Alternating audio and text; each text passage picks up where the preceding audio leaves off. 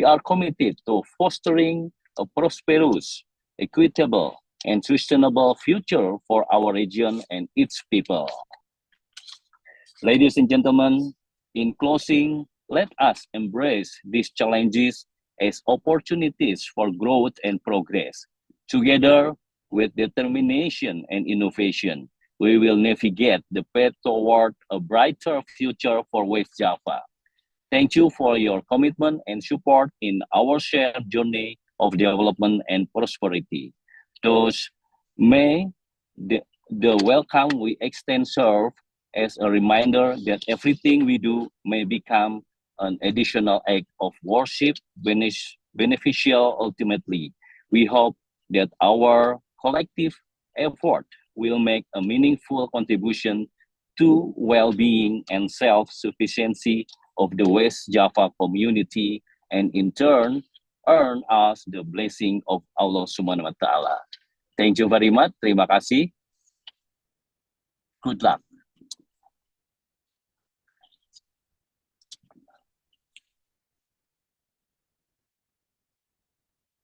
Okay, thank you, Mr. Indra Sofyan. Next, welcoming remarks from Dean of the Faculty of Economic and Business, Pajajaran University, Ms. Nunoy Nur Alfia. Yeah, thank you very much for this opportunity to me to give the welcome speech to the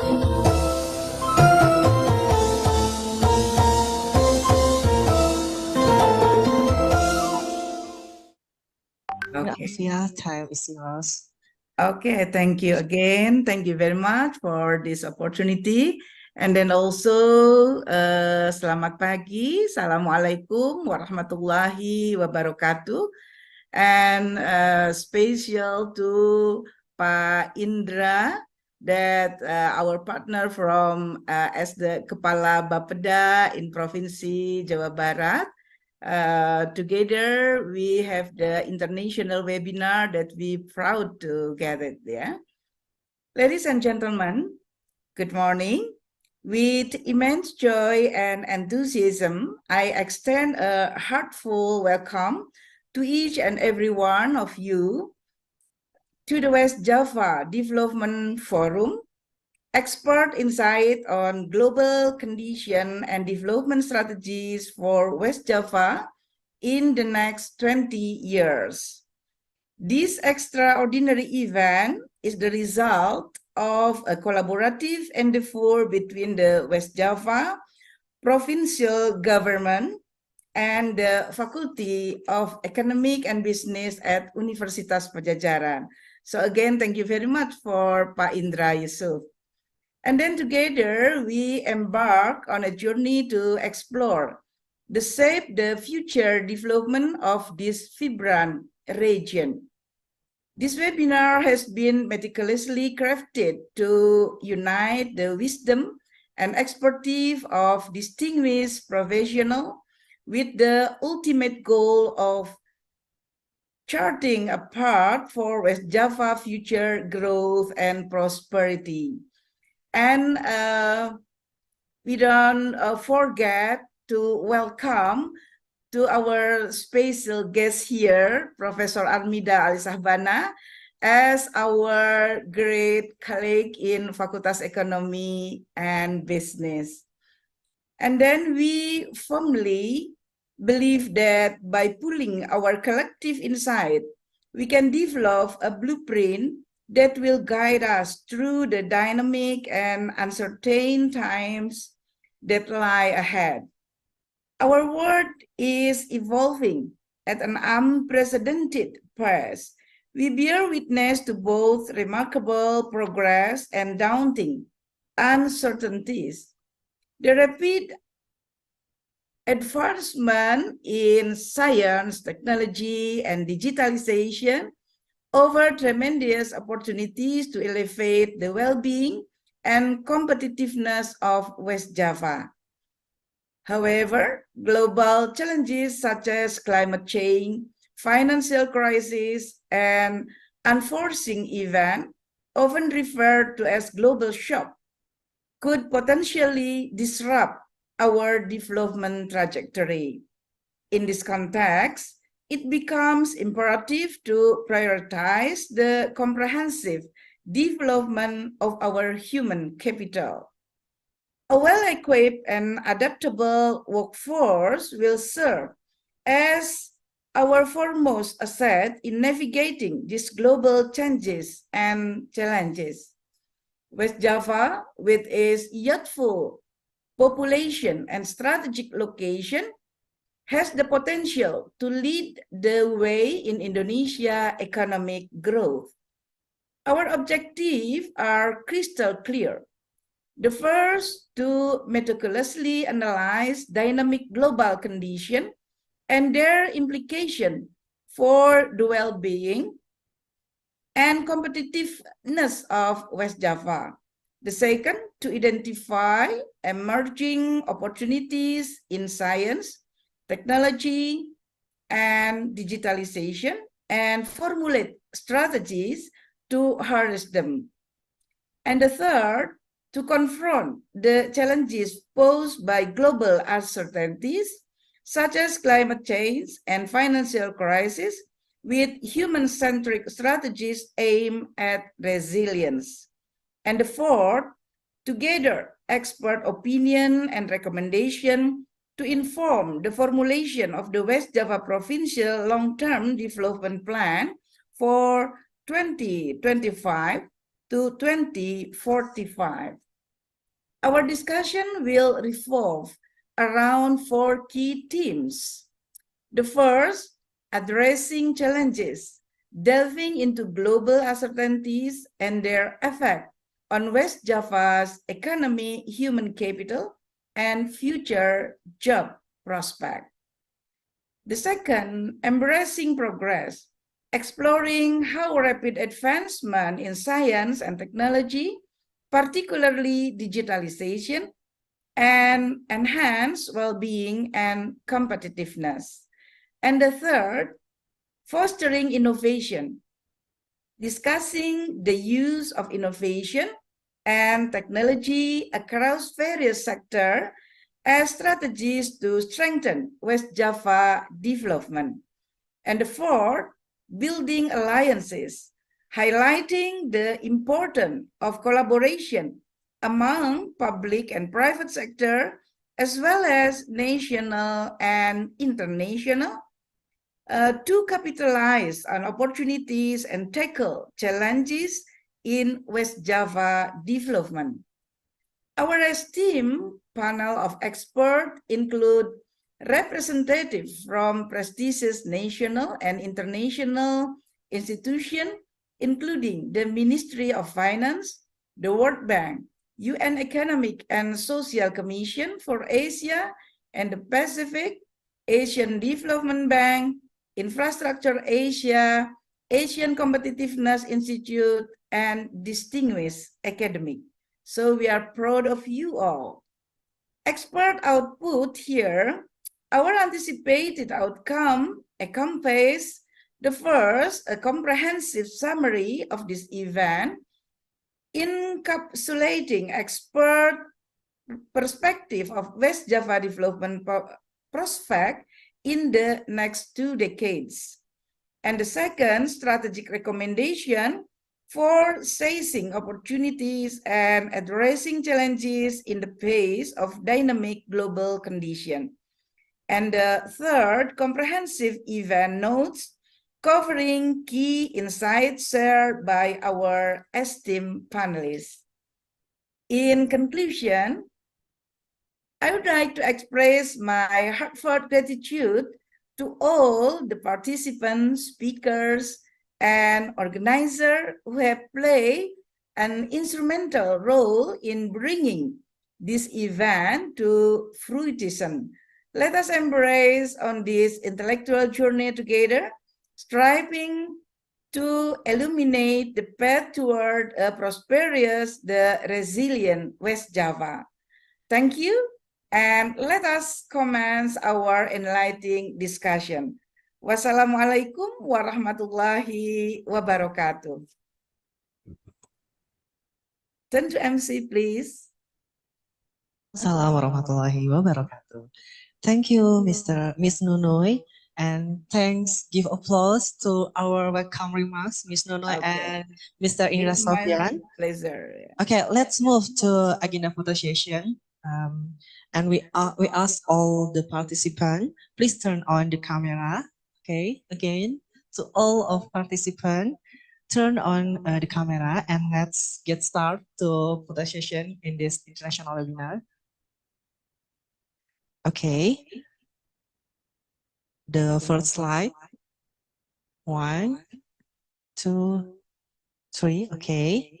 Show your smile and slide 2. 1, 2, 3. Okay. And last slide. Okay. Thank you.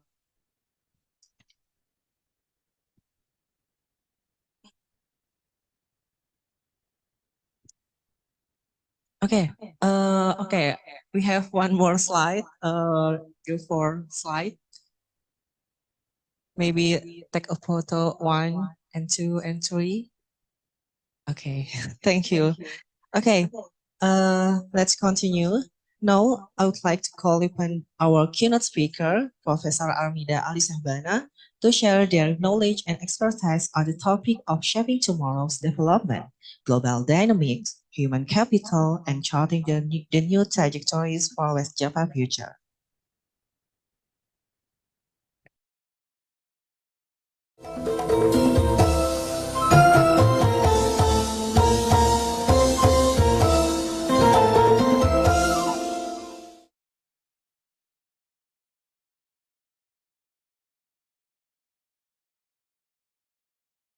Is Under-Secretary General of the United Nations and Executive Secretary of the Economic and Social Commission for Asia and the Pacific. Ms. Armida was Professor of Economics at Pajajaran University and was Minister of National Development Planning and the head of the National Development Planning Agency, Bappenas Indonesia, from 29 to 2014. We are privileged to have them with us today. Without further ado, I present Prof. Armida Ali Shahbana to deliver their keynote address. Please give them a warm round of applause.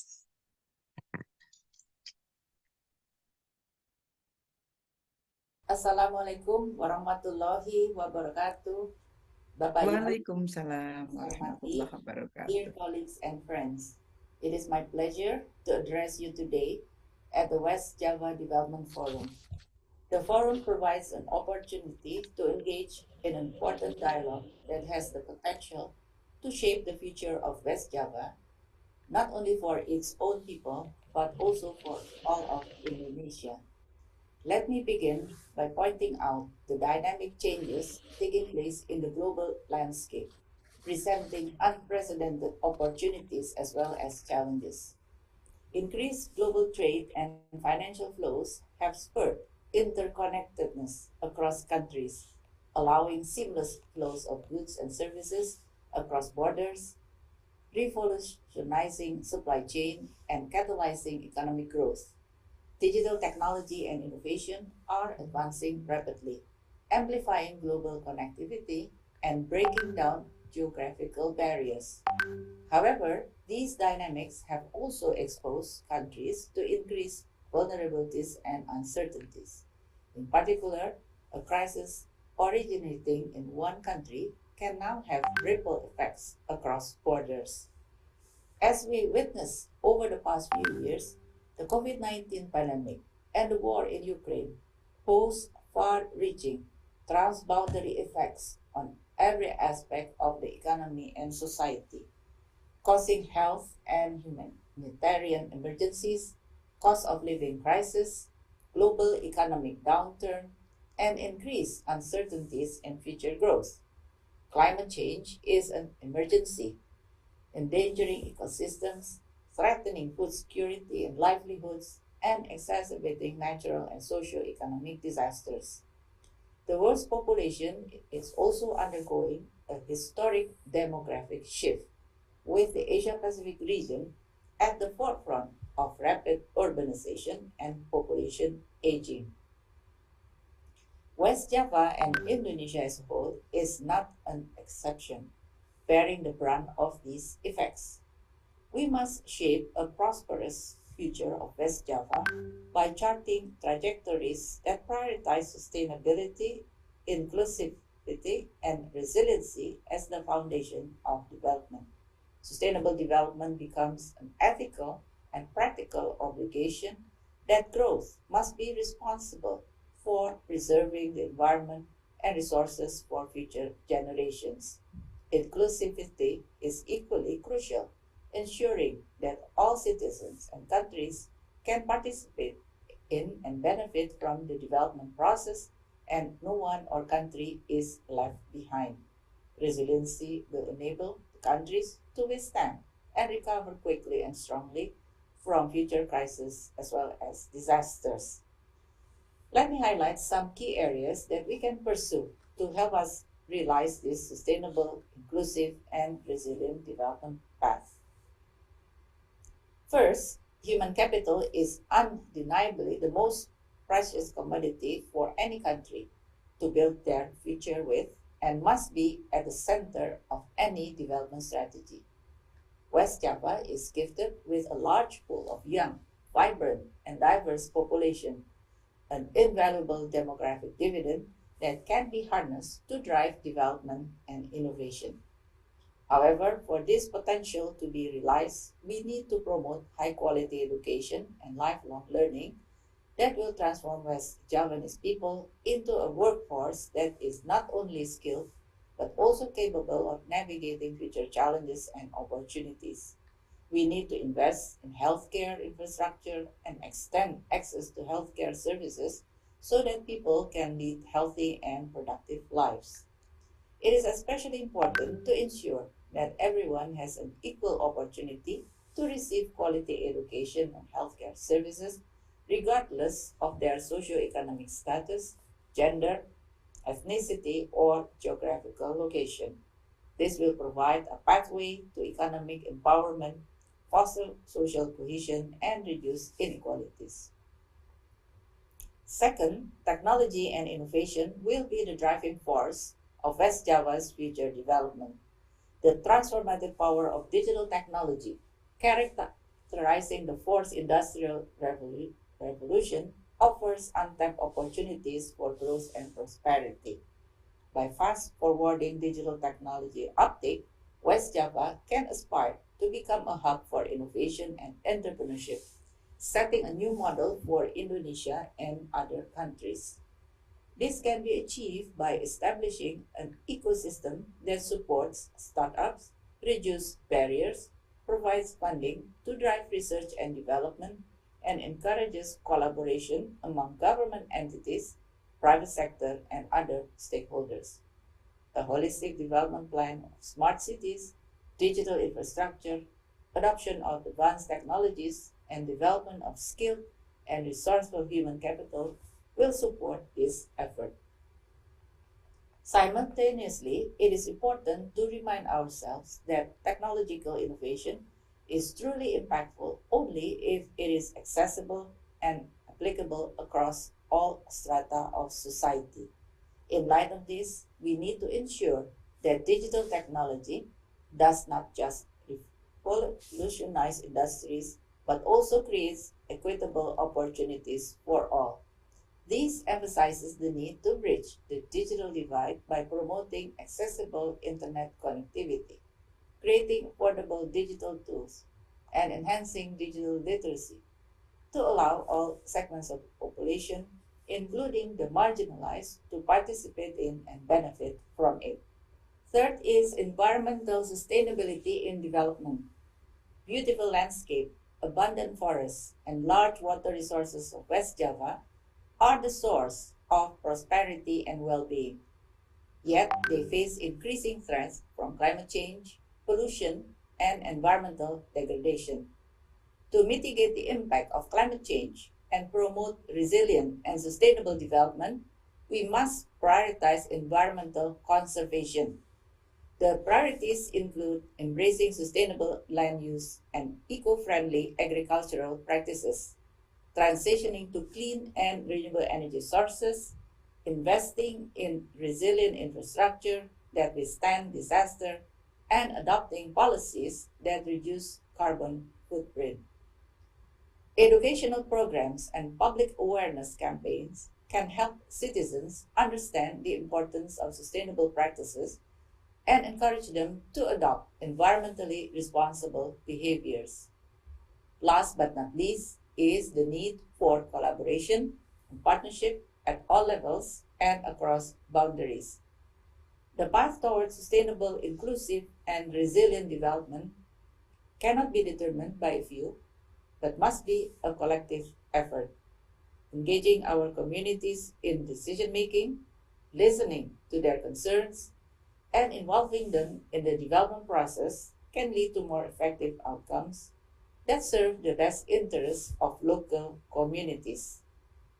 Fostering the participation of development partners, the private sector, civil society organizations, think tanks, and other stakeholders can pool resources, knowledge, and creativity that can bring out holistic solutions to challenges. At the same time, promoting inter-provincial collaboration, both within and across countries, can strengthen diplomatic relations, stimulate trade, and facilitate resource sharing and innovation. Embracing this collaborative spirit will help us unlock new opportunities and unified solutions to the prevailing development challenges. With that, let me conclude by calling for a stronger commitment to collaboration and partnership. By working together, we can create a shared prosperity for West Java future that reflects the aspirations and needs of all of its citizens. Thank you very much. Terima kasih atas perhatiannya. Wassalamualaikum warahmatullahi wabarakatuh.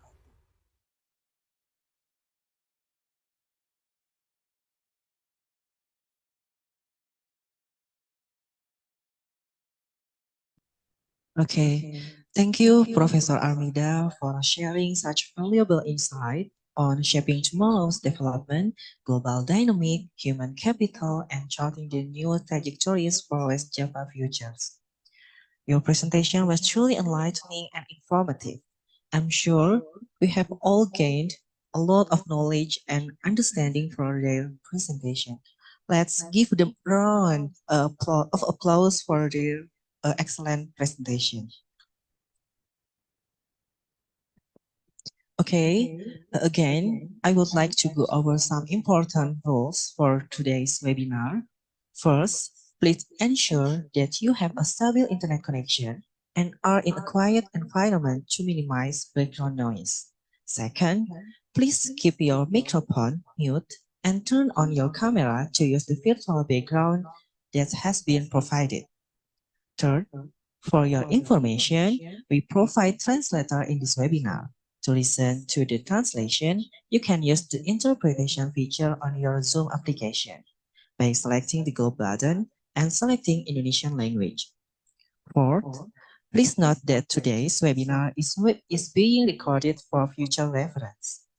Fifth, don't forget to follow us on social media Bapeda Jabat and use the hashtag West Java Development Forum to join the conversation. These are just a few guidelines to ensure that everyone has a positive and productive webinar experience. Okay. Next, we'll give the video to guiding video international webinar today to inform of you the speaker and keynote speaker and all of us.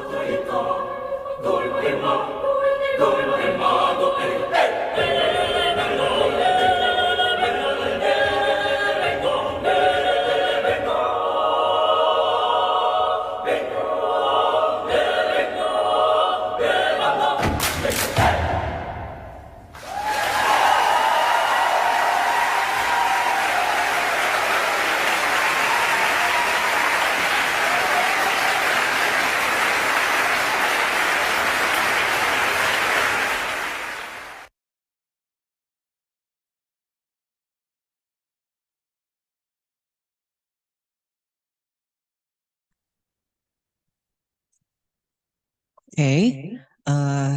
Now we will moving forward to the next session is discussion, which will be guided by an insightful moderator, Mr. Adiatma Manogar Siregar.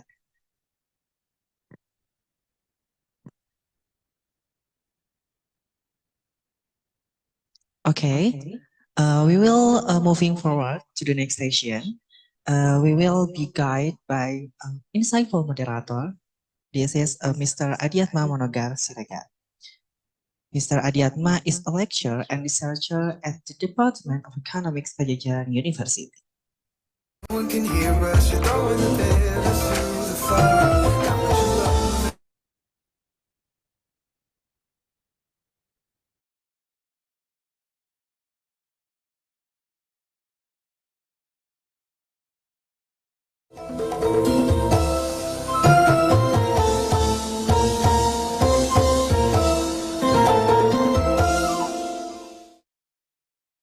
Okay. Mr. Adiatma is a lecturer and researcher at the Department of Economics, Pajajaran University. He has been a researcher at Center for Economics and Development Studies since 2006. He is currently actively involved in the PRISMA project in relation to prioritizing HIV intervention. He currently teaches health economics and labor economics in undergraduate and master program in Pajajaran University. Please welcome Mr. Adiatma.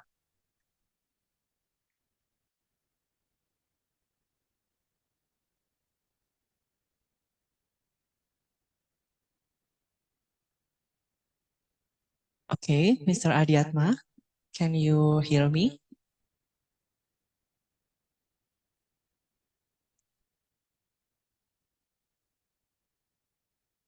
Yeah, okay. Okay, Terima kasih. Yeah, thank you very much. I wasn't able to unmute myself, so sorry. Okay. Yes, thank you. So, thank you very much, ladies and gentlemen, for attending the session, and thank you, MC, for the introduction. And so today, as has been presented, yeah, by the in the opening session, and also by Ibu Armida, Ibu Dekan, yeah, Ibu Nunui, and also Pak Indra, that today we are going to learn, basically, learn and incorporate those knowledge from our speakers today for the planning of West Java. Now, in this first session, we have 5 speakers.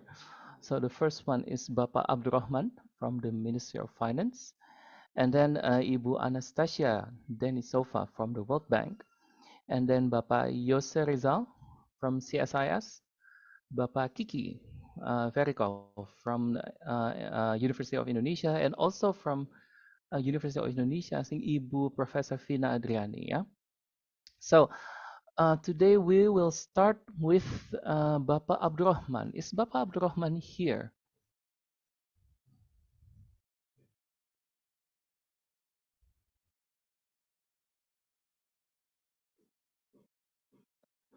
Yeah, I'm not sure. MC or the committee, is Bapak Abdurrahman already in attendance?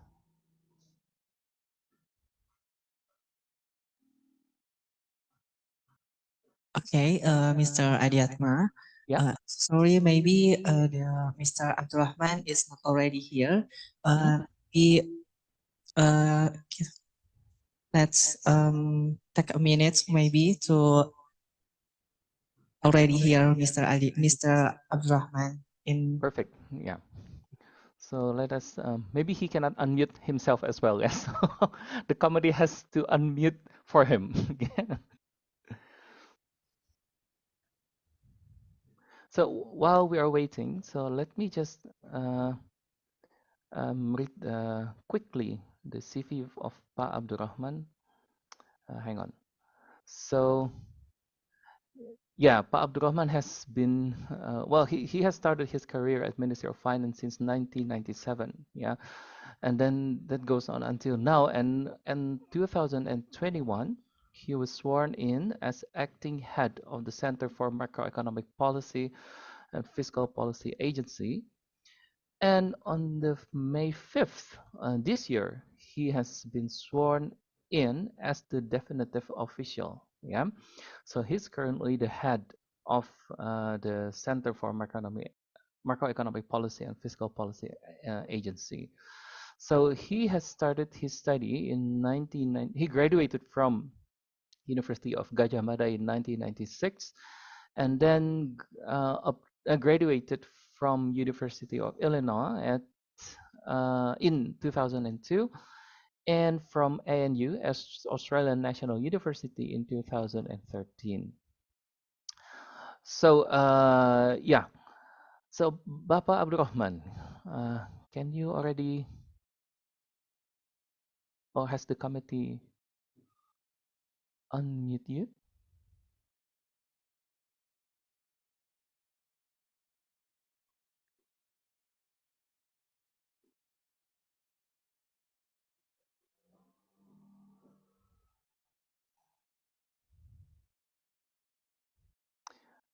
MC, is there any update?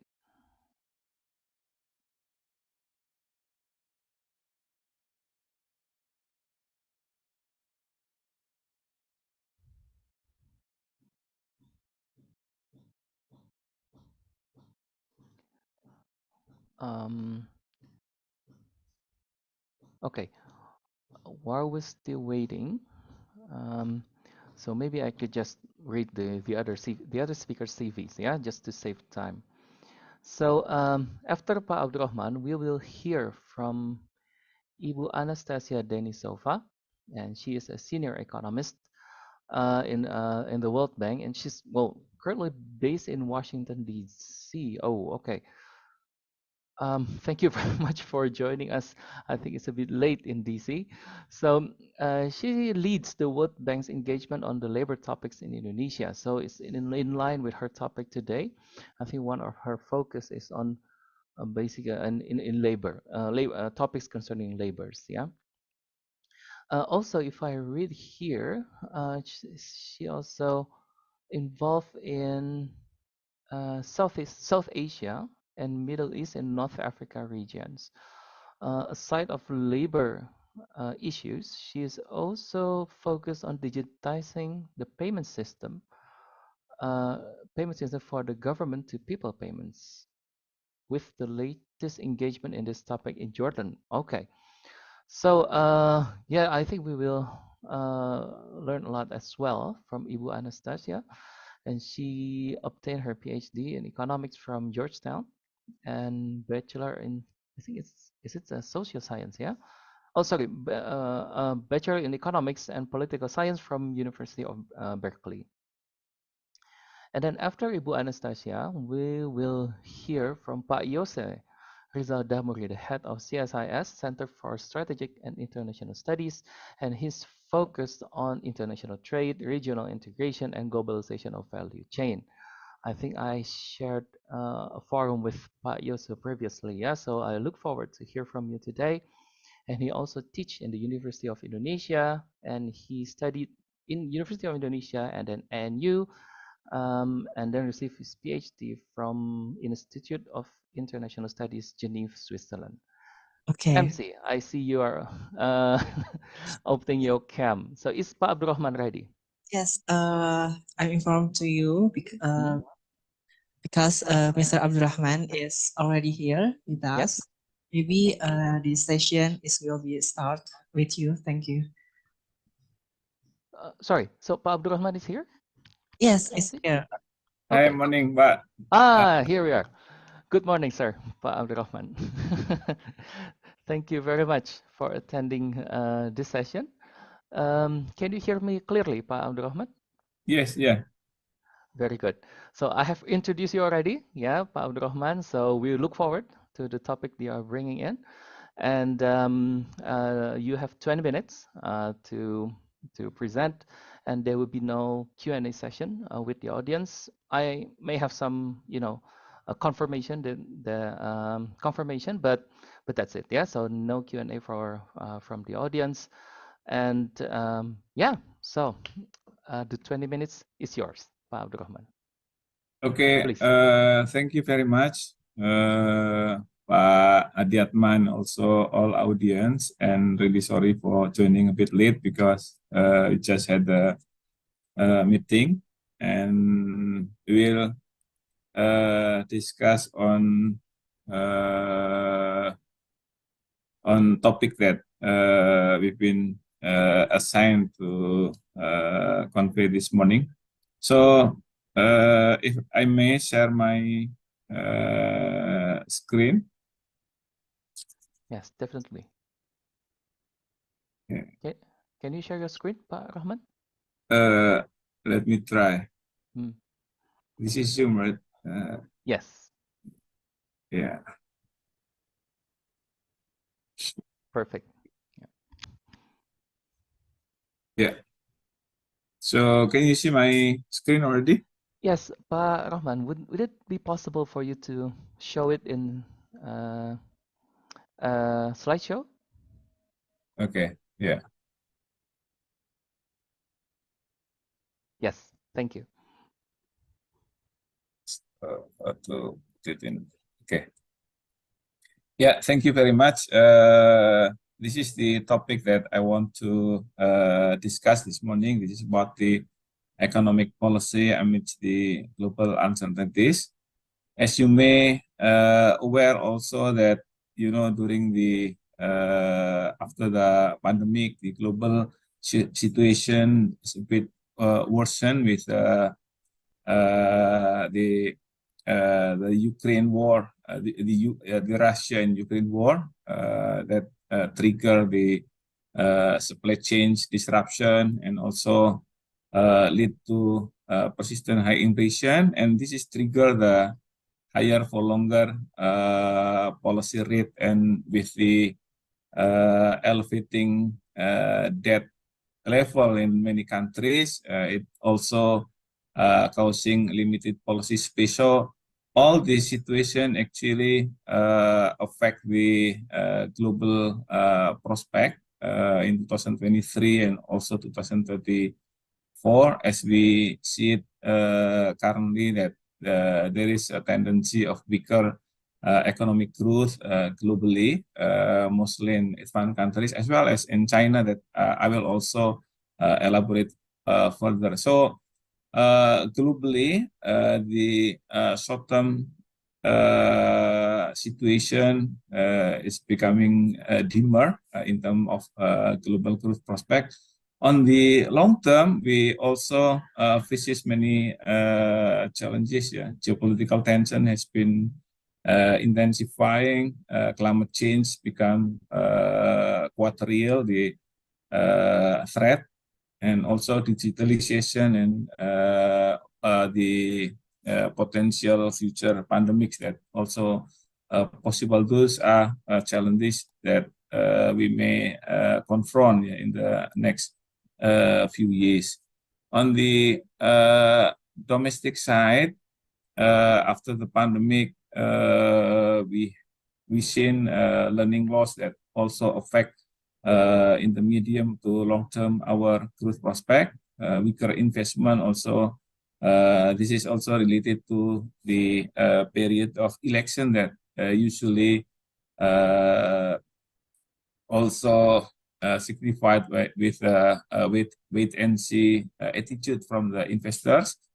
Labor market also faces challenges, and on the long term, we also see a tendency of rising informality. This can have very significant impact to the economy and also to the government on the revenue side. Sluggish manufacturing also a challenge for Indonesia, and digital technological adoption that also could potentially disrupt the labor market. Those are challenges both from the global and the domestic side. And I think this is similar. I'll skip this and look at the global prospect, all the international organization pointed that there'll be a weaker growth in 2023 compared to 2022 and stagnating in 2024. So as I mentioned earlier, that global growth prospect is not as bright as we expected before, yeah. And Indonesia is among countries with very is considered to be a bright spot, yeah, along with other ASEAN countries and also India. We all, most of the international organizations still predict that Indonesia could manage to grow above 5%, yes, among their brightest spot. And I think this is quite relevant to discuss about China's prospect, because Indonesia, our export to China account for almost 20%, around 20%. So I think China has become very significant, our trading partner, that could affect also, yeah, what happened in China will affect our economy. If we look at the current trend in China confronts at least three intertwined challenges. Yeah, first the growth, the weaker growth, and then the depressed situation in the property market, as well as the long-term issues, yeah, on youth unemployment, as well as the aging. So related to the current weaker economic growth prospect in China, if we look at the current trend, even though their economy managed to grow by 6.3% in the second quarter, but it resulted from low base effect, yeah, in the second quarter last year, and many analysts actually expect that China could grow by above 7% in the second quarter because of the low base effect and also other factor. But if we look at the long-term tendency, China, unlike in many countries, they are mostly driven by investment. So investment to GDP ratio is 43%. I think it's among the highest, while consumption on the other side only contribute 38%. This is quite low compared to other countries such as Indonesia. Indonesia household consumption is around above 50%. This is become problematic because, as we will see it in the next slide, the investment in China mostly coming from the property sector, which has a problem currently. So with this situation, it is difficult to push their economy because consumption has been quite weak related to the aging and also the high youth unemployment. So if you look at projection by the IMF, they project the economic growth is trending down from 4.2% in 2023. Many analysts already predict that this year the China's economy could grow below 5%, even 4%. Yeah, 2024 and 2025 seem to be trending down.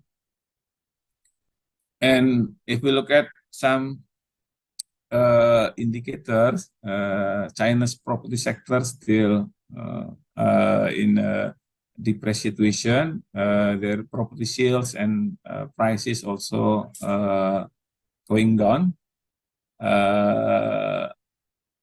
Real estate index also declining.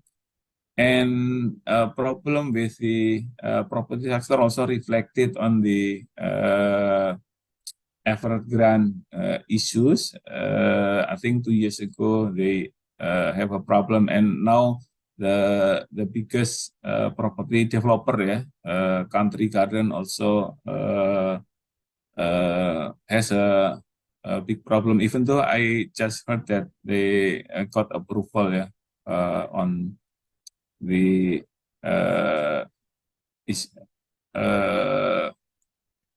just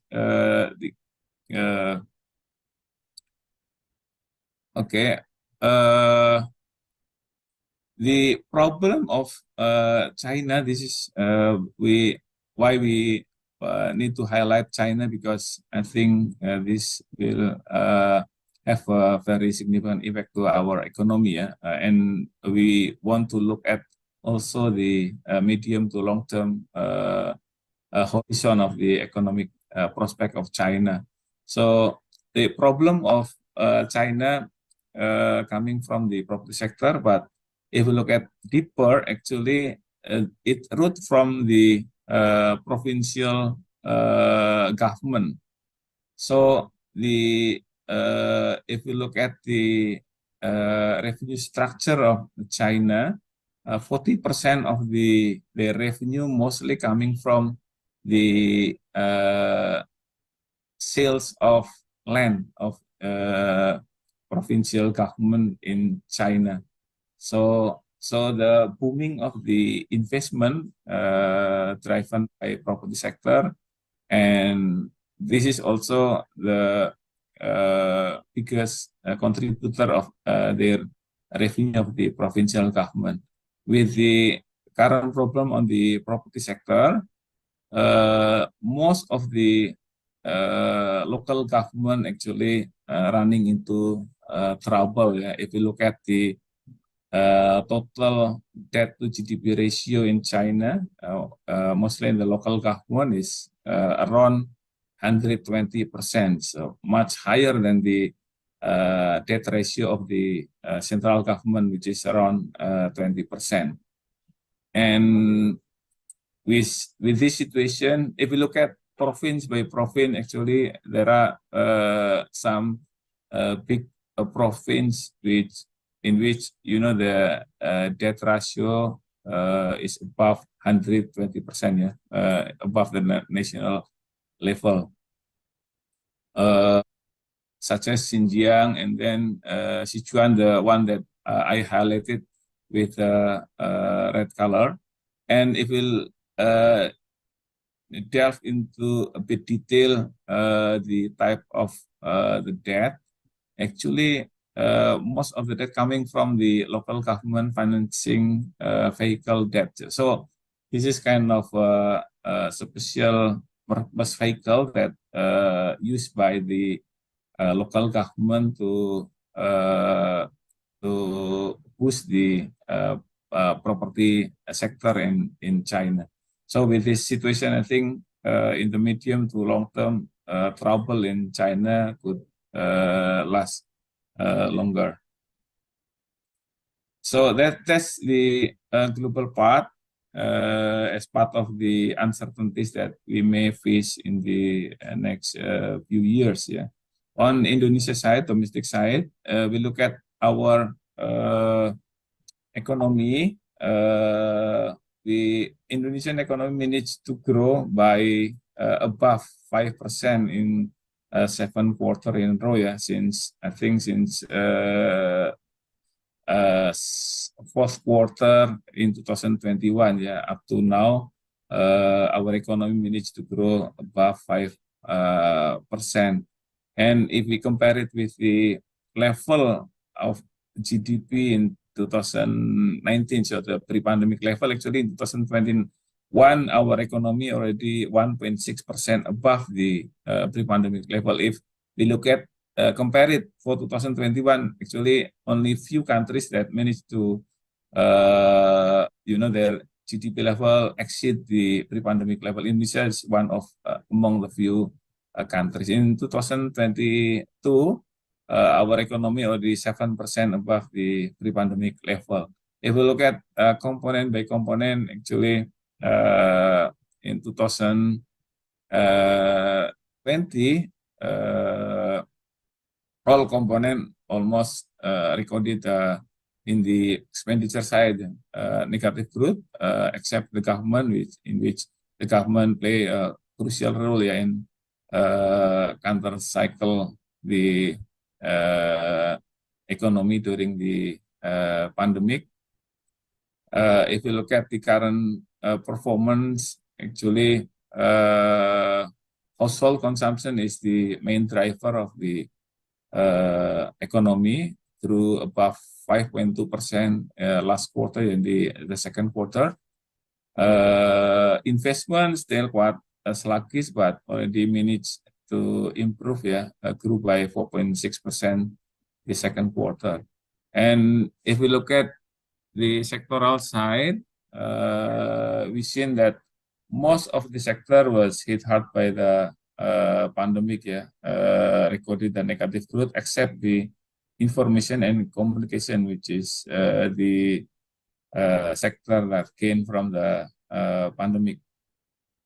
If we look at the sector that very closely related with the pandemic, the transportation and also the accommodation and F&B, contracted by double digit during the pandemic in 2020, but gradually recovered. And now in the last 2 quarters, even in 2022, managed to grow by double digit. So this shows that, the recovery is quite strong in Indonesia. And now all sectors recorded a positive growth. With stronger economic activities, welfare of the people also improved due to the increasing job creation, as well as the declining of the poverty rate. So if we look at unemployment, it reached the peak 9.26% in 2021, but gradually declined, even though in 2023 we haven't managed to return to the pre-pandemic level, but in terms of the trend, it's already declining. Poverty rate also already declined from its peak in 2021 at 10.4%, now 9.36%, I think already below the pre-pandemic level. External position also strengthened. If you look at, the current account balance, we already managed to record positive surplus since 2021, and compare it with, the 2013 that Indonesia classified as the fragile 5, with the current account deficit above 3%. Now is much better, the situation.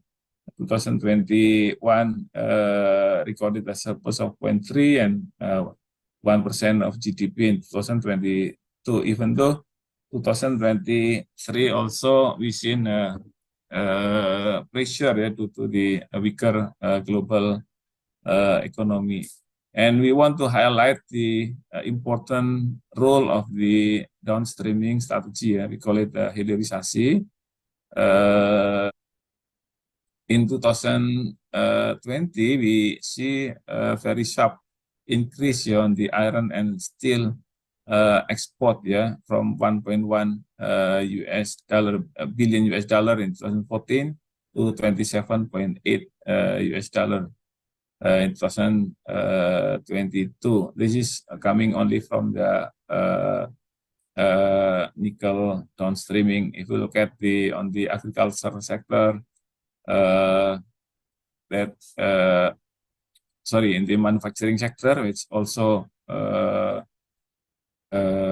resulted from the downstreaming in the agriculture also increased quite significantly. Inflation also for Indonesia is among the one with very modest inflation rate. If you look at other countries, Argentina is still struggling with their hyperinflation, 114.2%. Turkey is still also struggling with their inflation around 39%. Indonesia only recorded 3.1% last July, still data on July. And if we look at the development actually on the volatile food, it also coming down from its peak in 2022, July 11.5%. This is due to the increasing global food prices, also energy prices. But the inflation controlling team in Indonesia actually very effective in bringing down the inflationary pressure, especially in the food prices. Next, on the banking sector, Indonesia also quite, in finance sector quite strong. Capital adequacy ratio among the highest in the region, and credit growth also still quite robust, even though a bit slowing down. And also the capital market also quite dynamic, and the bond yield, even though with the high uncertainty in the global financial market, but the government bond yield shows a declining trend, unlike in other countries with a sharp increase. This is our economic prospect for 2023-2024. We projected that the economy would grow by 5.1% in 2023 and increase a bit to 5.2% in 2024. I think this is also in line with projection from other countries. On the fiscal side, 2022 marked a very significant improvement in the fiscal position. Revenue increased by 50.4%, especially driven by tax revenue that also increased by 58.8%. Non-tax revenue increased by 39.2%. This is boost due to the stronger economic recovery as well as the higher commodity prices. So with this, the overall balance recorded only this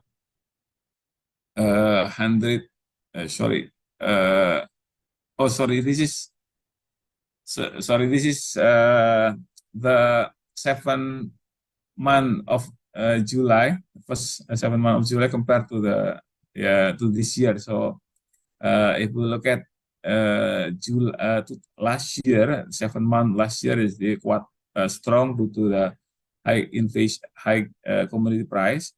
But with moderating the commodity price for this year, the January to July, the same period compared to last year, still managed the revenue still managed to increase by 4.1%.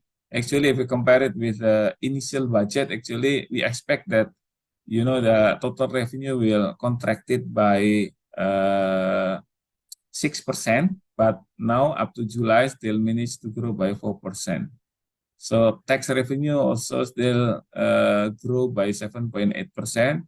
We initially expect that the whole year 2023 tax collection will contracted by 1%. So this is still above our initial target. With this, up to July this year, the budget position still recorded a surplus of 153.5 trillion or 7.7% of GDP, and this lead to lower than initially projected, the debt issuance. And if we look at the sectoral wise, mining, even though slowing down, but still managed to grow by 44%. This is the tax collection from the mining sector. And if we look at manufacturing, it's slowed down, but still managed to grow by 6.1%. I think this is due to the high base last year as well. So all sectors still managed to recorded a positive growth of tax collection. So, Pak Rahman, yeah. excuse me, you have 5 minutes left, yeah? Okay, if I may just wrap up the Thank you. direction of our economy. So 2022, we see that, the Indonesia returned to the upper middle income countries after slipping to the lower middle income countries. With this, I think this is a key milestone to realize our dream to become a high income countries by 2045. But if you look at the economic structure, this is, I think, our challenges. The agriculture, the manufacturing sector, the declining trend in terms of the contribution, replaced by the services that continue to grow, but we have to bear in mind that most of the services in Indonesia is actually the informal sector. And with given that situation, our policy direction in 2024 on the fiscal side, firstly on the short term, we want to focus on controlling inflation, eradicating the extreme poverty, as well as reducing the stunting prevalence. On the medium to long term, this is our I think classic economic challenges for the developing countries to on three gaps, human capital gap, infrastructure gap, as well as institutional gap. Even though we massively develop the infrastructure compared to other countries, I think we still need to catch up with them. We still facing the infrastructure gap. So with this, we want to accelerate the economic transformation to shift our economic activities from the low-based productivity to high productivity sector, from the low value-added sector to higher value-added sector, as well as from a brown to greener economy, and from the narrow base to the broad base. This is the transformation that we want to achieve to support the achievement of our vision as a high income country by 2045. So just to show you the 2024 budget direction, we already conveyed to the Parliament our assumption of growth 5.2 and so on. This is the assumption that we use as a base to formulate our budget. So next is on the budget. We expect that the total revenue will grow by 5.5% compared to our outlook in 2023. Expenditure also will grow. This is to support our economy, and the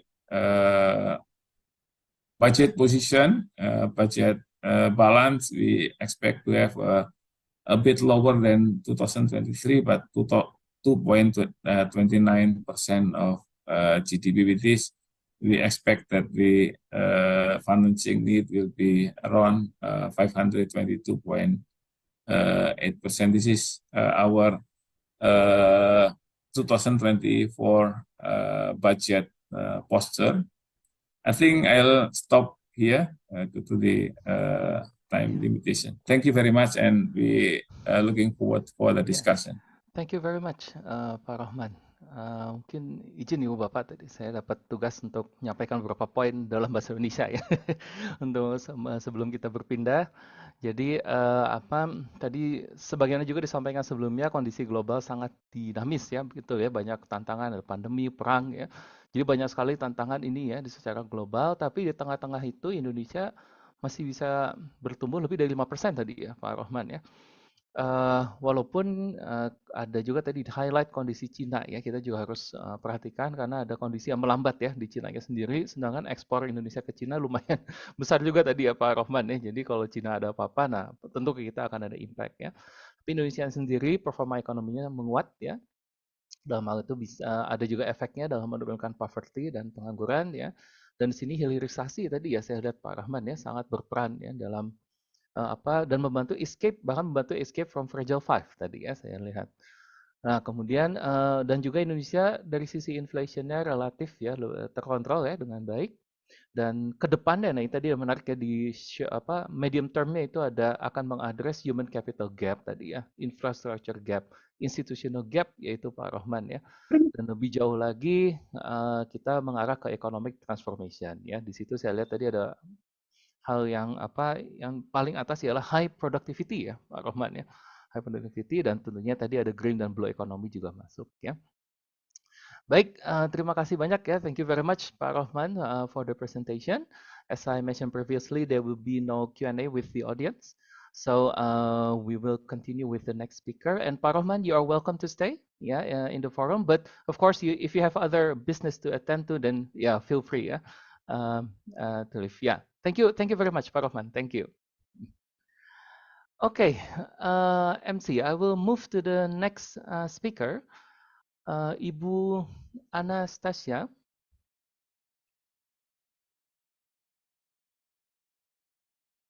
Hello, can you hear me? Yes, Ibu Anastasia. How are you this evening? I am quite good, but I just wanted to say that I think my presentation will be quite short, and I definitely don't think I can do any Q&A because yes, it's already 20 minutes to midnight. No problem. Yeah, no problem. We are very happy that you are willing to attend the session. It is very late of hour. So, Ibu Anastasia, I have introduced you already. Yes, so please feel free to begin your presentation. Thank you. Perfect. And I should be able to share my screen here, right? Yes. Yeah, I should be able to.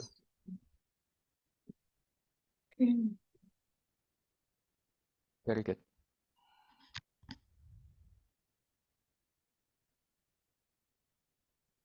Is it in the, wait, no, I do not see what's happening. Is it in the slideshow mode? Not yet. At least not on my screen. Oh, you have to switch the slide, I think. If you go to this display setting up there. If you click it, and there's a swap presenter and slideshow. I think that's the one. Yes. Okay. Perfect. So then let me start as soon as I figure out how this works.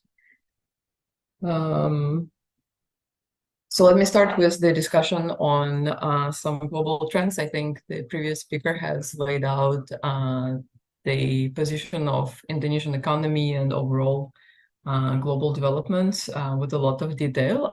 I will focus much more on the labor aspects. So in this case, the way the World Bank is perceiving the situation right now is that we have about 4 major global trends that are shaping the labor market globally. So one of them is green economy, which is generally connected to the acceleration of climate change. The other one is quite expected, Industry 4.0 with automation and digitalization. Migration and globalization continue to be important megatrend despite COVID-19. And aging is another important trend.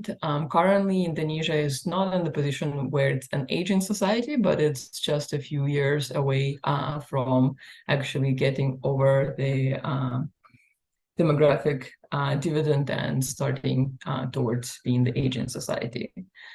So in this case, the structural transformation of the labor market is driven by the 4 trends globally, and it's important to make sure that the workforce is equipped with the right skills to quickly respond to the rapidly changing demands of the labor market, and also to the shocks such as COVID-19, which with globalization and climate change have a high likelihood of actually increasing in frequency. And the key here is that there's mega trends that are guiding the global demand, but many countries, especially middle-income countries, but even high-income countries, face additional pressures where it's important to prioritize across different goals in combination with the international commitments that are being made. And that's especially important for the topics such as green technology and the green economy and this industrialization. I want to very, very briefly, that's a very packed slide, but I want to very briefly mention that the COVID-19 obviously has accelerated some of the transformation in vocational and higher education, which I will touch on later in the presentation. And this draws on the joint report between ILO, UNESCO, and the World Bank, which shows that COVID-19 was an important accelerator for the use of online platforms and tools for the vocational higher education, and also for building stronger partnerships between private sector and the training institutions. So moving to the first global trend that I have highlighted, I'm going to talk about the importance of green growth in light of the climate change. So globally, climate change is already impacting labor productivity. We know that it's impacting availability of resources such as land and extractives, and also human capital through having impacts on labor productivity. For example, if it's very hot, it's much harder for workers outside, but it also has impacts on labor productivity through premature deaths and impacts on health of workers. Currently, it's expected that about 1.2 billion jobs will be vulnerable to disappearance, and it's not from the transition to green technology, it's actually from the climate change to the disappearance of resources, especially such as land and extractives. For Indonesia specifically, the green transition is quite important, even though it does require careful balancing with the extractive industry that is still a very important driver of the economy. So we have definitely an increased incidence of climate-related disasters, and we still have 30%, and there's still about 30% of employment in agriculture, even though it has been declining recently. And then there is, as I was mentioning earlier, loss of labor income, in this case due to pollution-related premature death. Despite the fact that the emitting industries still are a very important part of Indonesian trade. And we do have there is an emergence of green technologies in Indonesia, but they still is very concentrated in large and export-oriented firms. Green jobs do hold a promise. They do tend to pay better wages, but also evidence today shows that access to green jobs is not equal. So first of all, they mostly employ male workers. They also do tend to have workers with higher education compared to jobs with a smaller proportion of green tasks. That is something that's true across actually majority of countries. They also do tend to attract younger workers. So they have a relatively higher share of employees who are under 35. And they also, at least in Indonesia, and that's the slide here is from Cycronas 2017, but we are seeing similar patterns in later waves of Cycronas as well. They do seem to involve more hours of work compared to the last green jobs. We do know that while transition to the green technologies and green production is a transition that's not going to produce only winners. It does have the potential to actually create jobs. Here we have some examples from Korea, Morocco, Europe, and US, which are showing the potential that these countries have perceived in terms of the job creation through more concentrated focus on the green transition. And even more concentrated focus on green transition, even for agriculture-oriented situations, such as in Morocco, because the interesting part of the Morocco Green Generation Strategy is that 38% of employment is in agriculture. So it basically shows that green transition could be beneficial for economies with a very varied labor structure.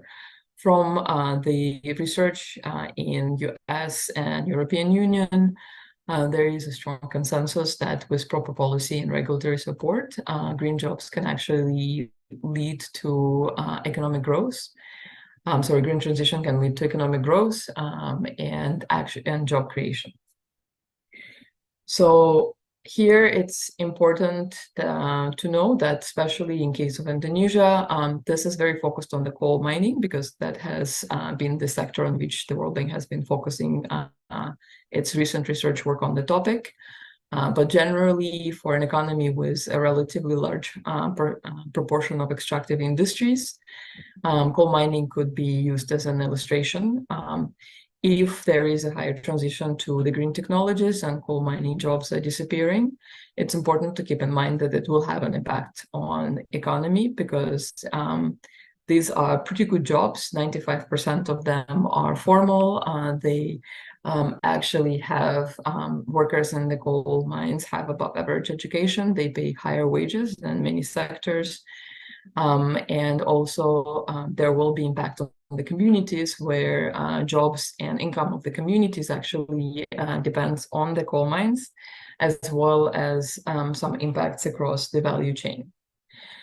So the overall, what's important to keep in mind is that transition to green technology will create winners and losers. Indonesia has made some strong commitments in terms of transitioning away from coal and also towards greener production. But it's important to keep in mind that it will require very important support from the government sector, and especially around building skills and providing temporary income support to those whose jobs are affected by this transition. And it's important to make sure that more workers have actually access and skills that are relevant to the green jobs, because overall evidence to date suggests that green jobs are generally good jobs. The importance of approaching this in an inclusive fashion shows that there should be 5 major pillars approaching this transition, which I kind of already mentioned some of them. So it's important to make sure that there is income for workers whose livelihoods are affected. It's more important to, even to workers who are more dependent on coal mines than those who are employed by coal mines, for example.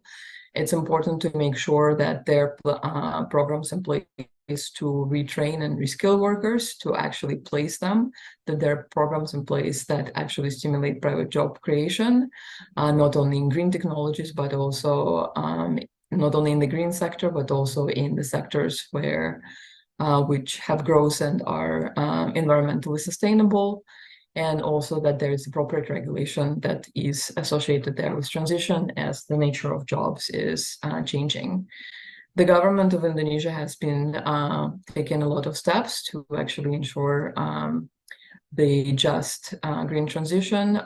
There's work between Bappenas and GIZ on the sustainable economic development that develops a framework for green transition, and also recent work with World Bank, Bappenas, and BPS to develop a tool that will allow the government to identify the skilling and reskilling needs that might be associated with the transition away from the extractive industries. Now switching to the technological change. Technological change also is an important global trend, especially as the jobs come with more requirements for digital skills, and as we approach the Industry 4.0 with increased level of automation. There is evidence that the technological change can expand opportunities, but obviously, similarly to the green transition, not everybody will benefit.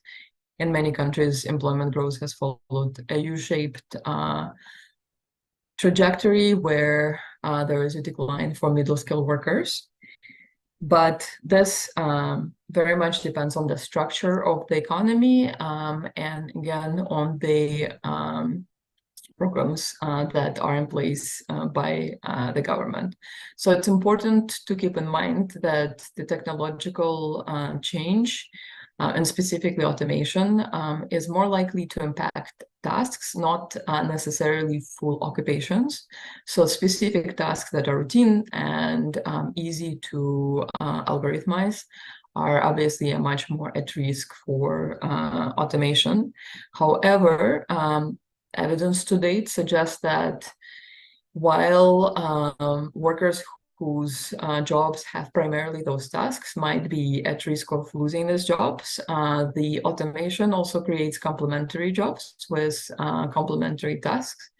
And therefore, there is a job creation that workers might benefit from with some reskilling. And there's also evidence of increased employment in these complementary jobs, even for the low-skilled workers. Similarly, there is a potential for increase in the productivity of workers. Another important part here is the prevalence of digital work, which obviously has become much more prominent with COVID. There is a new report that has been just released last week by the World Bank on the gig work and digital platform work, which basically states that currently gig work, online gig work, constitutes about 4.4 to 12.5% of the global labor force, which is not insignificant. And it's also similar to research that has, and to the indices that have been observed by other institutions. So that's definitely a growing phenomena. It also increases demand for digital skills. Some not super recent, but relatively recent research that focused on Malaysia, Thailand, and Vietnam shows that while for East Asia Pacific, highly digital jobs are still relatively uncommon, the employers increasingly look for digital skills, even in the low digital occupations. So it means the occupations where digital tasks are not the key tasks. At the same time, it's important to remember that even with digitalization, non-digital skills remain in demand in the highly digital occupations. So it's important to continue still focusing on building strong cognitive, socio-emotional, and other technical skills. Online platforms have also significantly expanded in Indonesia. With the expanded new digital merchants, there is an emergence of firms that have been created during COVID, and an emergence of merchants that are relying on e-commerce platforms, and usually it's more than one platform. Online gig work presents both an opportunity and a challenge. It's a great solution to actually bring more workers into the labor market, especially those who might have physical constraints on their mobility, such as women, for example. It's also a good way to bring youth and relatively low-skilled workers into the labor market, also to address labor market issues in places where there's insufficient local job creation. It also actually widens the talent pool, especially for micro and small and medium firms that sometimes would not be able to actually hire somebody for the position to complete the tasks that they need. But with the online gig work, they're able to fulfill these tasks. At the same time, there's still exclusion of workers who have no access to internet or have limited digital literacy. And there's a big issue of exclusion from coverage by traditional labor market regulations and also social protection, such as pensions, sick and maternity leave, and unemployment insurance. So all of these trends, I have skipped aging and migration, as they are a little bit less prominent for the context of Indonesia, and they are still the topics on which we are considering further work with the government of Indonesia. But based off the global trends and the key trends that are presented, it's important to make sure that the labor market is ready for the changing demands. So in this case, the key three parts into which the recommendations could be grouped are obviously on education and training. So it's important to develop skills that are complementary to new technologies. It's also important to continue promoting fundamental education, especially with focus on cognitive and socio-emotional skills, but also, and this is where aging comes into play, lifelong learning, because as I was mentioning earlier, Indonesia is just a few years away from starting to be an aging society.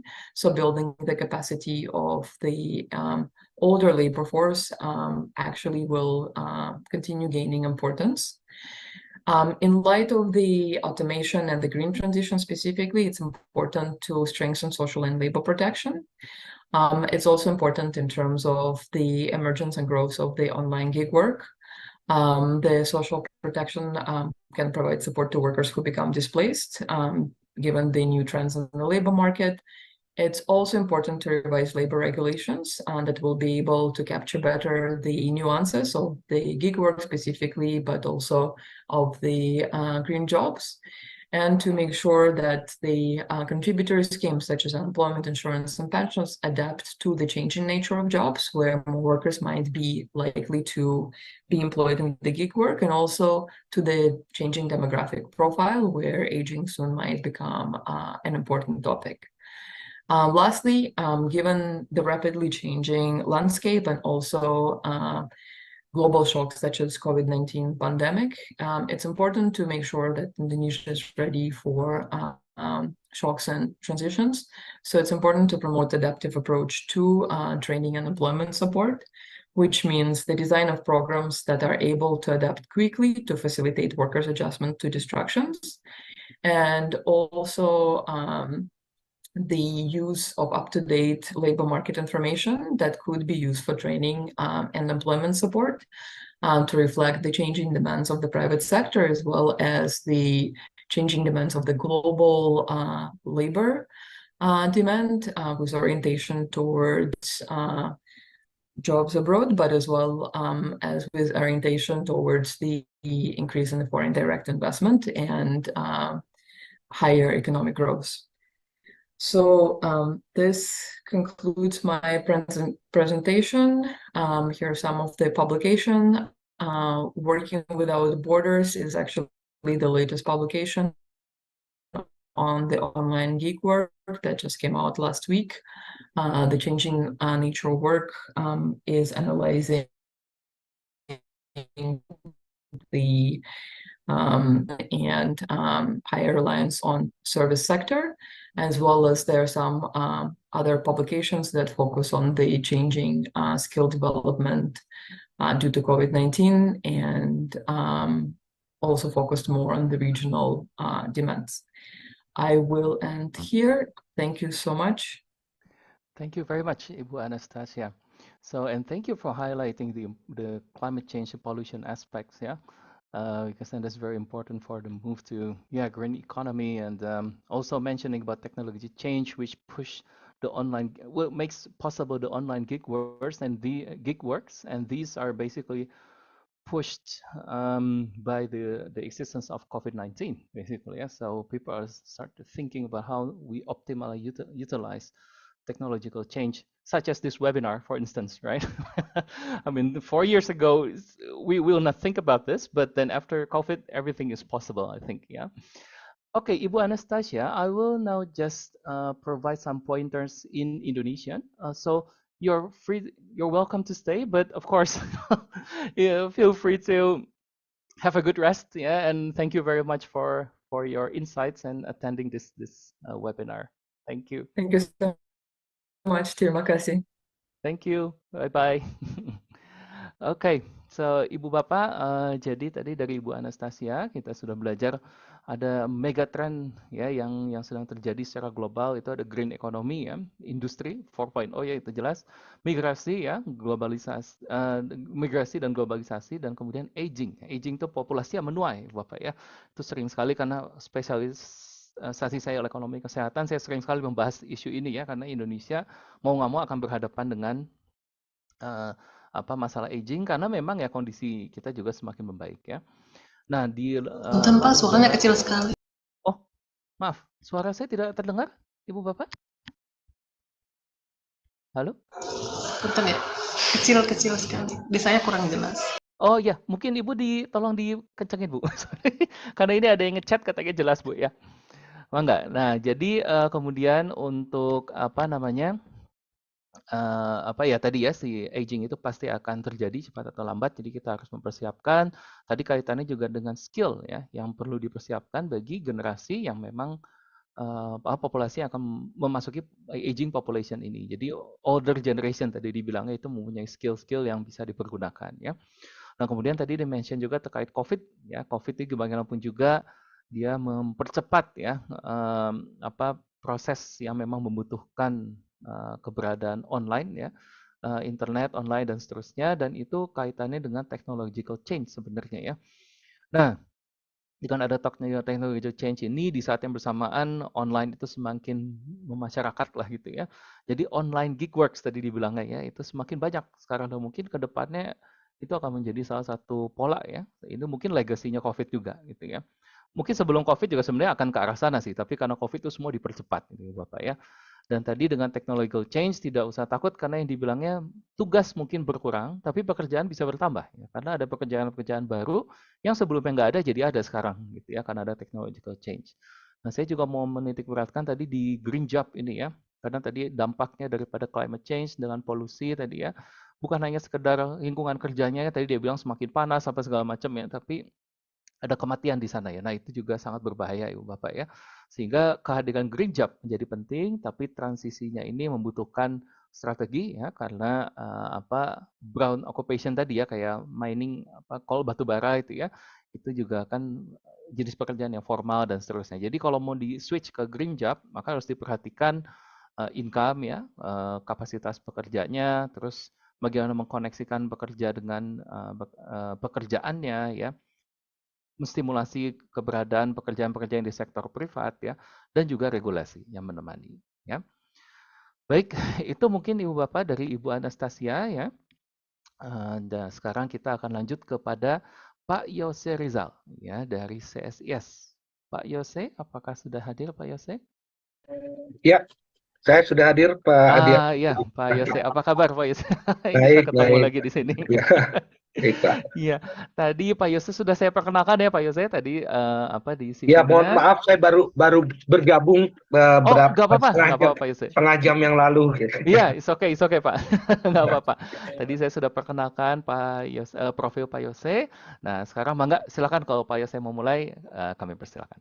Ya, Pak Yudhistira. Ya, gimana Pak? Saya melihat partisipannya ke hampir semuanya mungkin semua dari Indonesia ya. Loh, saya juga jadi ngomong bahasa Indonesia kan jadi kelupaan. Ya, ini international webinar Pak. Jadi pesannya ialah harus dalam bahasa Inggris. Penerjemah juga udah ada sih Pak ya. Penerjemah udah ada. So Pak Yose, you can speak in English. They will be translator for the audience. Okay. Thank you very much. A very good afternoon or still morning. I think I'm outside Indonesia at the moment, so it's already quite in the afternoon. Oh, okay. Yeah, but I believe this is still 11 o'clock in Yes, Jakarta and Bandung, of correct. course. Where are Yeah, you, Pak Yose? so I'm in Korea at the moment. Oh, really? And what time is it now?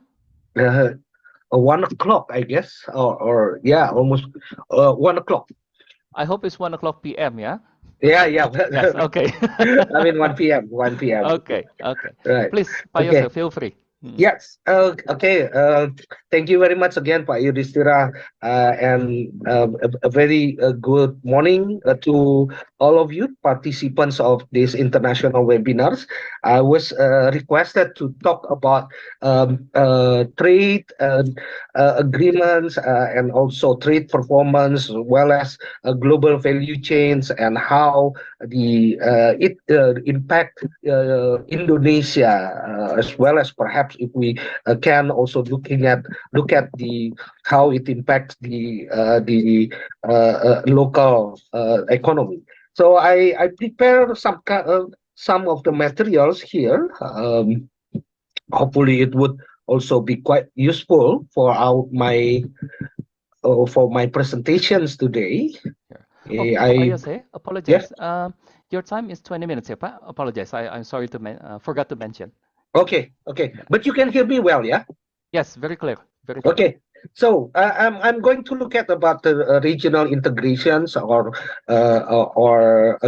trade agreements and global value chains, and also its impact to the Indonesia during my sessions here. Well, maybe I need to start from by saying that Indonesia's trade performance remain to be strong, as you might also already know, for the last few quarters actually, or last few years even. We can say that Indonesian trade seems to be seems to have a quite strong performance, and also we didn't really see the effects of a pandemic at the moment. This is kind of like a diagrams to describe the performance of Indonesia's export, and you can see compared to many other ASEAN countries, Indonesia's trade actually is still quite strong. We are only a little bit behind Vietnam. Although again, Vietnam's remain to be one of the strongest and best performance in ASEAN, and it's. Although we have to be a little bit cautious on this issue, first, it's the trend seems to be quite declining. You can see that during the last few months, actually, we all have seen already the declining trends of Indonesia's export. But it's not only to Indonesia, but to many other ASEAN countries as well, and this strong performance of Indonesia is not really a regular phenomena. What I mean is it's some kind of the exceptions, because normally Indonesia's trade is still quite limited and quite low, because perhaps structurally, if we look at it in a longer perspective, in the longer term perspective, we have seen that trade itself is not really an important part of Indonesian economy. This is kind of like big countries phenomena, the same as Brazil or India, but still we by not really having a trade as an important part of the economy, Indonesia actually missed several opportunities. We also have seen that even much bigger economy like China still have a big performance of trade, a strong performance of trade, and strong role of trade in its economy. And we also see that there is lack of significant shift toward high-tech industries. In the left-hand side diagram, I I described the compositions of Indonesia's export during the last 25 years. And then we can see that currently resource-based manufacture or during the last few decades, resource-based manufacture remain to be the most important part of Indonesia's export.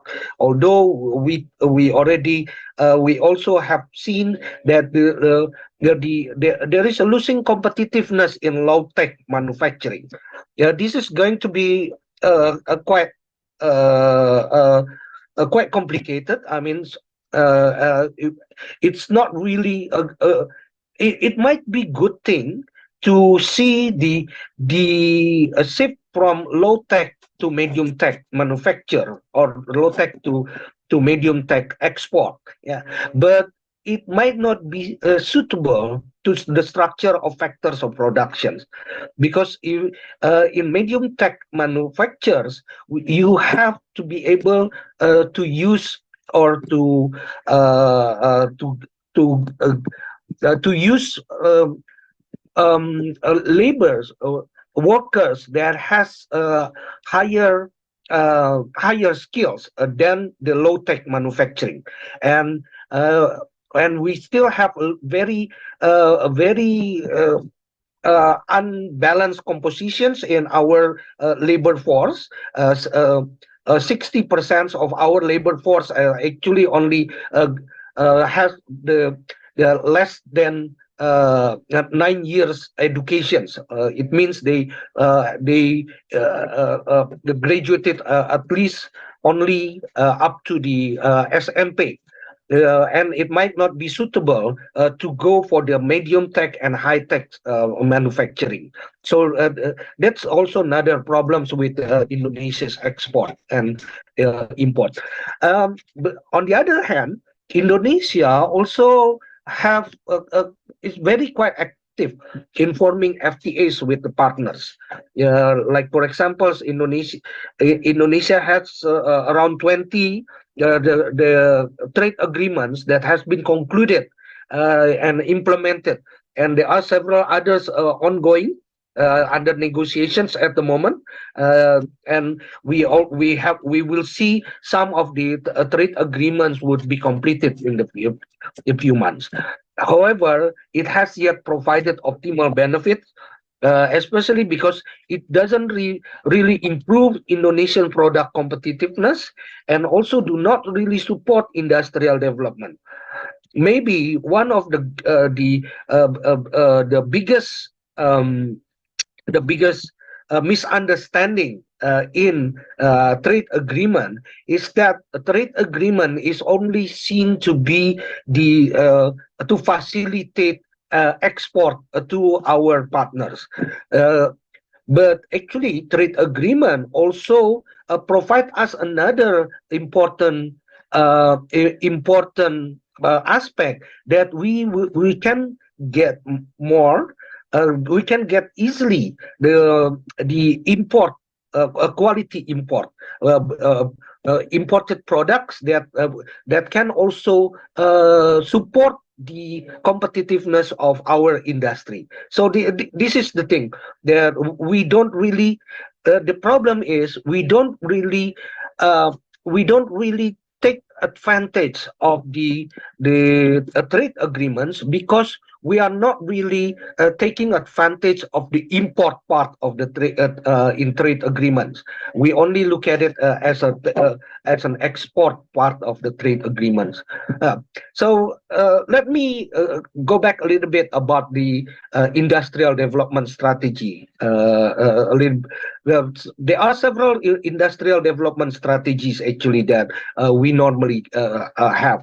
The first one is the import substitutions. This is kind of like trying to be more the motivations under the import substitution strategy is to produce as much as we can. We try to substitute the import because we think the import is not good for the economy. This is what it means by import substitution strategy. Another strategy for industrial and economic development is the call the strategy of big push and export-led growth. So the difference between this second strategy with the import substitution is that in the second strategy, country try to be able to compete at the international market, while by supporting the export of that countries.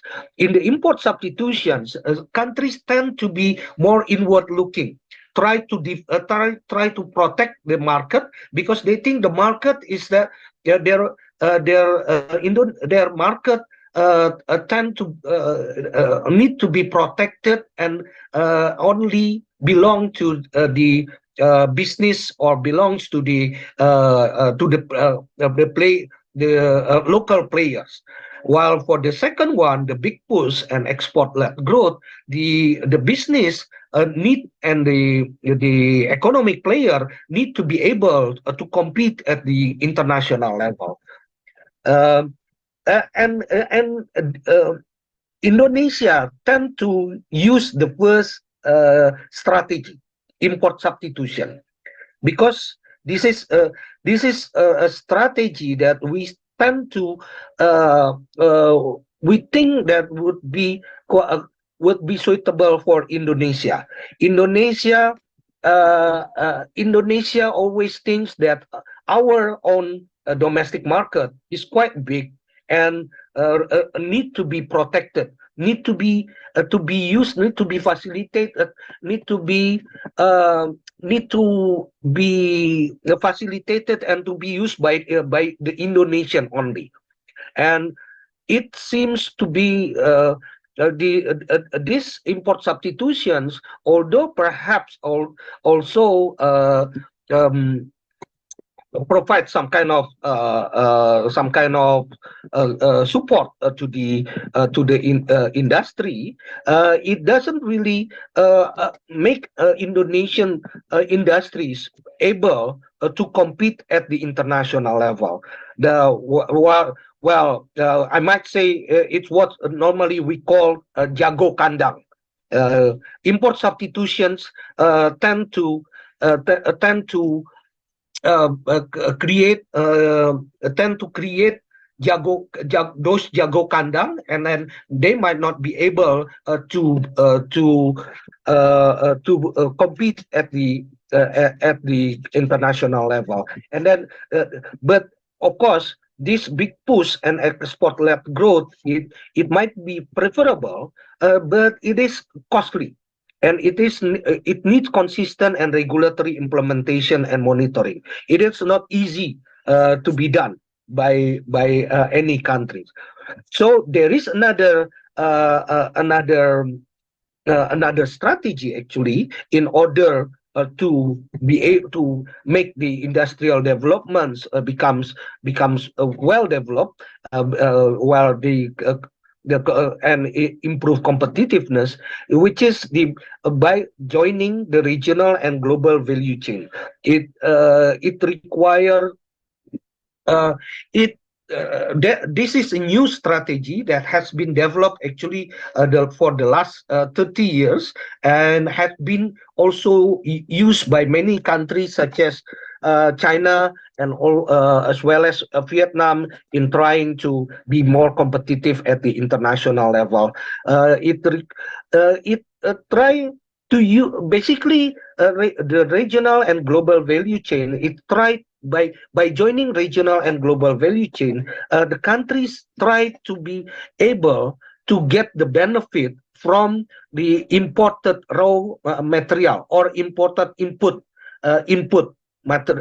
intermediate inputs, and by using that imported intermediate inputs, the countries try to be able to compete at the international market. Yeah. this is basically what we call a global value chain. The global value chain is actually a business model.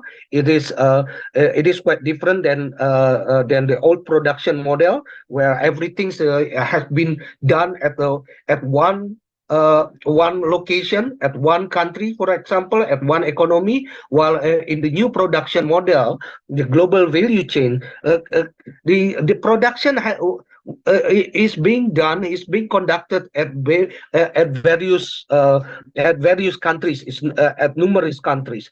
This is the example. Some examples of global value chain, like for example, we see on the right hand side the global value chain of iPhone. iPhone 6 that comes the part and components come from different part of the world, but the global value chain are not only applied to the electronics and high-tech industries, also to the food industries. On the left-hand side, you can see that the global value chain of Nutella, the chocolate producer from Italy, that managed to get all the materials from many other countries, and also they managed to also combine all those materials and produce a very famous brand of chocolate. In Indonesia, we also have this kind of global value chain, companies that also very depend on global value chains, such as Indofood, for example, which produce Indomie. Indonesia do not really have any single wheat plantation, and then but we produce the final product that has also already make Indonesia one of the fifth top countries of producer and exporter of instant noodle. Yeah. So what I mean is that in this global value chain perspective, or global value chains model, countries or companies do not really need to produce everything by its own. Everything, the intermediate inputs and also even raw materials can be sourced from many other countries, and then they can make the important thing is to manage the chain, the network, so that the companies can also bring the benefit or bring the final products into the market. Yeah. So the global value chain is basically about the company's model or business model, but it also has a lot of development implication, because in order for us to be able to have a good industrial performance, first you have to be able to use the import for your export. Well, in order to for your industrial development as well. So, like for example, this is what we did. This is what China did for its electronic industry. Like for example, in 1995, the China's electronic industry, 87% of its value added come from China. 87% in 1995. 13% come from import. So you can see that this is the period where China did not really integrated to the global value chain, because most of the value added of electronic industry is sourced from domestic industry. But in 2009, 15 years after that, the import actually constitutes of 43% on the electronic industry, while the domestic value added only provide 57%, a 30% decline from 1995. If we're looking at it from import substitution perspective, then this is not a really preferable situations, because you can see that the value added, a percentage of value added coming from China domestic economy is lower compared to 1995. But if you look at it from a global value chain perspective, you can see that this is the 57% of value added actually equals to 247 billion US dollar, while 87% of value added in 1995 is only equal to 19 billion US dollar. So you can see that the global, by joining global value chain, China managed to make the electronic industry go up to the higher level, and that's one of the things that I can show you from the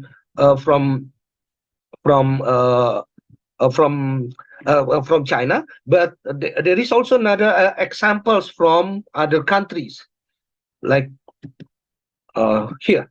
Sorry, let me. Yes, this is. Yeah, this is another examples of from comparing Indonesia and Vietnam. So Indonesian import of electronic and part and component is actually used to be quite high and higher than Vietnam, but the import of electronic part and component in Indonesia remain to be stagnant compared to Vietnam. And then this import is used by Vietnamese countries, actually, by Vietnamese industries, actually to support of this their export of electronic final products. So you can see that there is a very strong link between import and export of a country. We cannot just try to push or promote export without having a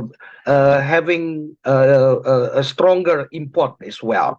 There is always a big link between that, and that's what Indonesia tend to miss, actually, because Indonesia is not really well integrated. By Indonesia tend, as I mentioned before, Indonesia tend to be more using more on the import substitution strategy, and that means Indonesia is not really integrated well in the global value chain, and that also means Indonesia fails to use the intermediate input from other countries to support its industrial development.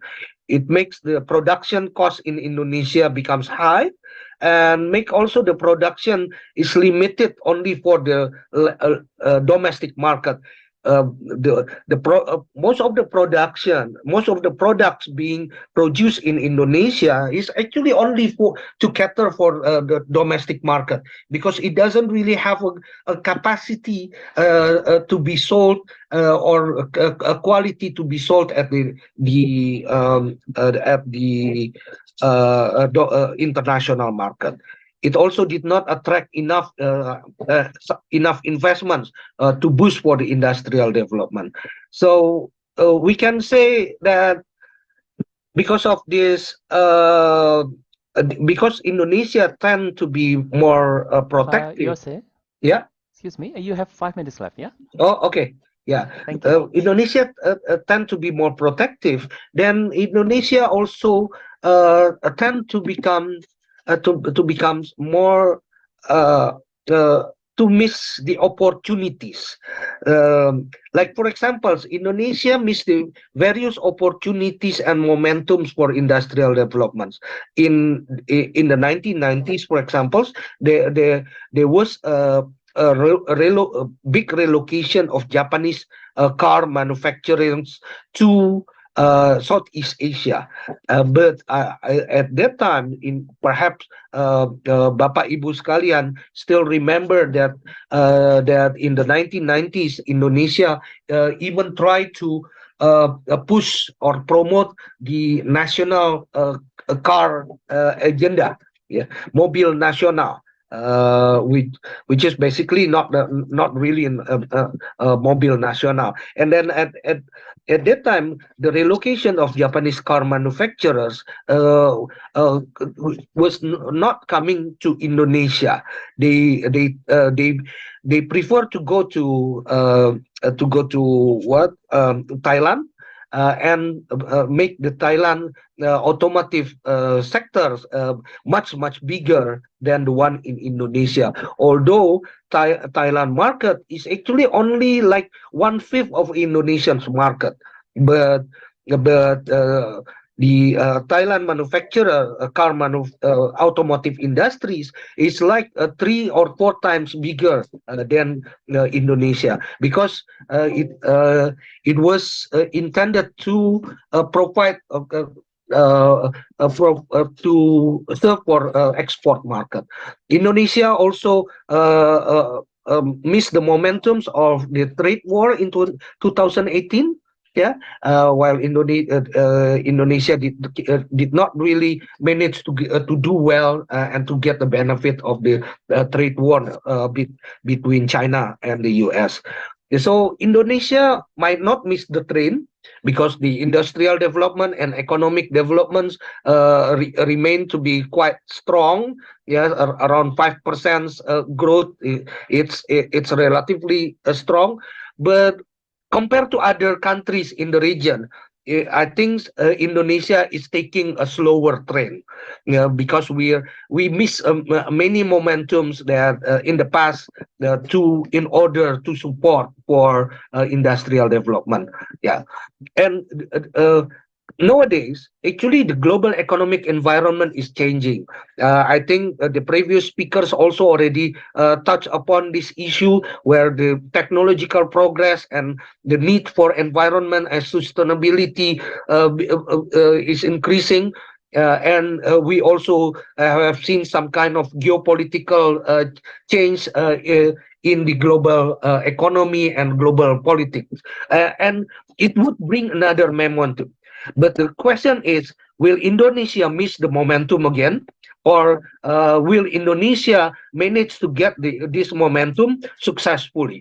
But we know that this creates opportunity. The change creates opportunity.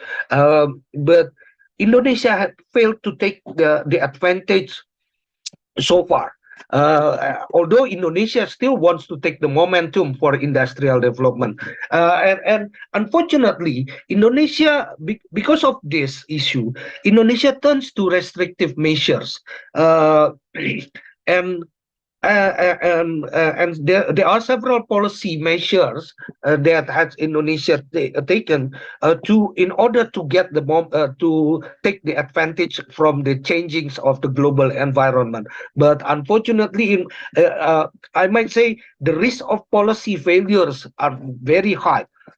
Just as the history already told us in the 90s and also in the 2000s.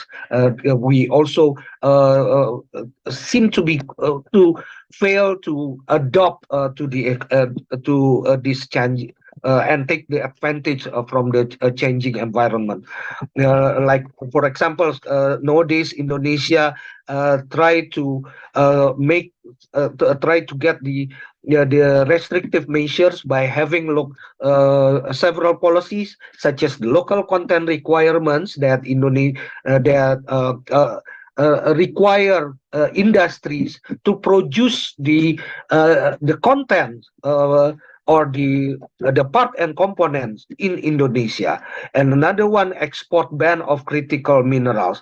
Those two seems to have uh, uh, seems to be supported by the government, and the government really wants to have this policy works. But unfortunately, there are some issues with those policy, and we have seen that, for example, in the local content requirement, or what we call a TKDN in Indonesia here. Our study from CSIS, the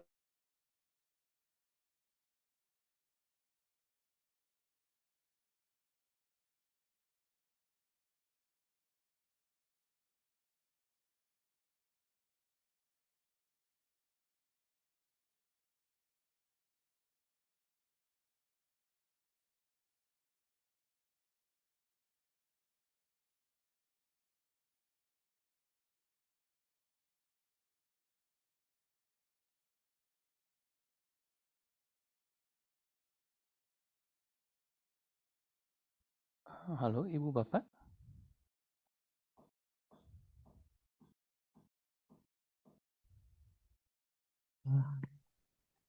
Halo, Pak Adiatma. Yes, but I think we lose Pak Yose ya.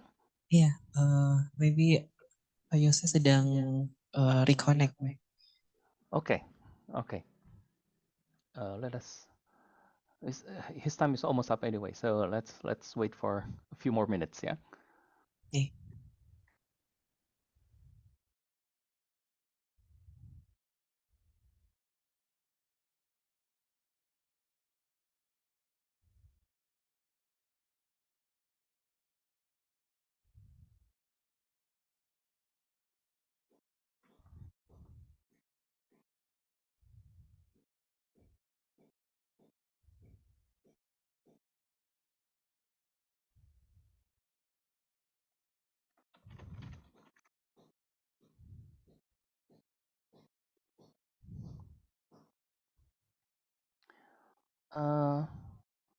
Okay, while we're waiting for Pak Yose, maybe the committee can also contact Pak Yose ya, just in case he has permanent problems with the connection. Oke, baik Bapak Ibu, mungkin saya sambil bacakan sedikit sambil menunggu Pak Yose. Jadi tadi Pak Yose sudah memberikan beberapa insight yang cukup menarik ya, insight-nya. Jadi perdagangan Indonesia itu walaupun masih kuat, tapi saat ini less kompetitif gitu ya, karena less shift ya, perpindahan dari low ke high tech gitu ya, masih belum banyak terjadi karena salah satunya mungkin faktor pendidikan ya. Dan kemudian tadi di highlight ada banyak FTA ya, Foreign Trade Agreement, tapi optimal benefitnya memang masih perlu dikaji gitu ya, masih perlu dilihat. Nah, sekarang Pak Yose tadi menekankan pada regional atau global value chain ya. Jadi di masing-masing unit itu mempunyai tugas memproduksi something gitu ya di tempat-tempat yang beda ya. Mungkin ya tergantung ininya masing-masing ya, negara masing-masing apa mungkin spesialisasinya, dan ini bisa menekan cost of production gitu ya. Dan ini bisa untuk berbagai jenis industri tadi kalau kita lihat ya, ada teknologi, makanan ya. Dan kemudian Pak Yose mengambil contoh Cina ya, walaupun Jadi persentase pada saat aplikasi global value chain ini ya, persentase untuk domestic production-nya lebih kecil, tapi angka absolutnya besar ya, angka absolutnya itu besar. Nah, mungkin apakah di Indonesia bisa seperti itu atau tidak? Karena Indonesia saat ini masih belum terintegrasi dengan baik ya di global value chain ini, sehingga cost of production-nya malah tinggi ya. Mungkin ini juga terkait dengan Pak, kebijakan saat ini. Ah, ini Pak Yusuf Pak sudah kembali. Yudhistira, Ya, mohon maaf, silakan Pak Yusuf. mohon maaf Iya, nih. tidak apa. Rupanya Pak Yusuf, mungkin ini bisa di terganggu ini Pak tadi Yusuf. koneksinya. Ya, it's okay Pak Yose. Punten Pak Yose, karena waktunya juga sudah habis, mungkin bisa ada wrap up Pak Yose ya. Oke, baik. Take away message gitu. Mungkin saya akan coba share saja. Maybe I'd like to say a little bit about the because of various issues in the Indonesia's trade policy, and at one point, at one side, we try to become more active in by having trade agreements, by having regional integrations. But on the other hands, we also tend to be more protectionist and to be more inward-looking, especially with all the new and recent policy that we have, such as TKDN, for example, and also the hilirisasi for another strategy is hilirisasi. Then Indonesia tend to lose the momentum, and unfortunately, it would lose the momentum. It might lose the momentum again from the current changings of the global environment. The ongoing change on the global economic environment is actually another opportunity for Indonesia to take the benefit. But unfortunately, with all the protectionist measure, Indonesia might not be able to get the benefit. And I believe this is also what the local government can do by trying to push for the reform in Indonesia, by trying to by requesting Indonesian government or national government to become more serious in conducting economic reform, so that Indonesia might not be losing another momentum again. Thank you very much, Pak. Baik, terima kasih banyak. Thank you very much, Pak Yose, for your presentation. Yeah. So I was when you're having trouble with your connection, I was providing some pointers in Indonesian. Yeah. So and then but lastly, Pak Yose ya tadi Ibu Bapak juga mention terkait dengan momentum ini sekarang ya. Jadi gimana nih Indonesia apakah kira bisa ikut ya numpang di train yang ini, atau takutnya masih ngikut tren yang tadi nggak akan ketinggalan sepenuhnya gitu ya Pak Yose ya, tapi memang masih mungkin lebih lambat aja gitu ya. Tadi Pak Yose sampaikan pemerintah lokal bisa mengajukan ya ke pemerintah nasional terkait dengan si reform ini gitu ya, bentuknya seperti apa mungkin masing-masing daerah lokal punya gayanya gitu ya. Nah, itu mungkin bisa di-push ya, sehingga apakah memang ke depannya akan seperti itu. Nah, itu mungkin masih menjadi agenda yang cukup besar ya Pak Yose ya. Mungkin perjalanannya cukup panjang itu bisa mencapai ke sana ya. Oke, Pak Yose, thank you very much ya for joining this webinar. I hope this doesn't take much of your time in Korea. I believe you have other businesses as well in Korea, so yeah, I wish you well. As I mentioned previously, we don't have any Q&A session, yeah, Pak Yose, yeah. Okay. So so I hope your time is spent well in Korea, and I Thank hope you. to see you again. Yeah. Thank you very much again for the opportunity, Pak Yudhistira. Thank you very much, Pak Yose. Thank you very much. Yeah. Thank you. Ibu Bapak ya. So let us move. Oh, Pak Yose, you feel free to stay. Yeah, but also if you have other business, feel free to attend to your other business as well. Yeah. Thank you, Pak Yose. Okay. So Bapak Ibu ya, let us move to the next presenter. I believe it's Pak Kiki. Is Pak Kiki here already? Yes, I'm here. Yeah, Pak Kiki, how are you, Pak Kiki? I'm totally fine. Yeah, Thank you. so you're busy writing books, I suppose. Yeah. Yeah, Yeah. academic So life. academic life. Yeah. Yeah. Okay, Pak Kiki. Yeah, it's good to meet you again. Yeah. Okay, Pak So, Diatma. yeah, Bapak Ibu, Pak Kiki is currently a tenure track professor in international economics at Faculty of Economics and Business of University of Indonesia, and a Yeah. senior researcher at LPEM, Faculty of Economics and Business, University of Indonesia. Has been a lecturer since for over 20 years. Yeah. So, and also Pak Kiki since 2020 appointed as a senior advisor to Indonesia's finance minister for industry and international trade. Yeah. So bachelor degree from University of Indonesia and a master degree from University of Malaya and Universidad Autónoma de Madrid. Oh, double degree. Yeah. And also the PhD from Waseda University. Okay, Pak Kiki, the Yeah, time Pak is Diatma. yours. Okay, Pak Diatma. I will share my PowerPoint. Sure. Okay. The time is 20 minutes, Pak Kiki. Yeah. Yeah. Thank you very much. Okay. Okay. I think the title is the West Java Economic Rules at the global and national level. So I have 5 points to deliver. Number one is we have to understand that Indonesia is the puller of global economic growth. So the global economic growth, one of the country that influence much for the growth is Indonesia. So if Indonesia economic growth good, global economic growth also good.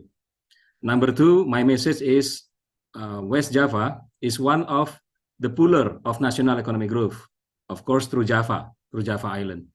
So West Java is very important. So you can see the logic. If West Java economic growth is good, the national economic growth good, and the global economic growth is also good. So this is the way to see West Java economy in the context of national and global, because West Java is very important. Why? I will explain about the West Java as a center of the global value chains. Global value chains consists of 3 sectors. Number 1 is machinery. Number 2 is electronic. Number 3 is a vehicle, especially cars, automotive.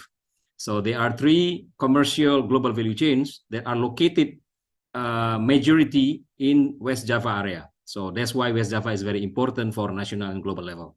And number 4 is we have to consider also the outcome or the negative spillover, we can say, from the growth in the West Java that attract urbanization and migrations from other provinces to come to Java territory, West Java territory, I mean.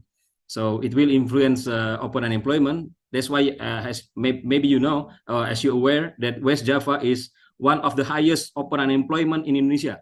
Even West Java is a center of the global value chain, as a center of manufacturing in Indonesia. That's because why? Because that's the impact of urbanizations. When you have a sugar and so many ants coming, yeah, banyak semut, banyak gula, yeah. And then, of course, poverty and Gini that the governments of West Java has to pay attention is because your province, in Java province, West Java province is the center of the economic growth that attract people mobility. So last but not least, I would like to talk about the future manufacturing product. How to detect future manufacturing product? The question is why manufacturing? I answered already, because manufacturing is the backbone of West Java economy. So we need to understand and we need to estimate what is the future of manufacturing that will influence West Java position, not only Indonesia, but also in the world. So Pak Diatma, please remind me if I close to 20 minutes, yeah? Okay. Sure, I'll remind you in 15 minutes. Okay, this is just to give you a snapshot of my presentation. Number 1, you can see that the economic growth global is 3%. Emerging economies that grow above the global country that grow above global, on average is 4%. Indonesia is 5%. So of course Indonesia is above the emerging average growth, and that make Indonesia become a puller of economic growth for the global economy. And then you can see that from these figures below, China and India are two countries that same like Indonesia more or less, quite big in size in GDP and also grow quite well. But China is now predicted downturn and then decreasing, and then India also not very much. So one of the country that considered as a bright spot in the global economy is Indonesia. So if you look at Indonesia, the major puller is Java Island. 57% of economic growth depends on Java. And you can see that when Java economic growth is higher than national, then national economy grow quite well. So last quarter, we grew about 5.18%. And you can see that if you compare year on year, the figure below, average of West Java growth is 5.5%, while Indonesia is 5.31%. So West Java is indeed the puller of economic growth of Indonesia, which influence much Java, which Java is the biggest contribution of economic growth. If you look at by province here, you can see in Java, 5.18% economic growth. Contribution of West Java is 1.2, which is around 23%. The top three contributor of economic growth in Java, and of course in Indonesia in general. And then if you look at more, when we calculate the production side using LQ and CIFSER proportion and growth, you can see that great mean strong and grew, yeah. And then you can see that exactly West Java has many great sectors in manufacturing industry, including textile, chemicals, rubber, non-metallic, metal product, yeah, computer, and also transport equipment. So indeed, West Java, has a very strong advantage in manufacturing sector. And if you look at this manufacturing sector, is closely related to global value chain. And then we know that manufacturing is a backbone of Indonesia economy because it's contribute or absorb 16% of labor and then 19% of value added. If you divide value added contribution per labor contribution, then we get 1.23, which is productive. So manufacturing is productive. So Indonesia depends on manufacturing sector. Manufacturing sector mostly in West Java. That means, again, I argue that West Java is a very important for Indonesia economy, for Indonesia backbone. And if you look at by sector here, then West Java is red, the color of red here. West Java is very dominant in machinery, very dominant in electric products, and very dominant in vehicles. And those three are global value chains product. So again, that's why this province is very important. And if you look at by province, you see West Java here, mostly dominant, like normally Indonesia manufacturing is more dominant in food and beverage and tobacco, food and beverage mostly. But in West Java is quite unique, not only food and beverage, but also, again, as I mentioned, machinery, electronic, vehicle. And then if you look at export, these two data, previous data, is based on ISIC data or in international standard of industrial classification. Now we go to trade classifications in West Java by HSS, yeah, Harmonized Systems, Digit 2. Then you can see exactly what I said. West Java is very strong in HS84, which is machinery, HS85, which is electronic, and HS87, which is vehicle. So these three is global value chains, and then that will attract or connect FDI and portfolio. And manufacture is the anchor of FDI in current account, and primary and service sector, local and global. So you can imagine that West Java is not only very significant, important for Indonesia, for Java, but also to connect investment and export. So if you want to have a strong, if you want Indonesia to have a strong competitiveness, then West Java is very important, because West Java connect FDI and net export through manufacturing. And not only that, manufacturing connect primary product and service sector. The more you compete with the manufacturer, the more you attract the primary product, agriculture or mining and energy, and the more you create forward linkage to the service sector. And that means you connect local and global network. It's Azan now in my place. Is it okay if I stop little while? For 1 minute, yeah. Okay, Pak. Yes, yes, of course, of course. Okay. Pak Kiki, of course.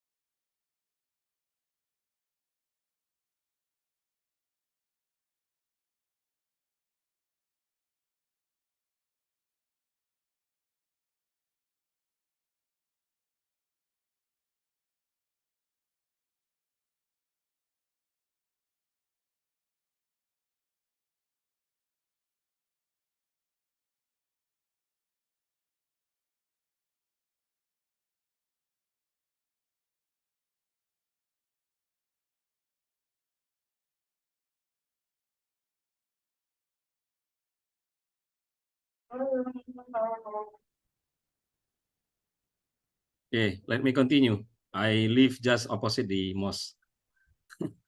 All right. Okay. So we Yes, need please, to Pak Kiki. transform the economy from HS 84, 85 here, machinery, electronic. Indonesia is very below. We need to transform. Vehicle 87 already there. So that means West Java also, of course, West Java is a part of this economic transformation, especially from electronic and machinery. And then we have to be what? We have to be a production base. How to become a production base? How to make West Java production base even more can compete with like Thailand, with like Vietnam, yeah, lately. But we have to remember, when we accelerate the economic growth, when we try to make Indonesia to transform through West Java economy, we have to consider environment.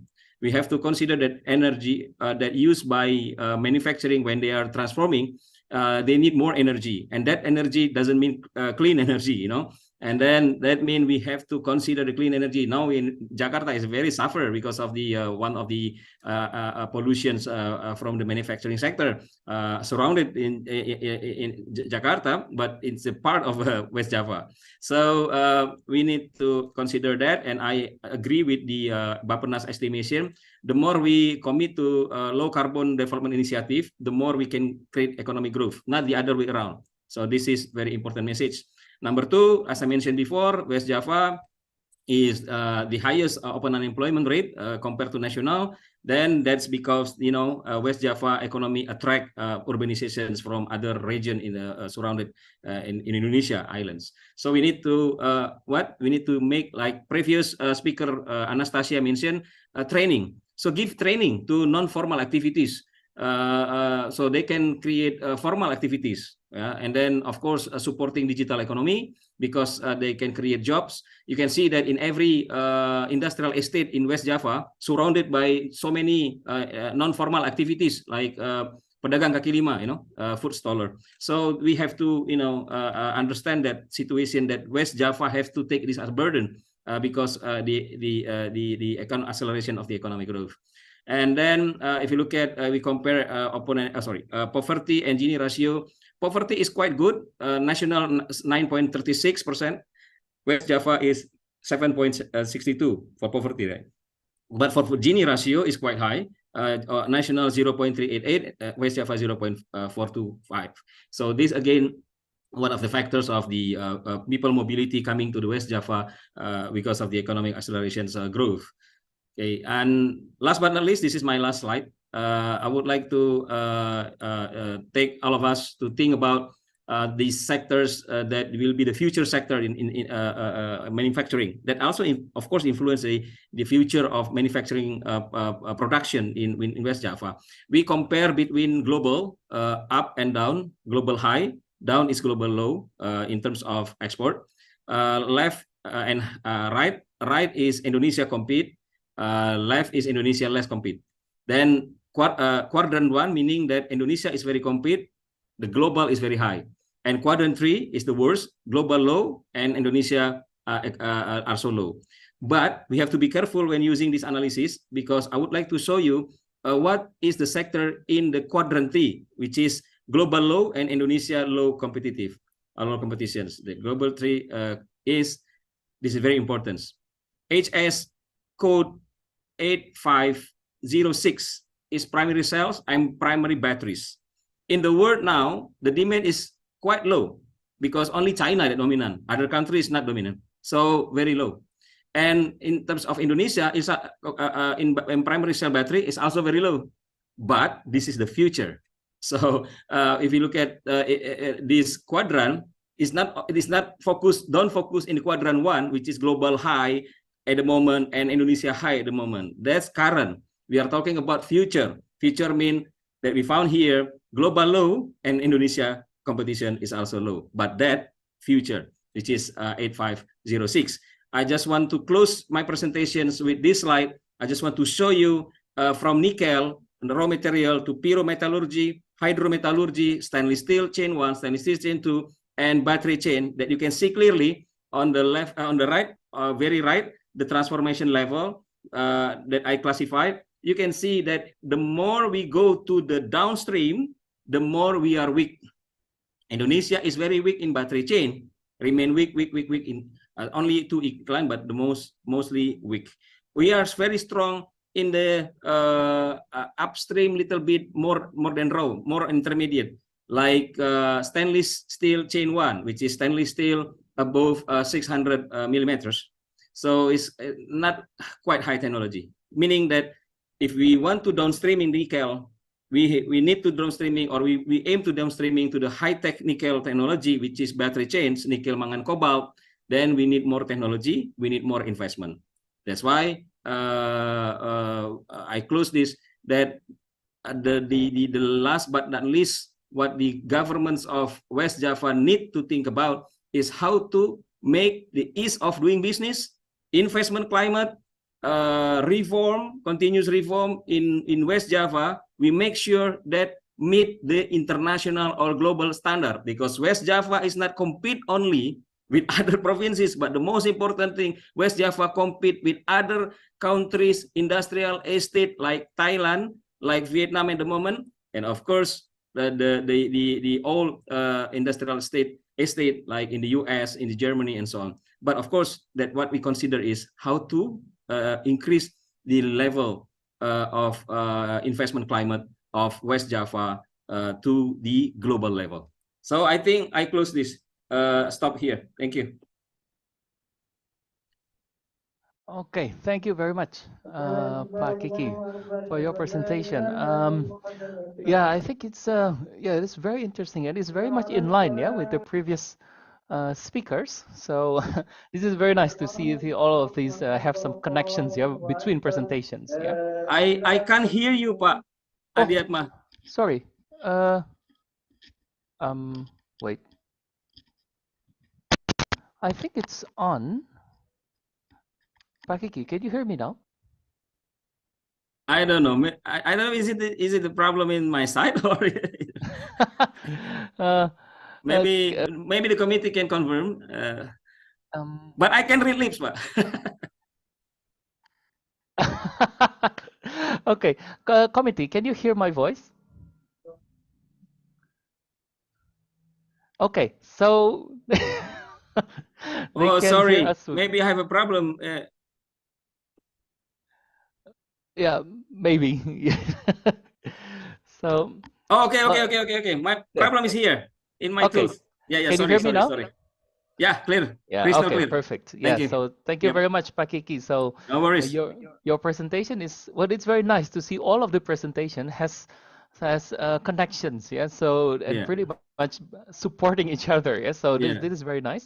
And and I have to speak in Indonesian to basically summarize some pointers ya Pak Kiki ya. Siap. So baik Ibu Bapak, jadi di Pak Kiki di awal sekali bilang hal yang penting Indonesia itu puller global economic growth, Jawa Barat puller national economic growth gitu ya. Jadi itu saya pikir key ya kita harus ini ya kita resapi bersama ya karena itu berarti peran West Java itu sangat penting ya. Nah kebetulan memang andalan kita tadi saya lihat ada vehicle, machinery sama elektronik ya Pak Kiki. Betul. Kebetulan itu juga yang memang identik dengan global value chain gitu ya. Iya, betul. Nah, jadi kita punya kesempatan nih di sana Ibu Bapak ya. Walaupun tadi kalau memang kita mempush ya, jadi production base di Jawa Barat, jangan lupa tadi faktor environment ya. Dan ini juga yang disebut nih tadi oleh Ibu Anastasia ya.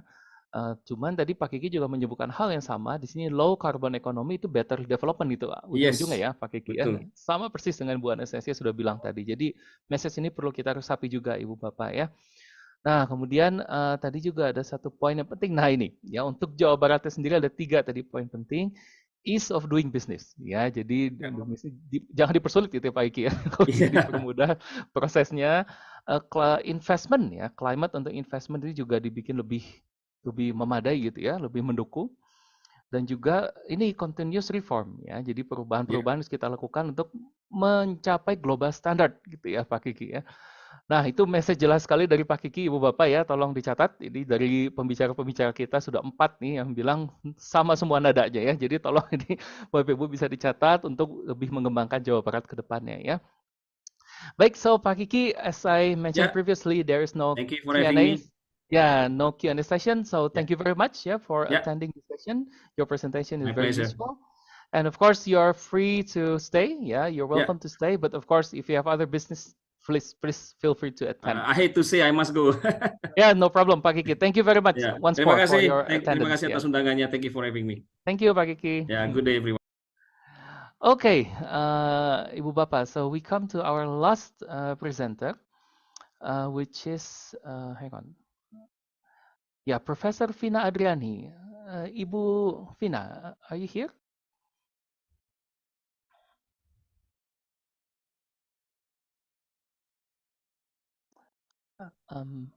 Okay, Mr. Adiatma, maybe Vina is not already here. I can waiting for Miss Vina maybe. Okay. So we will wait for Ibu Vina, yeah? Okay. Correct, Pak MC? We wait for Ibu Vina, yeah? Okay. Yeah. Okay. So Miss Vina is already in Zoom. Maybe say hi, Miss Vina, Ibu Vina. Okay. Here we go. Yeah, Ibu Vina. My apologies for joining late to the meeting. No problem, Ibu. Thank you very much for attending our meeting. Yeah, it's a pleasure to have you here. And let me just quickly introduce Ibu Vina. So Professor Vina Adriani is head for Center of Gender and Childhood Studies, Universitas Pendidikan Indonesia. Yeah, so Ibu Vina, we can I think we can collaborate, yeah, because my specialty, one of my specialty is on breast milk, yes, and how to promote breast milk, basically, analysis on the economic side, yeah, of breastfeeding. So yeah, so this is, I think, a very important of a center, and she has also published numbers of peer review articles and book chapters, yeah, on the topic. She has also visited quite a lot of countries, yeah, Oman and Gothenburg University, Sweden, and also she serves currently as an editorial board for Policy Futures and Education, published by SAGE, yeah. And Ibu Vina has acquiring her PhD from UK, Lancaster, and then her master degree from International Islamic University of Malaysia and bachelor degree from Department of Psychology in International Islamic University Malaysia. Yeah. Okay, Ibu Vina. So you have 20 minutes for your presentation, and feel free to start. Yeah. Thank you very much, Professor Adiatma, for very not yet Professor Bu Vina. Okay, Try to follow your step. Yeah. Yeah, thank you very much for a very kind and generous introduction. Just a bit of clarification, my mistake actually, perhaps I sent not an updated CV, so I'm no longer the head of Center for Gender and Childhood Studies. Currently, I'm part of this CMU-CSEP, and I'm currently the director for CMU-CSEP. So CMU-CSEP is the Southeast Asian Minister of Education organization, and we are focusing on early childhood education, care, and parenting. But gender issues is very much my research interest, because my PhD several years ago was also on gender issues in early childhood education. Just need to search my. Okay, so yeah, so am I going to share my PowerPoint from my end? Yeah, I suppose. Feel free. Yeah, feel free. Okay. And I will remind you when you reach 15 minutes. Yeah. Okay, sure. Thank you. No, sorry, I pressed something. Hold on.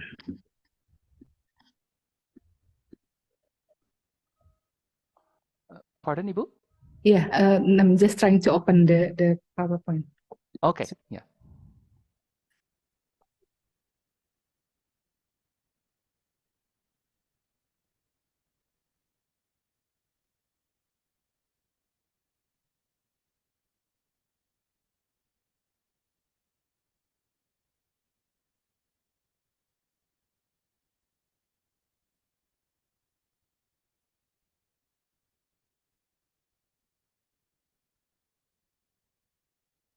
Okay, so thank you very much for the committee for a very kind and generous introduction. It is an honor for me to be able to participate in this important event. So because my background is education, I'm going to talk about what is within my area of expertise, which is on education. So normally I'm more into talking about early childhood education, but for today's discussion, I sort of would like to expand the discussion by talking in general about the relationship between human capital, why it is important to have the digitalization of education, but also a discussion about some social inequalities in our society. So I think it is, we already know, I'm sure, and I'm speaking in front of economists in this forum, a lot of academics, experts whom I know, they don't need my speech on this topic, but I think just serve as a gentle reminder that I think it is a well-known established fact that education is a form of investment, that every little we spend on education can bring higher return in the future. So I think there is no doubt that when we talk about education has always contributed to the country's economic growth in the future. But because my background is from psychology and also sociology, so I think I just would like to remind as well that the importance of education is not only limited to the economic growth of the country, but I think education is also contributing to non-economic aspect of country's development, such as education is a very powerful tool in order to achieve social equalities. Education can also become a space that promote tolerance. Education can also become a space to reduce poverty and also to enable interaction, understanding between children from various background. And I think in Indonesia, one of the dominant narratives when we are talking about education, we are always constantly reminded that Indonesia, before the COVID-19, Indonesia will experience what we call as the demographic bonus. It is predicted that within the year of 2020 to 2035, Indonesia will have, most of the population of Indonesia will be a productive citizen. They are young citizens who can contribute positively to the country's economic growth again. And I think this is what we call as a demographic dividend, that this is like a benefit of a demographic that the government and also the society can really benefit from this demographic bonus. And along the narrative, I think the need to invest more in education, the need to prepare education in a way that it can equip students with the skills that can enable them to mitigate the needs in the future. But I think so. So we realize that education, without any doubt, indeed, it plays a very important role in our society, in the country's economic growth. I'm sorry, hold on.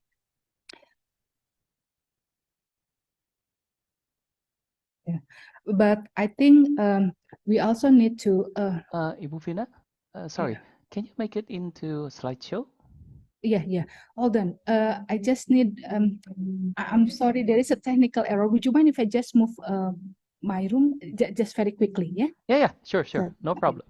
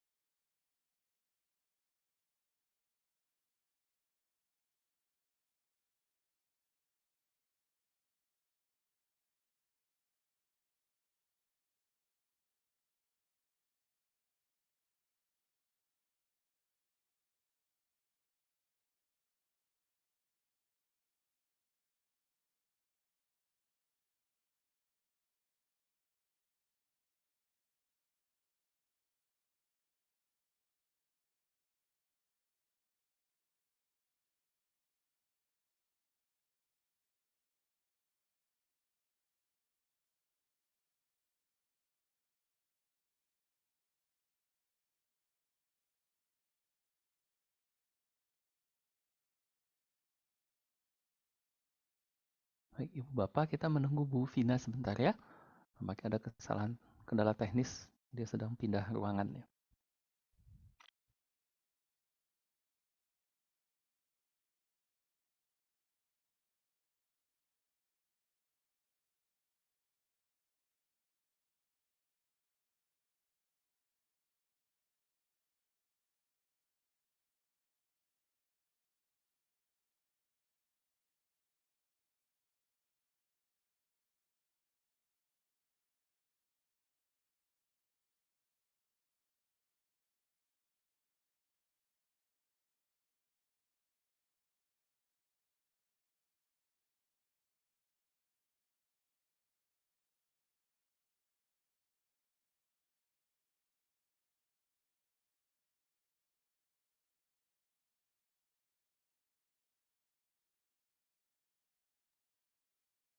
Okay, hello. My apologies, really.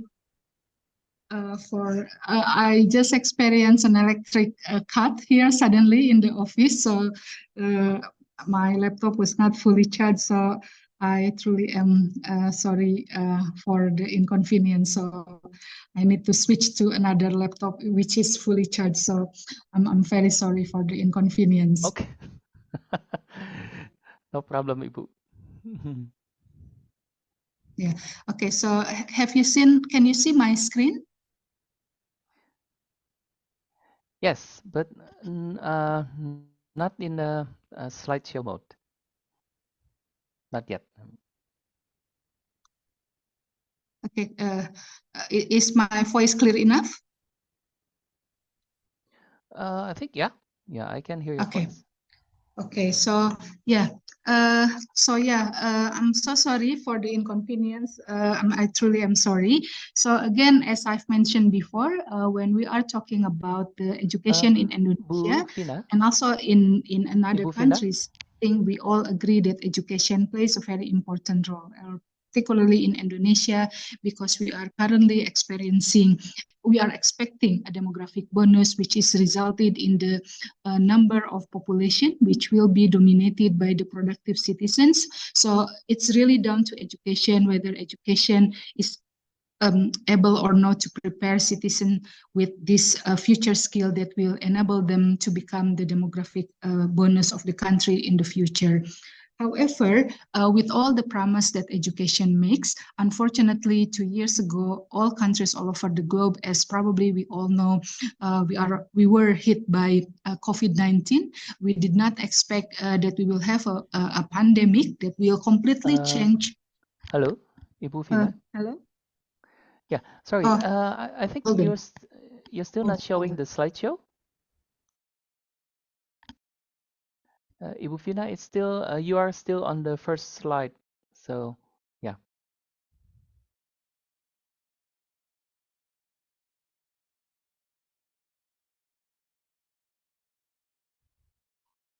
Hello.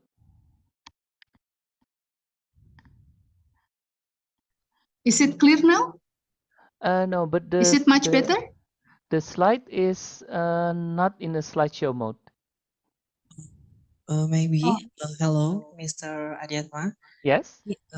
I think I help to share the material from. Okay. That will be yeah. Perfect. Yeah, please.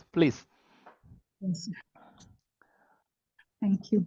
Okay, my apologies really for all this hectic messiness. Yeah. Okay, thank you very much. So if No you problem, could go to Ibu. the third slide, please. It's been 3 years and I'm still not used to this online Zoom. No problem, Ibu. Okay, feel free, Bu Vina. Okay, now if we can move to another slide, please. Okay, and then the other one.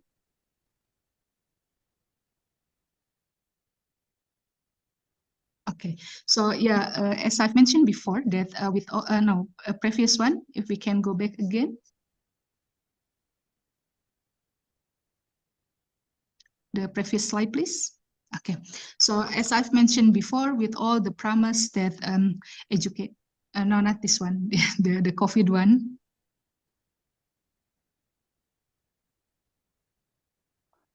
Next, I think please. it's after this, yeah? After this Yeah. slide. Yeah, okay. So One more? as like what I've mentioned before, no.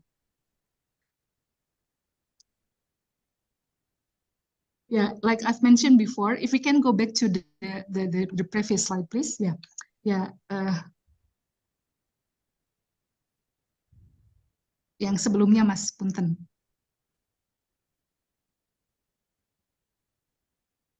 Oke, ya di sini dulu.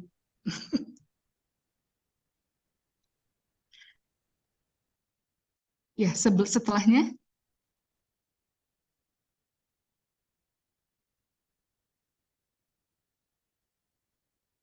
Oke, terima kasih ya.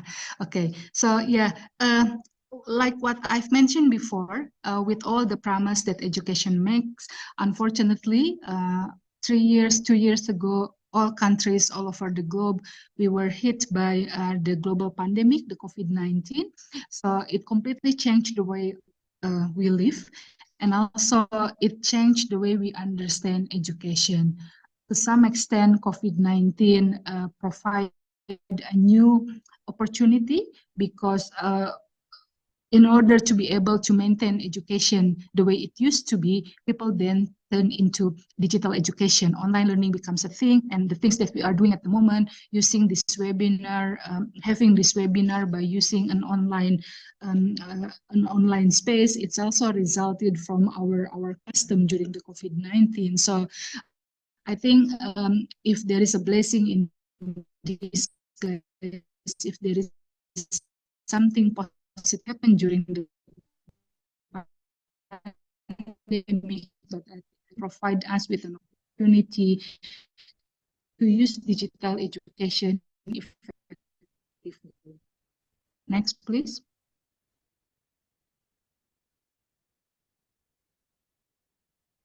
Ya, slide berikutnya, Mas.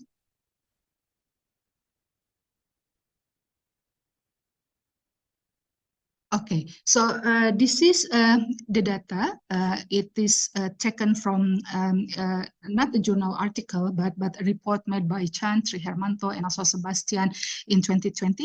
So it's been 3 years ago, but I think to some extent this data is still quite important and perhaps can be giving us some insight. So in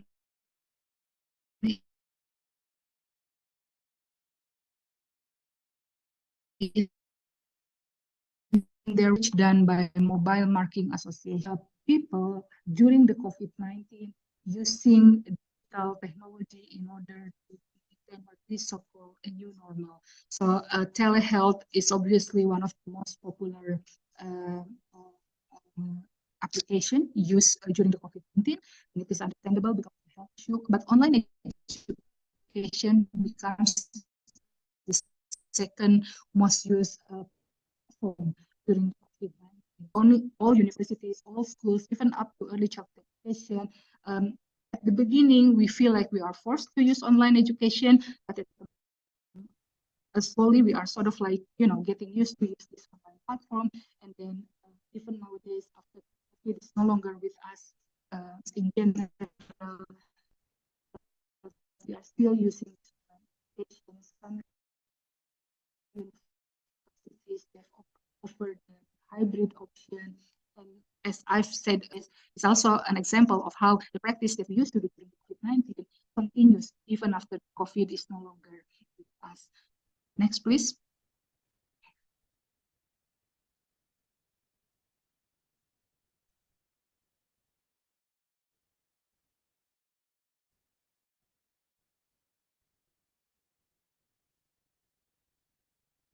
Next, please. Selanjutnya.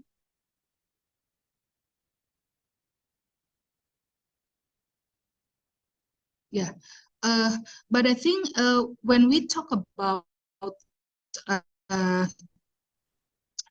digital opportunities and how COVID-19 to some extent has offered us with new ways of learning, new ways of understanding things, new ways of accumulating knowledge using this online space. But I think when we talk about digitalization of education, we also need to talk about the digital divide. So I think digital divide refers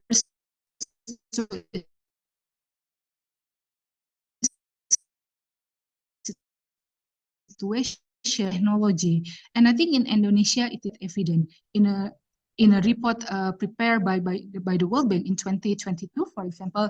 They noticed that in Indonesia in 2019, for example, approximately 84 million adults were unable to access the internet on mobile device, and it can be because of several factors. It can be because of there is no internet, but it can also be because they don't have access to mobile device, because for many people in Indonesia, mobile item. We live in Bandung, we live in big cities, so I think we tend to assume that everybody is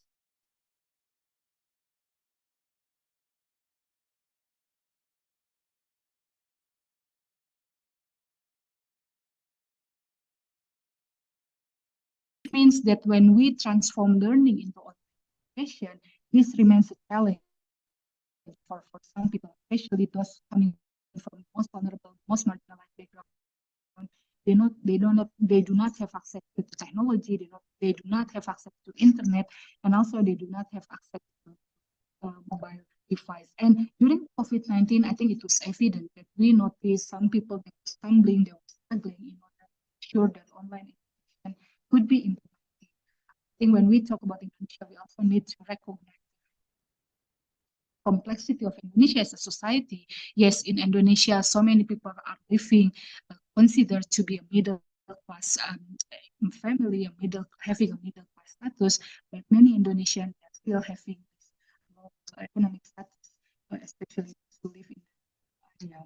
And the data also suggests, this report from the World Bank in 2022 also suggests that nearly 80% of those not connected reside in non-metro rural areas. So the inequality is not only the inequality in terms of access to internet, but it also actually illuminates the inequality in terms of the socioeconomic status, and also it illuminates the inequality in terms of the situation, because the data suggests that many people who do not have access to internet are situated or are living in the rural areas in Sumatra, Java, and Bali Island. So it is quite interesting, despite the fact that Sumatra, Java and Bali, they are considered to be, especially Java, considered to be, the most dominant island in Indonesia, because development is still very much centralized in Java, everything. But it is quite interesting to see the data that many people in Java, in the rural areas, still do not have access to internet. Now,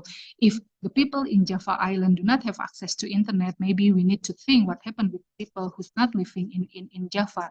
Perhaps the same figure can also be. So it is also, and I think the data really suggests that 60 to 70% of Indonesia living in the country eastern region. So while in Java, those who do not have access to internet are mostly staying in the rural areas, in the eastern part of Indonesia, it is sort of like disseminated throughout the area. So 60 to 70% of Indonesians living in the country's eastern region, they do not have access to high quality internet. So I think, yes, when we are talking about digitalization of education and how digital technology can really improve our education quality, but we also need to talk about, in my opinion, digital divide. Because education at the end of the day, as I've mentioned, from a non-economic perspective, is a tool to achieve country's social quality.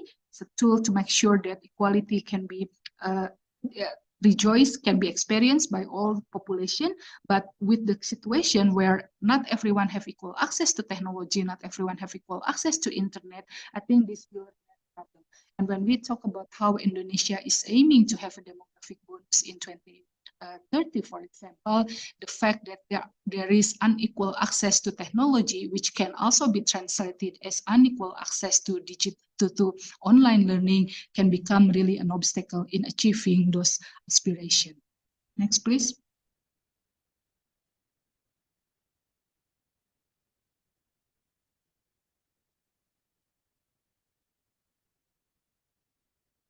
Yes, next, please.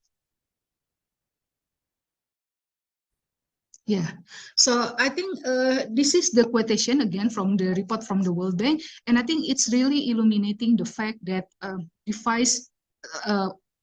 mobile devices are still unaffordable for many people. As I've mentioned earlier, we live in Bandung, in big city, so we have this simplistic understanding that everybody has mobile technology. Even young children, they are equipped with mobile device.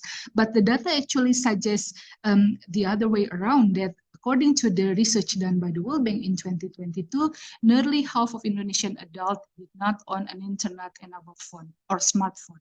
That's before the COVID-19. The situation could change now, but I think this will remain something that we need to address if we really would like to optimize the use of technology in our education system. Then we need to think about this digital inequality, because without addressing these digital inequalities, in my opinion, the digitalization of education can only perpetuate inequalities in society, and we don't want that to happen, because education should become a space where we can achieve more equalities in the society.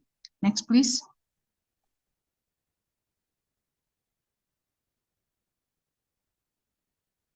Yeah, this is also another figure which illustrates that majority of the individuals who do not have the internet-based mobile device, 50% of them could not afford buying the mobile phone because of its high price. Not to mention that the internet connection in Indonesia, I think the price for internet connection of Indonesia is also quite expensive compared to another countries in Southeast Asia, for example. So this also resulted in another layers of complexity, that yes, the mobile device is expensive, but also the internet connectivity, the data to buy the internet remains quite expensive also for many Indonesian.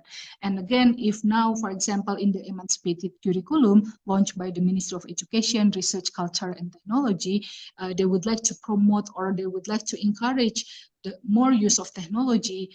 Again, as I've mentioned before, I think we need to address this challenge first, how to make sure that everybody has equal access to technology. Only then we can talk about digitalization of education. Next, please.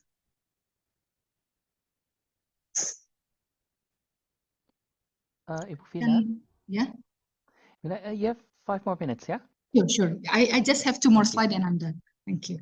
Yeah. So again, and I think this really remind us when in the beginning of COVID-19, I think UNDP has already suggested how COVID-19 has become a magnifying glass for inequality.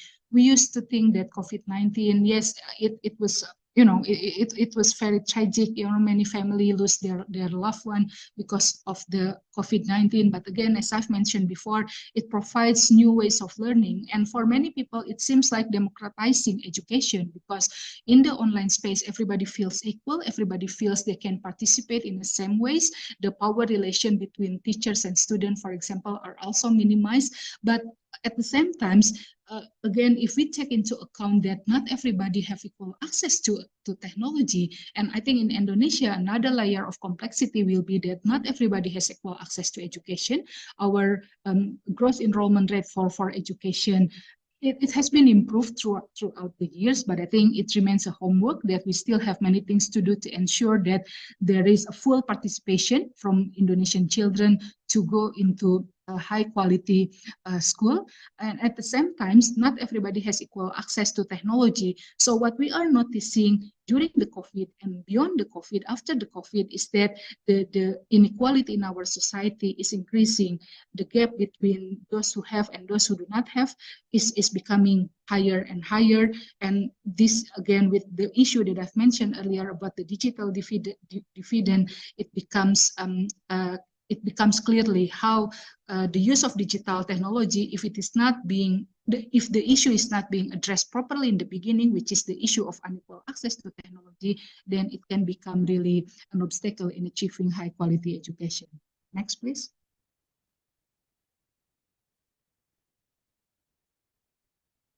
So just some key message perhaps for us to ponder, and hopefully if we have time we can have some discussion about this topic. So I think several things that perhaps we can think further from today's discussion, that when we talk about digitalization in education, I think we need to talk about digital divide and digital inequities.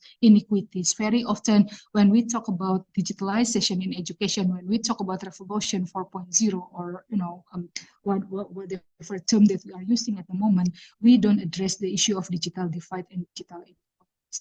Because again, in our societies, it is very real. The data suggests that 50% of Indonesian adults do not have access to internet-based mobile phones. So this can become a hinder when we would like to make sure the optimization of education. But we also need to realize that, yes, education can promote greater social mobility and equity, provided we address the inequalities in the beginning. So I think sometimes we have this dream, this aspiration that education can reduce social inequalities.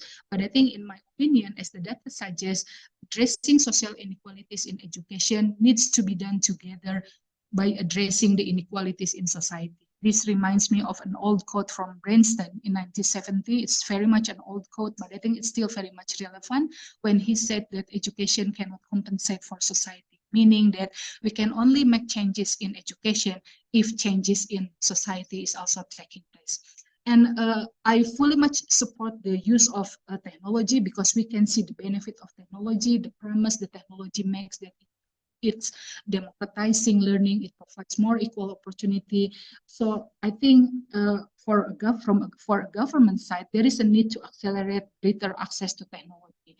And special attention, in my opinion, has to be given to the most vulnerable and most marginalized people who are living in the remote areas, people who are living under poverty, for example, people who are living in the eastern part of Indonesia, though the data also suggests that in the rural areas in Java Island themselves, many people are still struggling to have an internet connectivity. And last but not the least, I think expanding access to technology must be accompanied by improving digital skills. My background is from education, so I'm very much aware with the discourse that, sometimes see technology in a pessimistic way, that technology is seen as a threat, especially to children's moral development or character development. But that's why I think an access to technology, it has to be equal, but it also needs to be accompanied by improving digital skills. So I think that's it from me. I truly apologize for all the technical mistakes that happening today. I don't know what's wrong with my, so I think another example of how sometimes technology can fail us in my defense. So my apologies really for all the inconvenience, and I hope despite all the technical problem, the discussion hopefully can lead to another conversation. Thank you very much. Yeah, thank you very much, Ibu Vina. Thank you very much.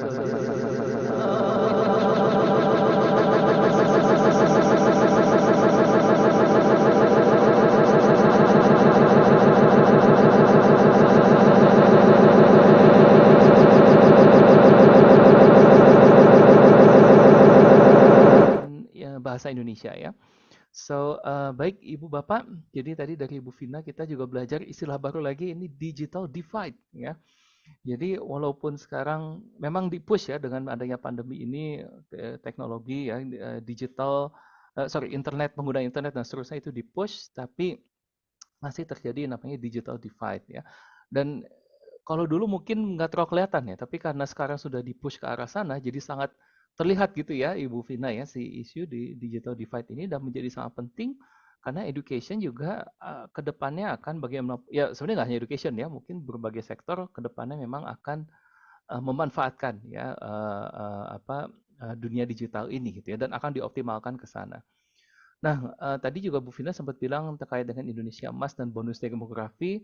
Nah, ini kan jadi momennya, karena antara bonus sama kutukan tipis itu ya Bu Vina. Betul. Tergantung pemanfaatannya gitu ya. Kalau bagus jadi bonus, kalau enggak jadi kutukan gitu ya. Nah, ini momen yang sangat penting ya teman-teman ya. Tadi juga dibilang oleh presenter-presenter sebelumnya, momen ini, momentum dan semuanya itu menjadi penting. Dan apakah Indonesia nanti ketinggalan gitu ya kereta, jadi menggunakan kereta yang lebih pelan gitu ya, apakah bisa ngikut langsung ke momentum ini ya. Nah, tadi Bu Vina juga terkait digital divide ini bisa dibayangkan di Jawa sendiri itu masih di daerah-daerah yang mungkin remote gitu ya, itu belum semuanya juga memakai internet ya, apalagi yang di luar Jawa itu perlu diperhatikan. Dan mungkin salah satu isunya tadi sempat disinggung juga, mungkin ya memang adanya demikian ya, bagi beberapa kelompok internet itu masih merupakan barang mahal ya. Nah, kemudian tadi juga ada expanding technology ya. Nah, ini harus dibarengi dengan better digital skill. Ini sama persis yang disampaikan tadi oleh siapa Pak Kiki dan Ibu Anastasia ya, digital skill ya, karena mau nggak mau kita akan ke sana, skill harus bisa nemenin, kalau nggak percuma gitu ya dikasih berbagai teknologi gitu ya, tapi skillnya tidak bisa mendampingi, akhirnya tidak bisa dioptimalkan gitu ya. Dan terakhir tadi attention to marginalized group ya, Ibu Vina ya. Jadi kita mau bicara teknologi digital education sebesar apapun, tapi di saat marginalized group ini tidak bisa ikut serta gitu ya ke dalam kereta ini, ya akan tetap tertinggal itu jadinya. Jadi si tadi marginalized group ini. Nah, ini juga pesan penting untuk Jawa Barat tentunya ya, karena tadi sudah dibilang ya, walaupun Jawa Barat itu di Jawa tadi pengguna internet cukup tinggi, tapi tetap ada ya marginalized group dan daerah-daerah yang remote tetap belum bisa gitu ya memakai internet ini, dan itu masih isu Pulau Jawa. Mungkin di Jawa Barat juga sama begitu ya, Bu Vina ya isunya. Baik, itu thank you very much ya Ibu Vina for your presentation. We really appreciate you spend some time to attend our webinar. And I think this is an important insight, and it coincides nicely with the other presenters. Yeah. So basically, what I like about today's session is all of the presenters are basically supporting each other. Yeah. So it's like a very good. We complete the puzzle. Yeah, at least in this first session of the seminar. So thank you again, Ibu Vina. Adiatma, if I may say something in Indonesia, just would like mohon maaf sekali atas technical problemnya. Yeah, please Bu. Yeah, please. Sudah lama tidak terjadi, jadi mohon maaf sekali Bapak Ibu atas ketidaknyamanan, atas kesalahan teknisnya. Mudah-mudahan bisa sedikit berkontribusi terhadap diskusi hari ini. Kemarin pesanan dari panitia memang topiknya kepada digital education. Mudah-mudahan walaupun mungkin tidak terlalu sama dengan yang lain, tapi sedikit banyaknya bisa menambah bahan diskusi untuk hari ini. Sekali lagi mohon maaf sekali yang sebesar-besarnya atas gangguan teknis yang betul-betul di luar prediksi ini, Pak Adiatma. Mohon maaf. Yeah, no problem, Ibu Vina. Thank you very much once more for attending this meeting. Yeah, I mean, we really appreciate your input and presentation. Yeah, thank you very much, Ibu Vina. Thank you. Thank you. Yeah, okay. Yes, please, Ibu. Thank you very much. So, Ibu Bapak ya, kita we're arriving at the end of our session. So I have already presented the conclusion of each of the presenters after their presentation. But one thing that comes up repeatedly is the green economy, increasing skills and momentums, and those are some key things that I see keep on popping up, for in each of presenters. And of course, although Indonesia is not actually doing quite well, after the pandemic, but we still a lot of homework to do. We still have a lot of homework to do, and of course, West Java is a big part of this homework as well. Yeah. Okay. On that note, I'll end my role as a moderator. Thank you very much for attending this session, Ibu dan Bapak, and I return the session to the MC. Thank you. Assalamualaikum warahmatullahi wabarakatuh. Atur nuhun, Ibu Bapak.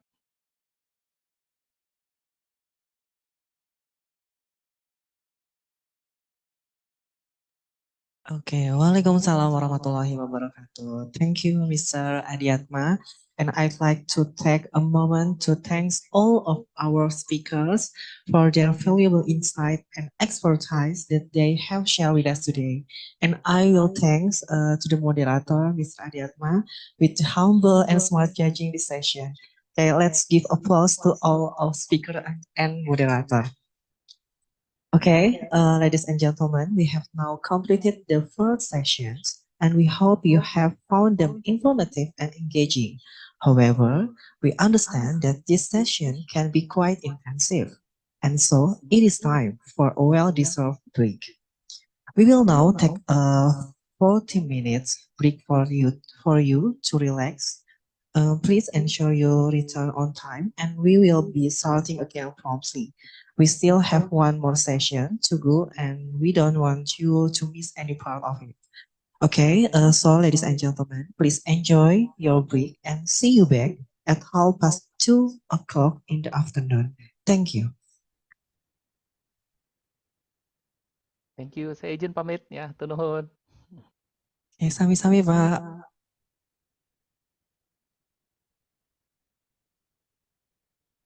Oke, mohon izin Bapak Ibu semuanya untuk sesi pertama ini kita sudahi terlebih dahulu. Kita lanjutkan untuk sesi istirahat kurang lebih sekitar 40 menit. Kita akan lanjutkan kembali pada pukul 13:30. Dipersilahkan kepada Bapak Ibu untuk beristirahat, untuk melaksanakan makan siang dan sholat. Dan kami tunggu kembali pada pukul 13:30 untuk melanjutkan sesi kedua. Terima kasih.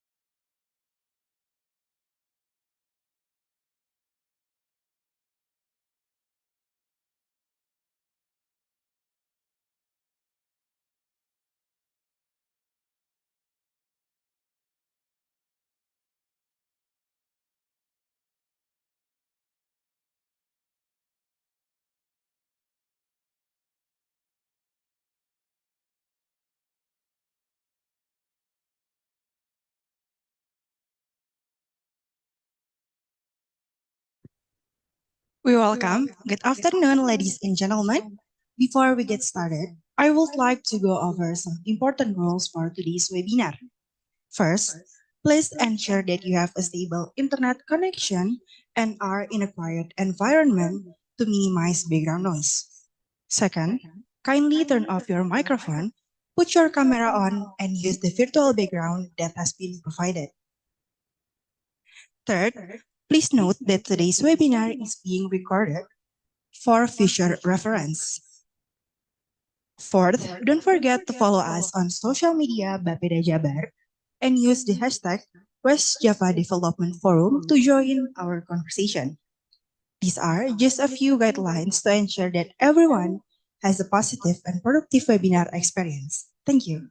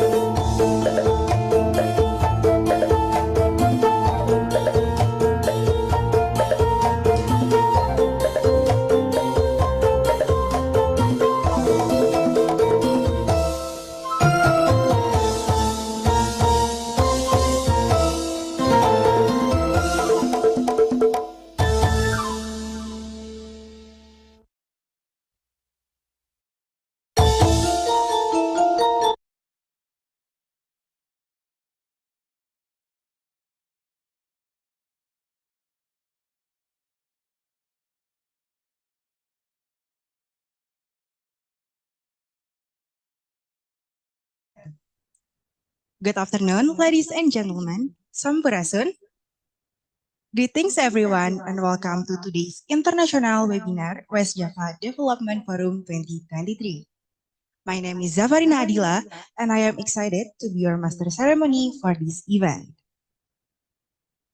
We welcome to the Honorable Head of Economics and Natural Resources Regional Development Planning Agency of West Java Province, Mr. Eka Jatnika Sundana, Vice Dean of the Faculty of Economic and Business, Pajajaran University, Mr. Kurniawan Saifullah, Secretary of Regional Development Planning Agency of West Java Province, Mr. Lufiandi, Heads of Regional Apparatus of West Java Province, or those representing Heads of Regional Development Planning Agency districts or cities in West Java Province, also our beloved participants. First, I would like to start off by expressing my heartfelt thanks to all of you for taking the time to join us today. Your participation is really greatly appreciated and we are so glad that you could be here with us today. The webinar has been designed to create insights from distinguished experts shaping the blueprint for the future development of the West Java region. West Java Development Planning Agency, or BAPEDA, and Faculty of Economics and Business Pajajaran University proudly present our international event, West Java Development Forum Experts Insights on Global Conditions and Development Strategies for West Java in the next 20 years. We understand that your time is valuable and we are grateful that you have been chosen to spend it with us. We promise to make it worth your time by providing valuable insights and sharing informative knowledge throughout the course of this webinar. So once again, a very welcome to all of you. We hope that you find this webinar both engaging and informative. So let's get started with our webinar. Furthermore, the delivery of welcome remarks by the Head of Economics and Natural Resources of BAPEDA, Mr. Eka Jatnika Sundana.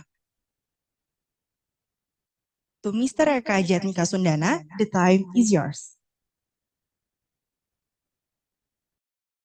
Okay, thank you, Ibu Adila. You hear my voice really well? Your voice? Yes, okay. Okay, thank you, Ibu Adila. Good afternoon, everybody. First of all, please allow me to extend the apology from Pak Indra Sofyan as the head of Bapeda Jabar, as he's now attending another urgent matter. So allow me to represent himself to deliver a welcoming speech for afternoon session. So happy to see the participant is still quite a lot, yeah, 250 participants. We welcome you back for those of you who already joined from the morning session, and welcome you for those who just joined this afternoon. So please allow me to share my presentation as a welcoming remark from Bapeda Jawa Barat. So again, we are very happy that today, probably for the first time in Bapeda history, in development planning document, to organize an international webinar. Yeah? For today, the theme is expert insights on global conditions and development strategies for West Java in the next 20 years. Well, as you know, probably West Java is now developing a long-term development plan for the next 20 years. But first of all, I would like to extend our regards to our partner, the Dean of Faculty of Economic and Business at Pajajaran University, Professor Dr. Haji Nundo Inur Afia, which will be represented by Professor Kurniawan. And then also our keynote speech from morning session, Professor Armida, and then Pak Abdurrahman, Ibu Anastasia, and Pak Yose, Pak Kiki Feriko and Professor Vina Andriani.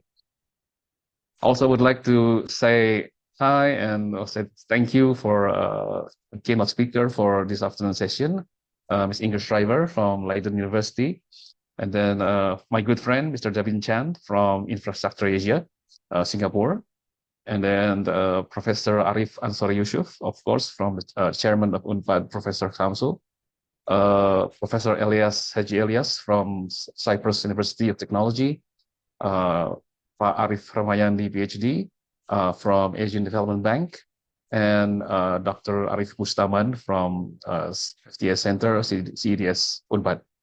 Also, our two distinguished moderators, Pak Adiatma Yudhistira Manogar Siregar, who already guided our discussion in the morning session. And of course, I would say also like to say hi to Pak Maxensius Trisambodo, who will help us in moderating the activities in afternoon session. So as a background information, as Pak Indra Sofyan already mentioned in the morning session, Bapeda Jawa Barat is responsible in developing many documents, planning documents. We have just finished the RPD documents, 2024-2026, which is basically a transition document. As you all may know, next year we will conduct simultaneous general election. So there will be some quite significant time in vacuum of power. Yeah? So there needs to be a transition planning document. We have also finished RKPD, so it's like yearly or annual development plan for 2024. And now we are now developing like an early draft for long-term development plan or RPJPD for 2025 to 2045. And then we have to finish this document by the end of this year. And then early next year, we will start to develop the medium-term development plan or RPJMD 2025 to 2030, which will serve as the material for the debate for the next governor. So also the challenges that we face in West Java, I think for the next 30 years, at this moment, also a challenge for West Java. Now, at this moment, we have almost about 50 million population, and in 2040 will be about 55.831 million, and then in 2050, 57.369 million. So this is a great challenge for us, and as you can see, the structure of the population will be very much different between now and 2050. Different composition. There will be more active age population, which will serve as advantage for us as the capital development capital for West Java, which we have to capitalize for our own advantage. And then from internal study from Bapeda, we have identified at least 8 challenges in West Java development for the next 20 years. First of all, of course, economic development in West Java is also always #1 in Indonesia in terms of economic growth, but we still have some homework that needs to be addressed, mainly related with poverty. It's still highest, one of the highest in Indonesia, and then unemployment rate. At some point we are like #1 in Indonesia, and of course the gender ratio. Yeah, so inequality in terms of income. And then we also have spatial planning of West Java, which is already regulated in regulation in 2022. We have additional area of 12 miles offshore area that needs to be well planned, and we need to see this also as the model for capital for development. The third one is the movement or the moving of Indonesian capital to Kalimantan, which can be a challenge for us, but can also be opportunities for us. There will be some economic opportunities that needs to be capitalized. And then, of course, the environmental issues like carrying capacity, climate change, and energy transition mechanism, which will also be a great challenge for us. Number 5, as I mentioned above, about the population growth, estimated to be 60 million, maybe a different number from above. 60 million is without intervention. Yeah, so in 2045 is not not easy to handle this much population with such a limited land. Yeah, something like that. Number 6 is digitalization and high tech, the implementation and impact of electrical vehicle, which also and also other types of business ecosystems such as blockchain, etc., will impact the type of business in West Java. And then the social and cultural issues, tradition versus modernization, urbanization versus rural area versus passion. And also the last one, there will be some new districts or new cities which concern with autonomous regions arrangement that will affect the political structure in West Java. This is at least 8 challenges that we see will happen to us in the next 20 years. So why this event? So today it will be international webinar, which is part of our event that we called West Java Development Forum, or WJDF 2023. So to develop our long-term development plan, we need to take into account several inputs and opinions from various stakeholders. Yeah, so that's why we designed this West Java Development Forum in a series of discussion forum designed to obtain strategic issues and concerns raised by various development stakeholders. That's in order to provide substantial inputs to the long-term development planning document, yeah, or RTJPD 2025-2045.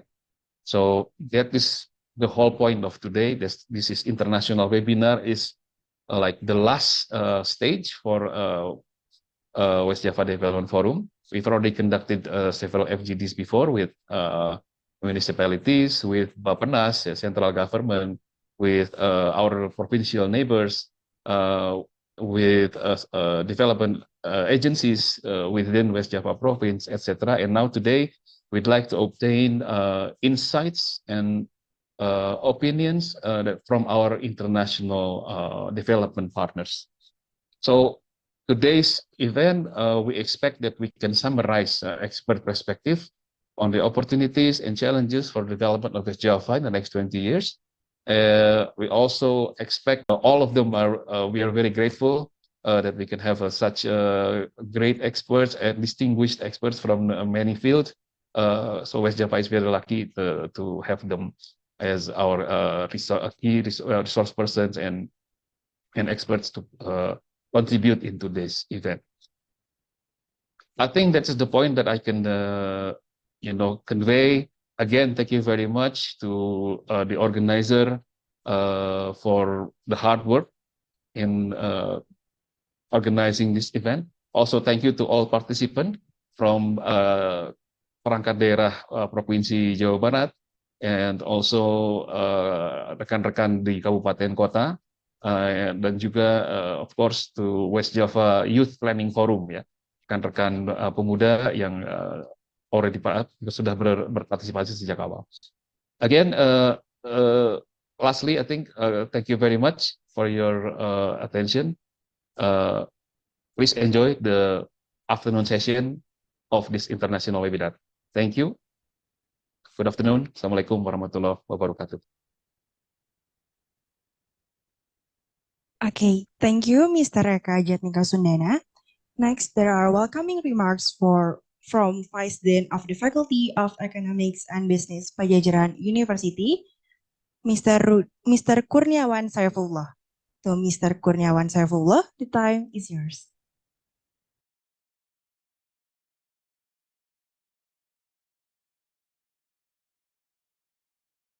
Ladies and gentlemen, dear participants, and particularly our distinguished speakers from national and international experts, very good afternoon. Assalamualaikum warahmatullahi wabarakatuh. Shalom, Om Swastiastu, Namo Buddhaya, Salam Kebajikan. First of all, I would like to introduce myself. My name is Kurniawan Saifullah, the Vice Dean of Resource and Organization of the Faculty of Economics and Business, Universitas Padjadjaran. I am representing my Dean, Professor Nurul Afia, who has been welcoming you all in the morning sessions. However, she could not be here in the afternoon session as she has to attend any other important meeting in which the faculty is assessed by the International Accreditation Board. So she sent her best regards to all of you for this very important forum. On behalf of the Dean of the Faculty of Economics and Business, Universitas Padjadjaran, I would like to extend a heartfelt welcome to each and every one of you to the West Java Development Forum, Expert Insights on Global Conditions and Development Strategies for West Java in the next 20 years. This extraordinary event is the result of a collaborative endeavor between West Java, provincial government, and the Faculty of Economics and Business, Universitas Padjadjaran. Together, we embark on a journey to explore and shape the future development of this vibrant region. In this context, I would like to thank West Java government, particularly the Director of Regional Development Agency, or Bapeda, Mr. Indra Sofyan, and the whole team who have prepared this prestigious and important forum. This webinar has been meticulously crafted to unite the wisdom and expertise of distinguished professionals with the ultimate goal of charting a path for West Java's future growth and prosperity. We firmly believe that by pooling our collective insights, we can together develop a blueprint that will guide us through the dynamic and uncertain times that lie ahead. The forum itself will revolve around 4 key themes. Firstly, addressing challenges, delving into global uncertainties today and their effects on West Java's economy, human capital, and future job prospects. Secondly, embracing progress, exploring how rapid advancement in science and technology, particularly digitalizations, can enhance well-being and competitiveness. Thirdly, fostering innovations, discussing the use of innovation and technology across various sectors as strategies to strengthen West Java's development. And lastly, building alliances, highlighting the importance of collaborations among public and private sectors, as well as national and international institutions, to capitalize on opportunities and tackle challenges in West Java's development. After the morning session, which has highlighted the strategic issues in development, from the issue of socio and political issues to education agenda for future development in Indonesia, particularly in West Java, these afternoon sessions will highlight the economic development issues from the poverty, inequality, trade issues, to the empowerment of society, as well as micro, small, and medium enterprises.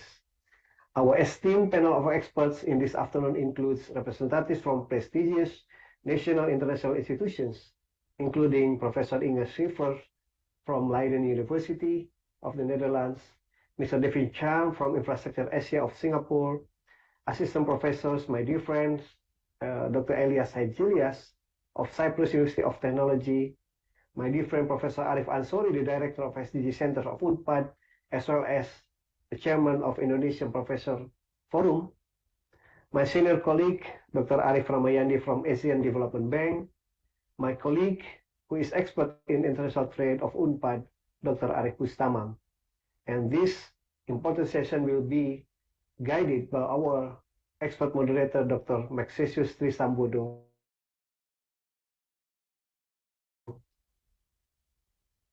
I am sure this afternoon session will result in many fruitful perspectives and inputs, particularly from many angles which are needed to be considered to answer the challenges for the future's development. And as a closing remarks, I would like to express my heartfelt gratitude to all the participants, speakers, and organizers who have played an instrumental and important role in bringing this event to realizations. Again, let us embark on this intellectual journey together striving to illuminate the path towards a prosperous and resilience in West Java. Thank you, and let us commence our enlightening discussions. Shalom, Om, Santi, Santi, Santi, Om. Very good afternoon. Assalamualaikum warahmatullahi wabarakatuh. Thank you. Okay, thank you for the welcoming remarks, Mr. Kurniawan Saifullah. Okay, so let's move on to the next agenda, is a photo session, and I would like to invite all of the participants to turn on the camera. Okay, so let's get started from slide 1. 1, 2, and 3. Slide 2. 1, 2, and 3. And last slide. 1, 2, and 3. Okay, now I'd like to call upon our keynote speaker, Ms. Inge Schrijver, to share their knowledge and expertise on the topic of development beyond GDP, navigating well-being, inclusion, and sustainability.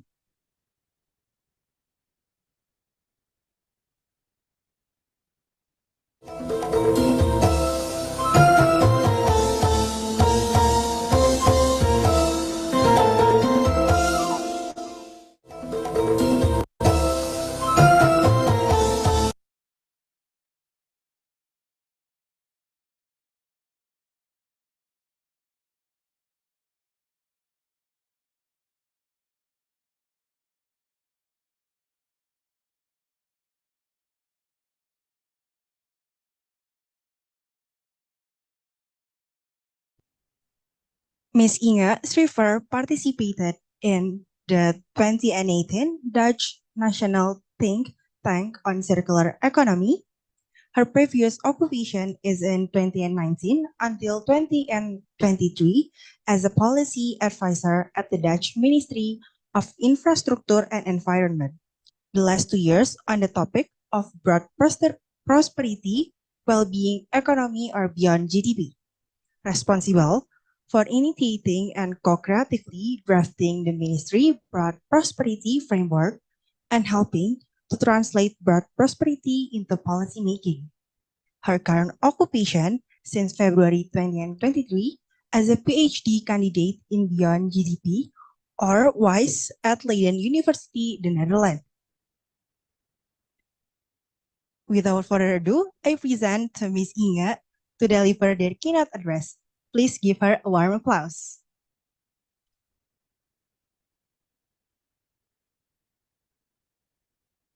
Great. Hi, everyone. I'm going to try to share my screen.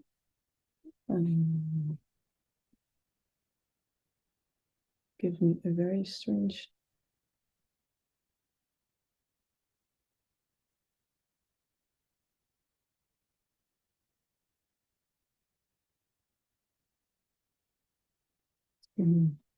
My system is very strange. Give me all sorts of error messages. I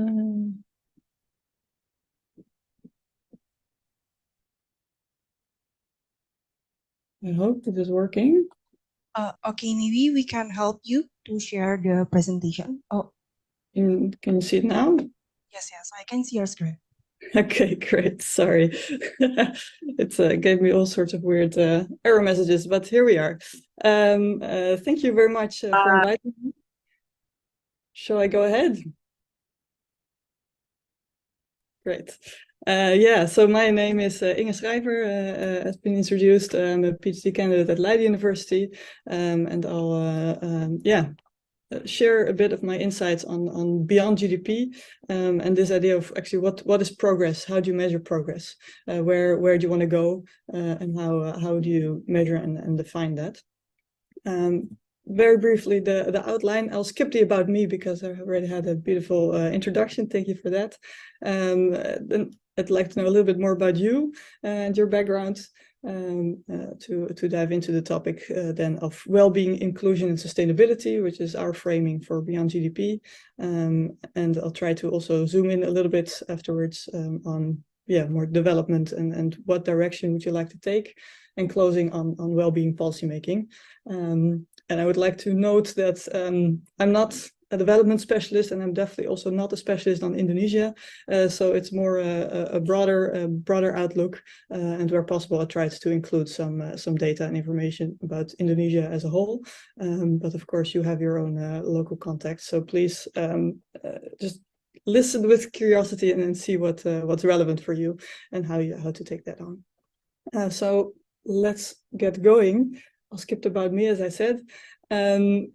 A bit about you. Please go to wooclap.com and we'll have a few questions there so that I get to know you also a little bit and see who's in the room, the virtual room. So please go to wooclap.com and then the event code, this code.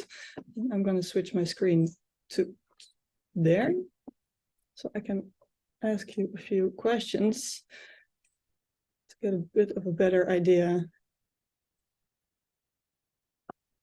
to get to know each other a little bit.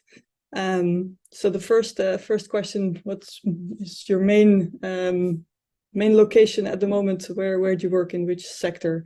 Are you working for a national government, local government?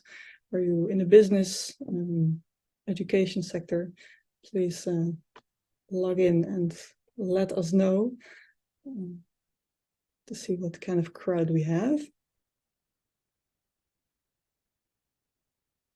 If you have any problems, you go to wooclap.com and use the code. Slowly answers are coming in. That's great. Refresh my screen. Lots of local government officials so far. That's very nice to see. Makes a lot of sense as well, I think, since you're developing the plans. Some national governments. I'm going to wait a little bit longer to see if there's more people able to join. You can join through your laptop or phone if you go to the website and add the code.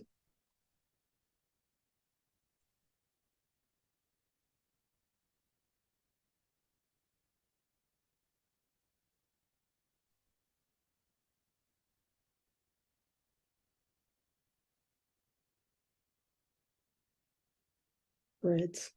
Big government crowd. I'll end also with a few more practical tips on policy making, where you can find some advice and some guidance. So hopefully that will be useful for you. Right, then I'll go to the next question. What would you say that your area of expertise is? So are you an economist? Are you an educator? Are you a development specialist? Do you know everything about trade?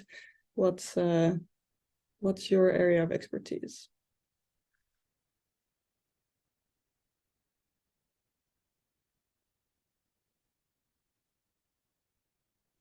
Right, very, very relevant.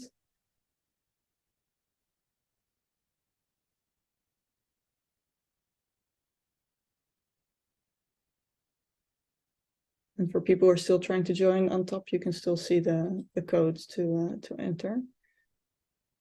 A lot of planners, combined with the previous question, a lot of local planners making the development plan, I'm assuming. Very interesting. For an infrastructure, finance, data analysts, information technology, researchers, environmental management, also very important. I'm an environmental scientist by training, so that makes me happy.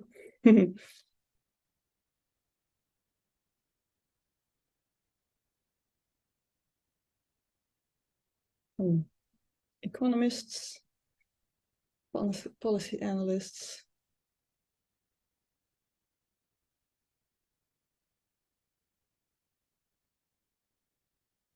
Wonderful. We have a good broad crowd. That gives me a bit of an idea of your background. Then I'll go to the next question to zoom in a little bit more on the topic of well-being. What is in your life important to your well-being, would you say? if you think about maybe a moment where, well, you were very happy, what was it that made you happy? Or if you had a lesser period, what did you miss?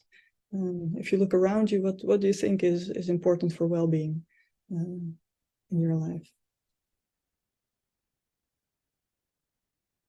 Apologies to the urban planner, that was to the previous question, I think. Lots of family.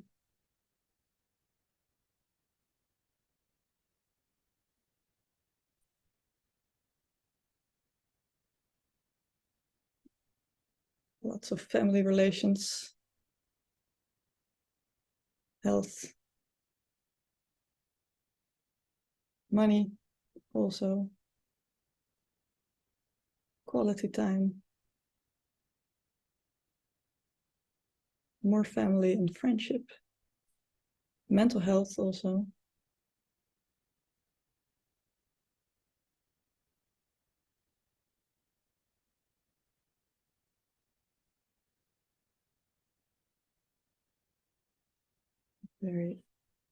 Very nice.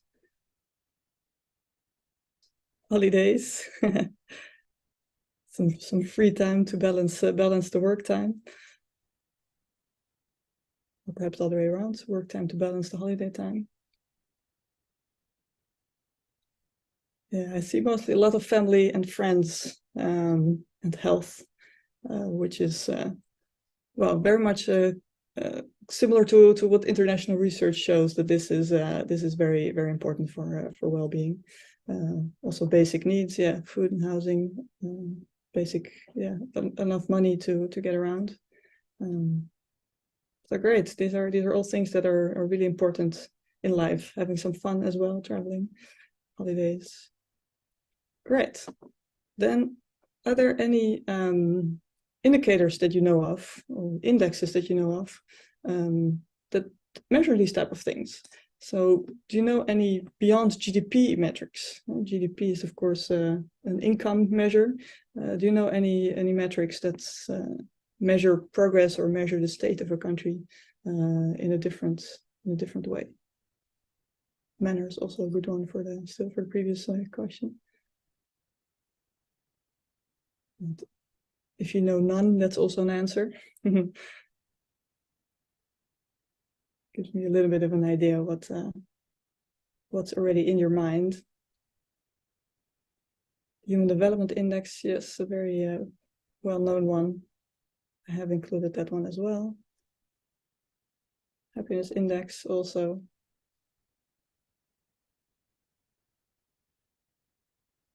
First National Happiness, yeah, from Bhutan. It's a very, very well-known one, very well-developed one already since the 70s. More HDI, Human Development Index. Great. Well, thank you very much. More Happiness Index also. Wonderful. I will come back to a few of those things in my presentation, so that's very nice. Good to have a bit of an idea of your background and expertise. Also the inequality adjusted HDI, very, very important one. Green GDP. Wonderful, thank you very much. I will close this one and go back to the presentation.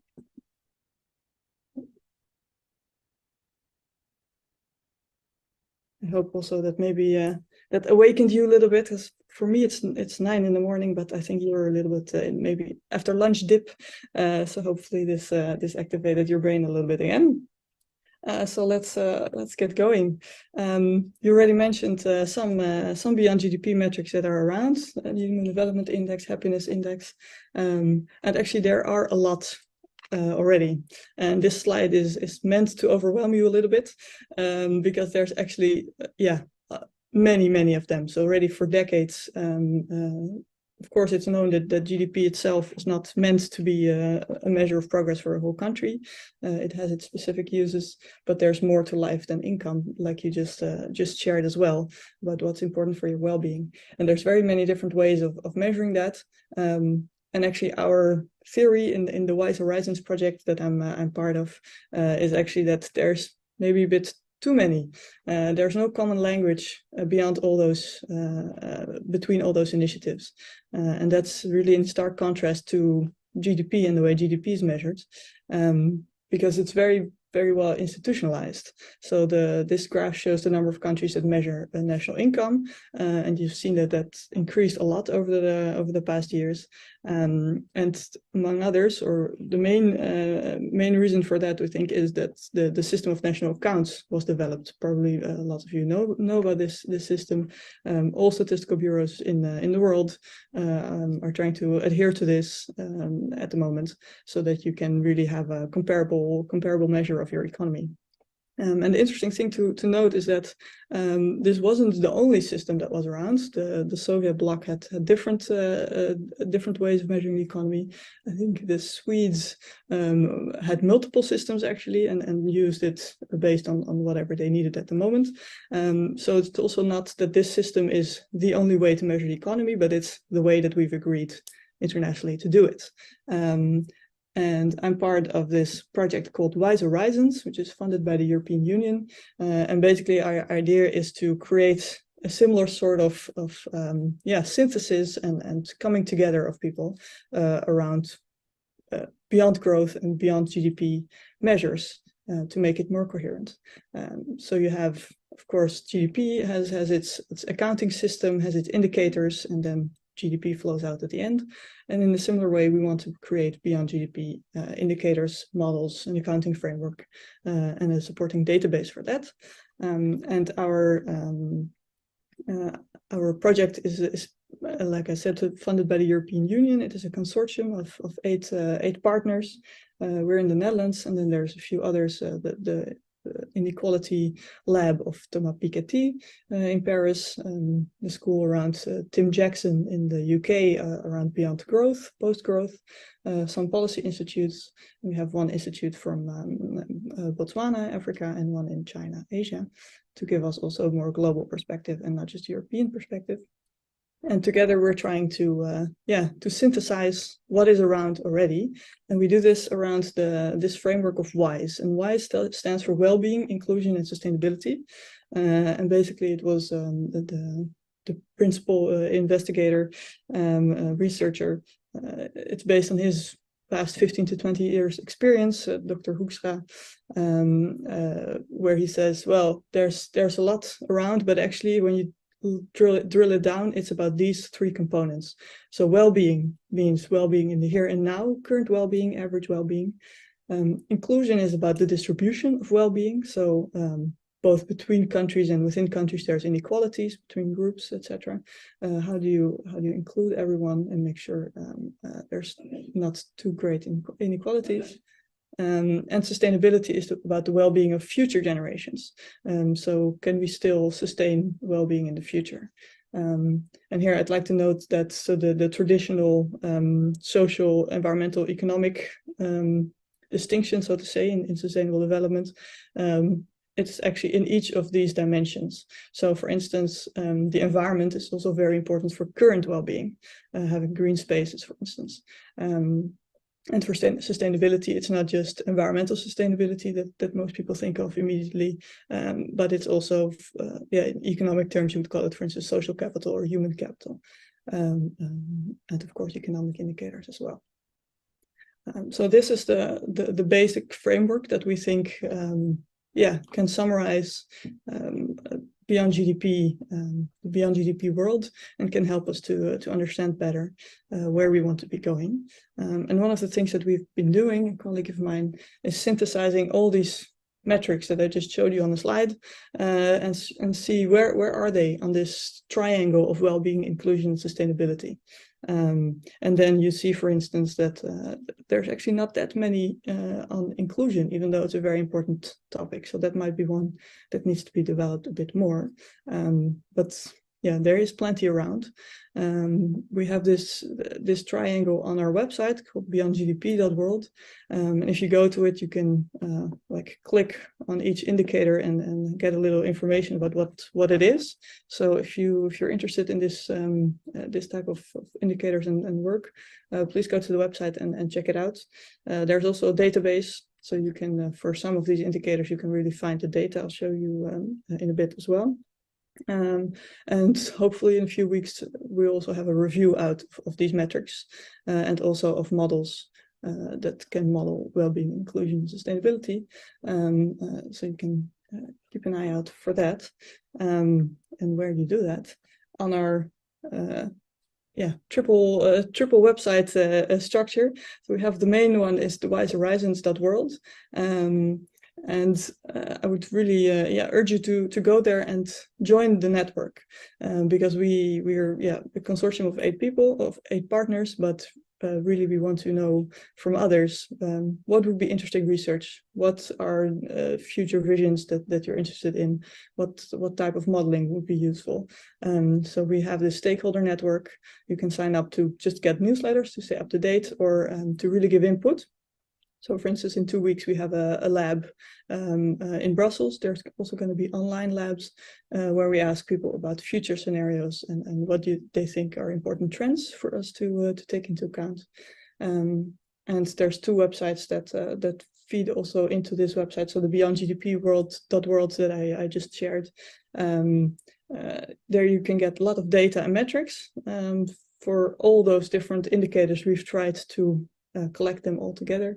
And there's the World Inequality Database of the Piketty group in Paris, where there is actually a lot of information about inequality. Also, for instance, carbon inequality. So which part of the population emits which part of CO2, for instance. So that's a resource for you to check out. And this whole process is actually very timely because there's a big momentum around Beyond GDP. The United Nations Secretary General has issued this policy brief in preparation of the Summit of the Future in 2024, and calls upon member states to together draft a conceptual framework. And here below you can see the outcomes that are proposed there, which very much aligns with this WISE framework. So well-being and agency in the here and now, respect for life and the planet, or sustainability broader in the future, and reduce inequalities and greater solidarity. So this is really something that also the UN system is trying to adopt. And moving to 10 to 20 indicators to make it more specific and manageable. So this is a big momentum growing around this topic internationally. Then I would like to zoom in back a little bit to your context and your question of a long-term development plan and where should it go and what. This is really a presentation on measurement and then progress, the idea of progress and what is it. So what measure of progress can you take into account when you develop such a plan? There is of course GDP, and I think in the Indonesia 2045 vision I read something also about wanting to improve the GDP ranking, but there's of course many other topics that I've seen you've been addressing as well. And how do you take those into account? Because this WISE framework and the UN process, it's a long-term thing, but you need something now. So what are some inspirations perhaps for you to take into account? Well, first of all, the Human Development Index is around, as many of you are already aware of. So that's great. It's a UN initiative started in the 1990s. It basically measures a long and healthy life, so life expectancy, knowledge or education by mean years of schooling and expected years of schooling, and a decent living standards by GNI per capita. And through a calculation system, they measure the HDI from that. And if you're interested in this this index, you can take a look at the database I just mentioned, and for instance, take a look at Indonesia as a whole, and see the development that's been going on in the past years. It's very impressive, I must say. 0.7 is considered high, so that's very good. You see a lot of progress has been made, and now, of course, really the question is where do we want to go in the future, and what's needed to continue or keep this trend. A very different approach that you could take is what we call subjective well-being, which means just asking people how they're doing. So really the lived experience, and this one that I present here, it's one of the examples. It's yeah, internationally big one, because there's the Gallup World Poll that yeah, asks this question to a big panel of people all across the world. And it's basically this: you're asked to imagine a ladder, and the top is the best possible life, and the bottom is the worst possible life for you. And imagine for yourself where you are on this ladder at the moment. How do you feel? More towards the bottom, more towards the top, and you mark it, and then it gets calculated, of course, for the whole country. And the top 7 to 10 is classified as thriving, so people are really doing well. 0 to 4 is people are suffering; it's not going very well. And in the middle, people are struggling. And this development for Indonesia looks actually quite different from the previous one. It goes a bit more up and down, and it's in the area of struggling, so not thriving yet. So a question might be like, why is this, and what influences people's state of mind, and how could we improve that, for instance? So these were two measures of progress that are about current well-being, and an important dimension, of course, is also future well-being. So just briefly, one that's quite interesting, because I think it also reframes the idea of efficiency, is this Happy Planet Index, where they take the experience well-being that you just saw, the same data, and life expectancy, and divide it by an ecological footprint. So basically what they're trying to calculate or to show is how efficiently do you translate using resources into a happy life. So how much life or happy life do you get out of your resources, which I think is an interesting idea of different type of efficiency in a sense.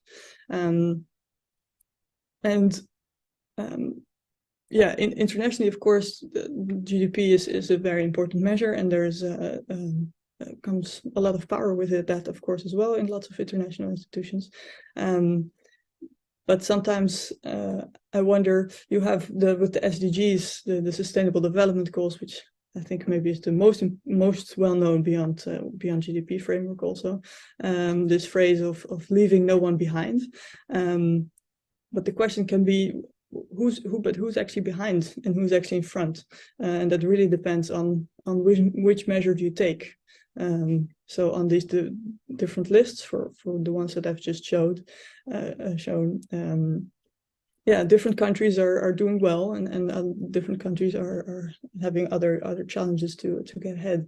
And specifically, when you look at the Happy Planet Index, it's really a completely different picture from the other.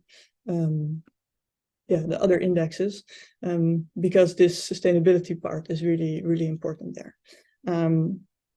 But most of all, I would actually, personally say, don't look too much at lists, and really look at your own context, look at your own challenges. Don't follow anyone's path, but follow your own path.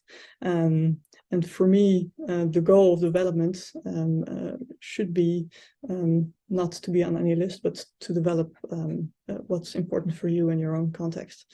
And I think this picture shows the challenge that generally exists in the world quite neatly. It shows the Human Development Index, so this idea of education, life years, and GDP. versus your ecological footprint. So how many Earths would you need to sustain your life if the whole world would live like that specific country, and each bubble is a country. Yeah, here you see, if you would frame development like that, that really we're all developing countries. Because for me, the target space would be here in the right bottom, because that means that you have sufficient standard of living, or sufficient development that we say 0.7. Of course, you can also argue the level should be somewhere else, but this is the international agreement. And you should stay below 1 Earth, because we only have one, of course. So the goal is really to move towards the right bottom. And yeah, each country has their own challenge in that. The countries on the left are within 1 Earth, but people are not doing that well. And a lot of countries up here, maybe the people are having a better life, but it's at the cost of other people's lives. So everyone has their own challenge. And you see there's only a few countries that are actually within that space right now. And actually Indonesia here is right on the border. And you can see that actually in the next graph, where a different way of picturing it is the donut economy, which has the ecological space at the outer side, so CO2 emissions, biodiversity loss, and that kind of thing, but a social floor in the middle. So a good life, people need certain things for that. And here you can see on the left from 2005, and on the right for 2015 of Indonesia. And there, it's a different way to show your development in a sense. So you see that actually in the middle, there it's less red, so that's good. In general, life has been improving, but also the ceiling is more or less reached. So for the years ahead, the challenge would be to improve the life in the inner circle without exceeding those outer boundaries. So that for me is how I would formulate a development challenge. And I'm gonna come to an end right now, but just wanted to give you a few guidelines, maybe if you're interested in this well-being economy topic, and how do you develop well-being economy policy with all the policymakers in the room.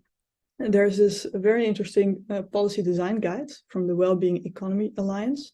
So if you go to their website, weall.org, and then to the policy side, it's a guide based on international experience. They've done a lot of studies and compared different countries and looked at, okay, how can you create well-being policy? So they really take you through different steps, and you can look at what's interesting and relevant for you. And it's also been made into a more interactive website by the Zoe Institute, which is a partner in our consortium, with really a lot of tools. So if you want to craft a well-being vision, how do you do that? How do you engage with stakeholders, for instance? All sorts of different types. Also well-being data or surveys. How do you craft them? And for each stage in the policy design process, they have different tips. So yeah, I'd really recommend taking a look if you're interested in well-being economy policy, and how, if you don't know where to start, then start there. They will help you out. So to close, if you need any other resources, go to our various websites. You can find lots of data there, lots of information about different measurement systems. Go to wisehorizons.world and really sign up for the stakeholder network. That helps us a lot, and we hope it also helps the people in the network to really create this synthesis and getting together. And if there's one thing for you to take home from this presentation, for me, it's the framework of well-being, inclusion, and sustainability. Think about your local context and how can these three elements be included in your plans. What is important for people's current well-being? What needs to be improved? How is the inclusion? How is inequality, and what needs to be improved there? And how can we ensure that it's sustainable so that people in the future can also have a well-being? So thank you very much.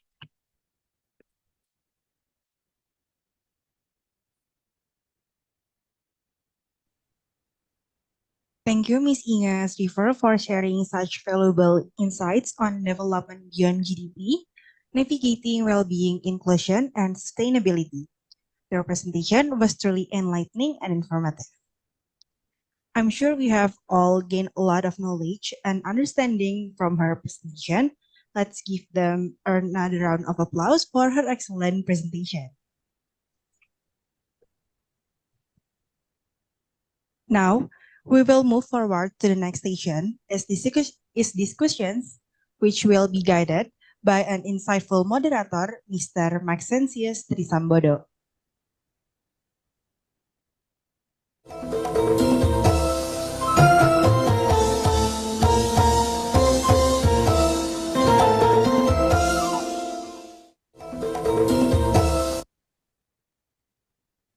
Mr. Maxentius Trisambodo is a principal researcher at the Center for Economic Research Indonesian Institute of Sciences, active as a lecturer in the Master of Management program at Gadjah Mada University and in the postgraduate program in Business and Politics at National University.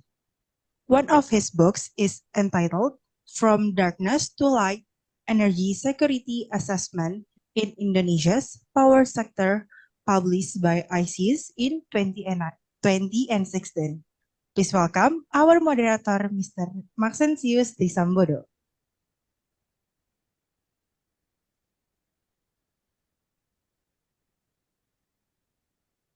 Okay, thank you very much, Inge. Can you hear my voice?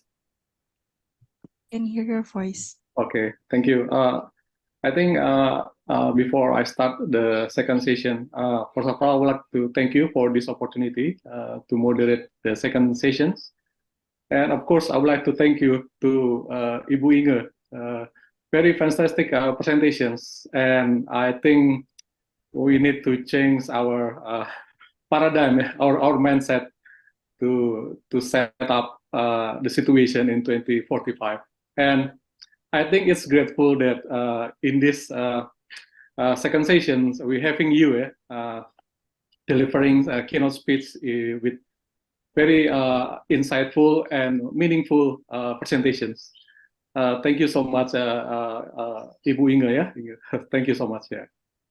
So I think in the second session, international webinar, we have 5 presenters, and I think it's interesting because in the second sessions we have good combinations between the private sectors, academics, and also some practitioners here.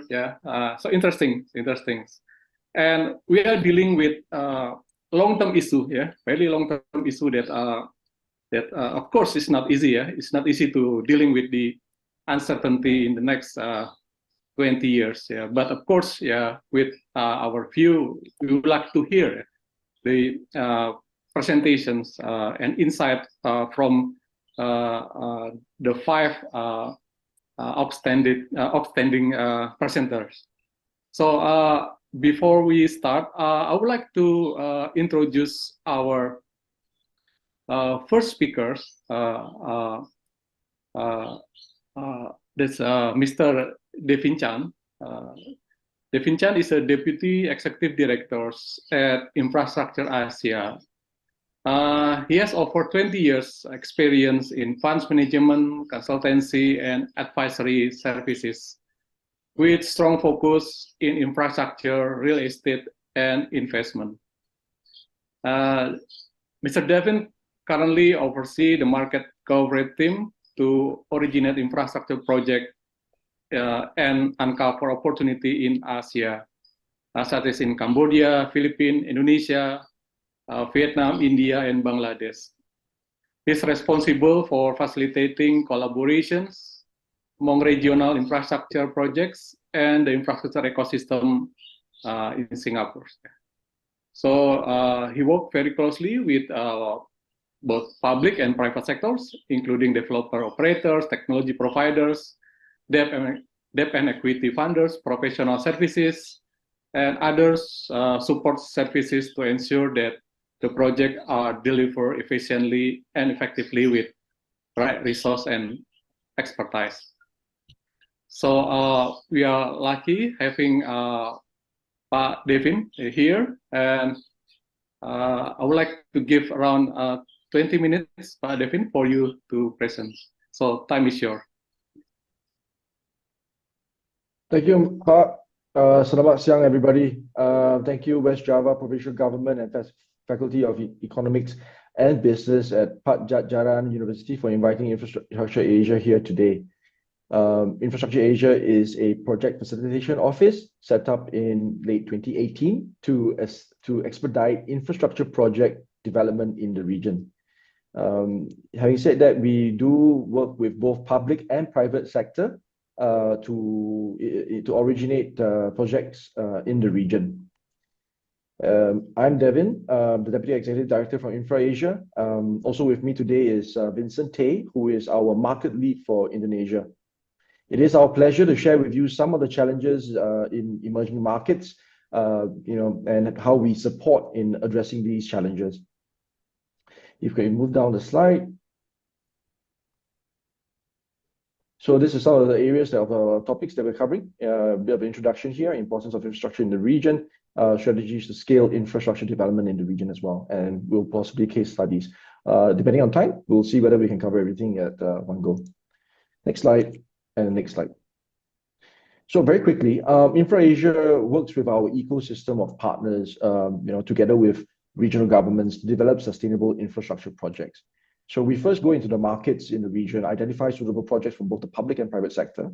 And then from that, we would then leverage of our relationships and our connections also to the various multilateral development banks, the development financing institutes, export credit agencies as well as also the private sector players. Now that comprise the financing aspects, which is both from the debt perspective and also the equity perspective, so infrastructure funds and lending banks as well. Through that, we then identify sort of projects that they can then go partner up with the projects in the region to identify, first of all, whether or not it is a project that requires technical assistance to help with the which is the feasibility study or market study, and also to help run a PPP tender process, perhaps. In that sense, and thereby bringing in the private sector to come and bid for these projects in your region, for example. At the same time, we also leverage off the public sector agencies in Singapore, who have quite a bit of experience in developing infra projects, and also to get them to share some of the thought process considerations when establishing frameworks and policies for the infrastructure space. So these are some of the things that we tend to focus a little bit more when we are going into the markets as well. Next slide. Now we basically, as mentioned, we cover six markets a bit more. One of them, they are Bangladesh, Cambodia, India, Philippines, Vietnam, and of course Indonesia. In that, we cover most sectors, but we spend a bit more time on 6 core sectors, which are circular economy, which is basically your waste to resource, waste to energy as well. Digital infrastructure, which is your data centers, your telecom towers, and also the fiber optics as well. Energy. Now, energy is a bit broader. We cover renewable energy, as well as decarbonization through the built environment. Now, what that means is that looking at options to retrofit existing buildings with energy efficiency solutions to reduce and manage energy consumption, thereby also reducing the energy costs and the carbon footprint at the same time. So this is where we look at existing, for example, the chiller systems in some of the buildings or in the industrial parks, for example, and then trying to manage that consumption. At the same time, installation of rooftop solars that will help to reduce the reliance on the grid for energy as well. Now, then we go down the line, supply chain logistics, And then transportation, obviously, that's a big topic for everybody. You know, that could be in form of your toll roads, airports, ports, on those fronts. Last one, obviously, is the wastewater and water treatment. All right. In Indonesia and West Java, we have a strong focus in transportation, waste and water treatment, and digital connectivity as well. Can I go to the next slide, please? Okay. Now, can I go back to the demand partners first? Yeah, thank you. So in all the markets that we go into, we establish a very strong partnership with local communities here, and local public sector and private sector. But as you can see, we have a working MOU with the government of West Java, also with PTSMI. And in the other markets like Philippines, we have PPPC. In Cambodia, we have the Ministry of Economy and Finance. And also at the same time, we also work with all the multilateral development banks, which are your ADB, IFC, World Bank as well, DFC, MLIT in Japan. So these are some of the partners that will help to look at the projects sometimes at the early stages, depending on the life cycle where the asset is sitting at the current time. Next slide. So these are some of the pictures that we have taken of the works we've done in market. As you can see on the top left corner, this will be a familiar picture of the governor. And also recently we went into market bringing 2 solution providers for the mobility bus rapid transit system, which is the West Java Future Mass Trans. On that basis, we brought in one player that would look into delivering on the system integrated for the mobility, as well as the operator function for buses. Okay.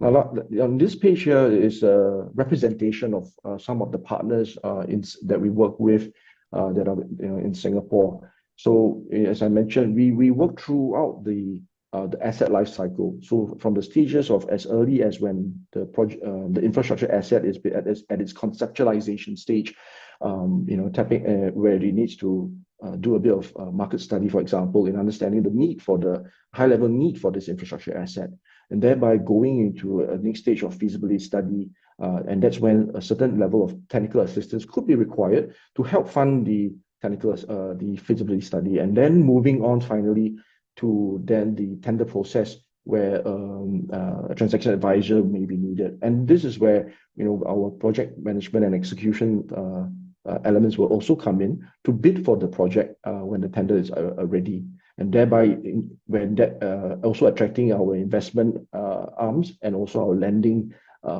banks to come in to fund these projects along the way. Now, once the project has been passed its tender process and the successful bidder has been awarded, then it goes into the delivery stage of actually construction and operations. When that is done and a stable flow of income has been achieved, that is when you then could potentially look at asset recycling or capital recycling in that sense, where the asset could be sold wholly or could be partially sold off to a potential fund, for example, to come in to enjoy the stable cash flows of the asset, such that the cash from this asset can then be recycled into developing other infrastructure assets in its pipeline. So these are some of the elements that we work through.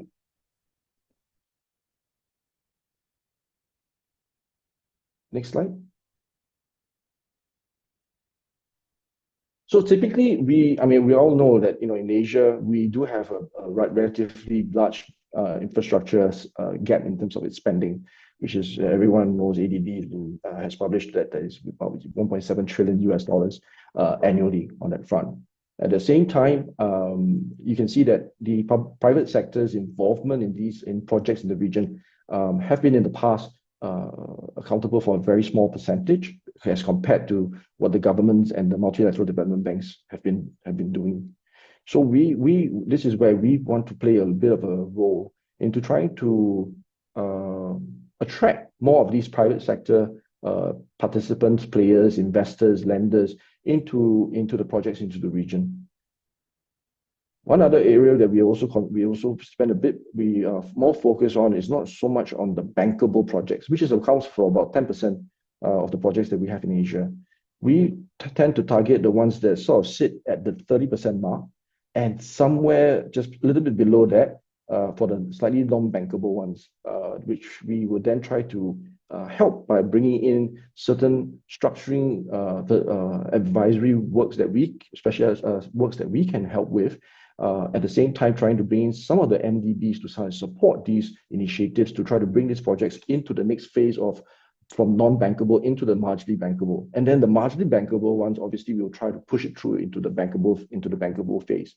Now, that will require us to also do quite a bit of work in terms of understanding the needs of some of the players in the private sector markets in terms of the return requirements, transparency in terms of the cash flows, the surety of the cash flows, and a certain level of protection, if you like, in terms of them being able to repatriate some of the dividends from the operations that they do in these assets at the same time.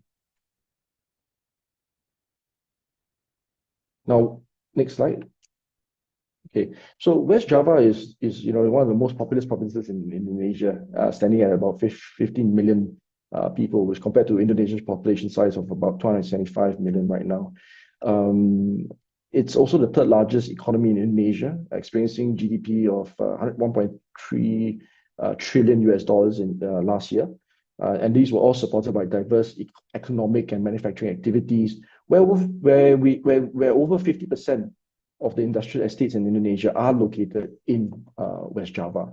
Now, as the region continues to grow rapidly, we do see that there is a need there is a strong pipeline of infrastructure development is needed to support this growth in areas like transportation, water sanitation, clean energy, and of course, housing will have to come into play, and then followed by also healthcare and digitalization. Okay. All right, so this slide is basically to identify some of the challenges, I think not only faced by Indonesia or West Java, but it's also faced by all emerging markets in our region to some extent. So we've identified certain parameters that can be challenges in a way to attracting the private sector and also to increase the bankability of projects. One area that we find that is, of course, the project structuring side, where we have high complexity and uncertain projects such as PPPs, with multi-party involvement.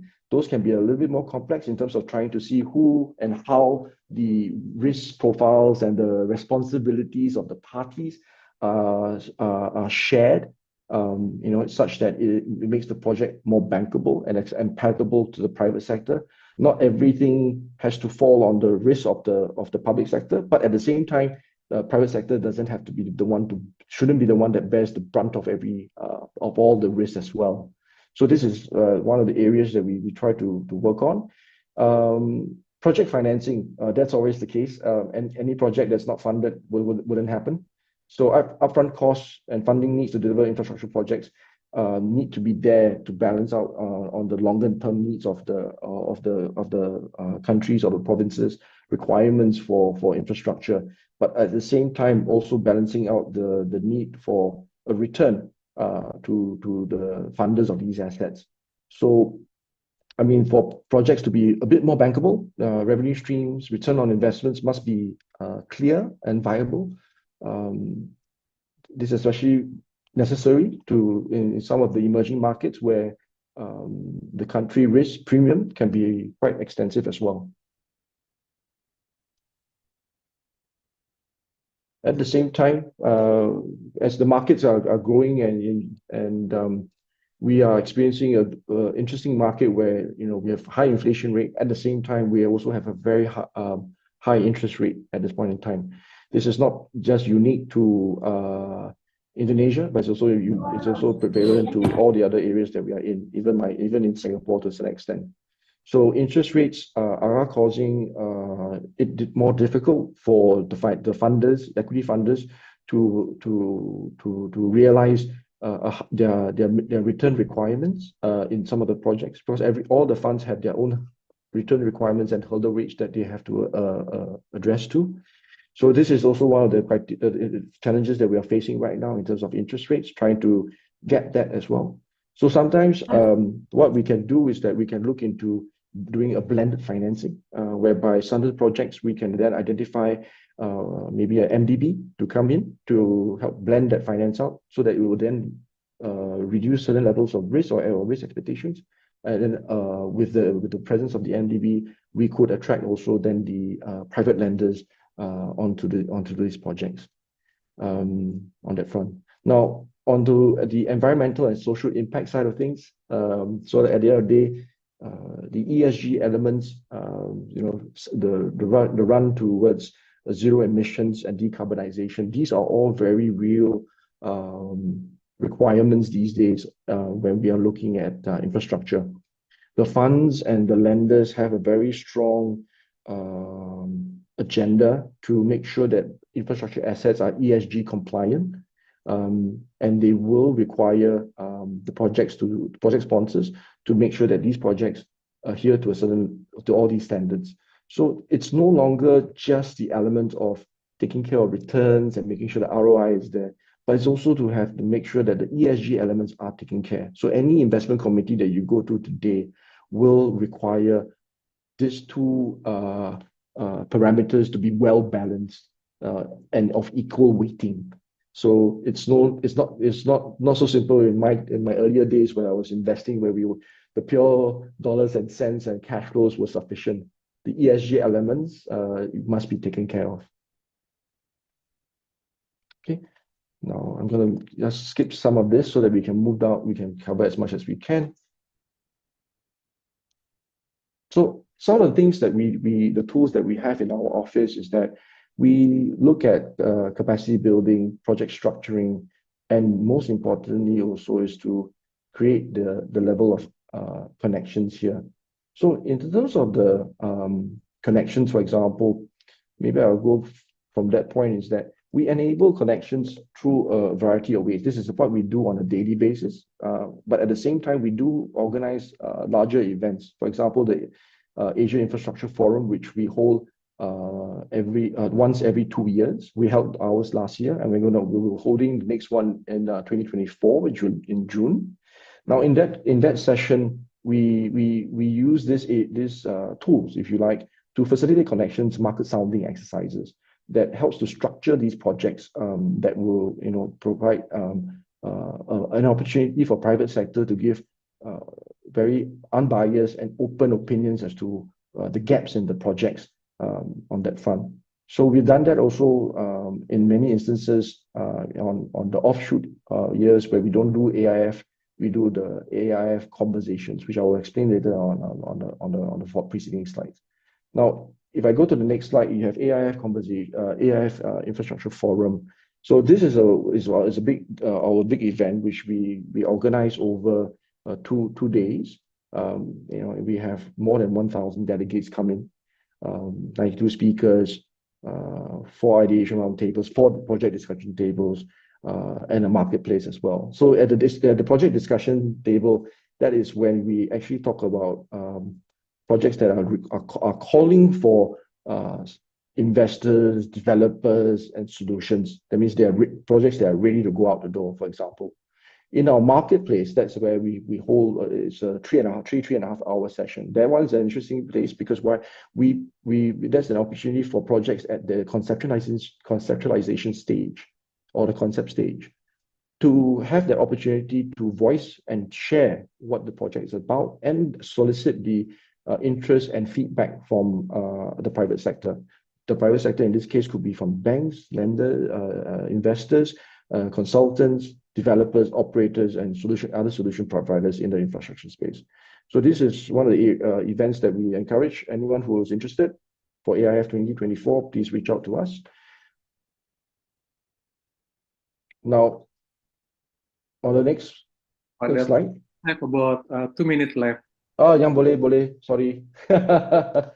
So just very quickly, we have AIF conversations, as I mentioned. We do a lot of market sounding there and pre-market sounding. This is where we at the early stage of the project, we identify what we can do for the project, where the gaps are, and then the project sponsors can actually plug those gaps before issuing a tender. So every time before you go out to the market, please remember that you need to make sure that the project is acceptable by the private sector if you're going to be trying to attract them. You need to take their comments in and see how is it that we can structure the tender documents, RFP, the TOR a little bit better. Okay, maybe we can jump to the case study on slide 25.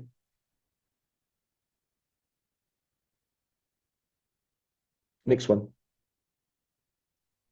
Okay, so this is I'll just end off here on this slide here. This is interesting because this was a project in Cambodia to support affordable housing through catalytic financing. What we did here was that we identified that the company here, in this case First Finance, required a funding solution. They needed international funders to come in. Now, the only issue was that because of the country risk and also maybe perhaps on the credit worthiness side, there was a little bit of hesitation from the foreign investors to actually fund this project. So what happened then, we then identified a company called Garanco, which is based in Singapore, and they were able to help to give us additional insurance in terms of default. If there were to be a default, they would then take on that liability as well. So that created increased level of credit worthiness to the project, and thereby allowing for this transaction to take place and for First Finance to actually get funded and to be able to do the microfinancing for the public housing. So I think with that, I'd like to thank everyone for their time, and feel free, if there's any questions after this, please feel free to let us know. We stand ready to support and help you in your infrastructure journey. Pak Maximus, so sorry I took a bit more time. Terima kasih. Terima kasih Pak Devin for very insightful presentations. We really enjoy your talk, Pak Devin. And please allow me for having a summary in bahasa, Pak. Yang boleh. Baik, Bapak Ibu, Pak Devin Chen dari Infrastruktur Asia baru saja memberikan pemaparan akan betapa pentingnya infrastruktur untuk mendorong pertumbuhan. Dan tentu saja pembiayaan infrastruktur membutuhkan dana yang besar dan memerlukan partisipasi dari banyak pihak, baik dari sektor perbankan, pemerintah, dan juga sektor swasta lainnya. Dan juga tentu bantuan pembiayaan dari bank multilateral. Nah, tantangan yang sangat penting tadi disampaikan oleh Pak Devin adalah terkait dengan bagaimana membantu proyek yang akan direncanakan agar bisa mempunyai kelayakan yang baik dan tentu kualitasnya juga semakin baik. Dan tadi Pak Devin juga menyebutkan akan 6 negara begitu ya yang juga menjadi arena kerja infrastruktur Asia, termasuk juga bidang-bidang yang sangat beragam ya. Dan kalau kita perhatikan bidang-bidang yang ditawarkan cukup bidang-bidang yang penting ya, dan syarat dengan green investment. Jadi itu hal yang sangat baik. Dan juga tadi disampaikan betapa pentingnya melakukan kolaborasi ya. Tadi Pak Devin menggambarkan satu sistem infrastruktur yang sangat baik ya, bagaimana antara satu komponen dan lainnya saling terhubung. Dan tentu tantangan yang juga tadi disampaikan oleh Pak Devin adalah terkait dengan beberapa isu seperti kesenjangan pembiayaan, bagaimana memprioritaskan sektor, pembiayaan yang tidak hanya mengandalkan pada anggaran negara, dan juga bagaimana membantu proyek-proyek yang belum bankable gitu, belum layak untuk pembiayaan, tetapi bisa dibantu supaya pembiayaannya bisa layak dan bermanfaat. Dan tadi juga kita lihat bagaimana tantangan yang harus dilakukan oleh banyak pihak untuk membuat proyek-proyek yang punya nilai sosial, environment yang baik bisa dibiayai ya, semakin bankable. Dan tadi juga dari beragam resiko yang disampaikan oleh Pak Devin menekankan akan pentingnya aspek ekonomi sosial tata kelola government ya, ESG komponen yang juga sangat penting. Dan tentu yang catatan terakhir dari beliau adalah bagaimana kita bisa berpartisipasi di dalam Asia Infrastructure Forum. Nah, itu adalah forum yang sangat luar biasa, melibatkan banyak negara dan banyak delegasi. Dan kita bisa saling belajar dalam forum tersebut untuk menyerap hal-hal positif ya bagi penguatan infrastruktur ke depan. Dan termasuk juga tadi Pak Devin menggarisbawahi akan pentingnya peran pemerintah daerah untuk juga bisa co-create, menciptakan bersama proyek-proyek agar lebih bankable. Demikian Bapak Ibu, kira-kira inti dari apa yang tadi disampaikan oleh Pak Devin dari infrastruktur Asia. Pak Devin, we would like to thank you for your very interesting and insightful presentations, and we learned a lot from you, Pak Devin. So again, thank you so much, and let's give applause to Pak Devin. Pak Devin, you feel free to stay with us, or if you have another activity, you can leave the Zoom meeting. Thank you so much, and see you next time. Good luck, everybody. Thank you so much. Thanks. See you guys soon. Bye-bye. Bye. Thank you, Pak. Okay, Bapak, Ibu semua, ladies and gentlemen, we are going to continue to our second speakers. That's will be delivered by Professor Arif Ansori Yusuf. Professor Arif Ansori Yusuf is a professor at economics at the Department of Economics at Padjadjaran University in Indonesia. He is also a visiting professor at Department of International Development, King College London, honorary senior lecturer at Crawford School of Public Policy of the Australian National University, and non-resident senior research fellow at United Nations University World Institute for Development Economic Research. Prof. Arif is expert in, of course, in focus on the economic development, particularly on poverty, inequality, environments, and interlinked economy with the CGA, Computable General Equilibrium Modelings. So he also a founding director at the Center for Sustainable Development Goal Studies, Padjadjaran University. And I think Prof. Arif also the former president of the Indonesian Regional Science Association. That is one of the organizations that quite important for regional economies in Indonesia and also some other regional countries. So I would like to invite Prof. Arif to give a speech for about 20 minutes. Prof. Arif's time is yours.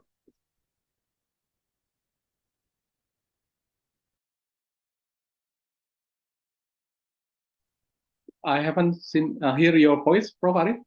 Can you make it loud, please?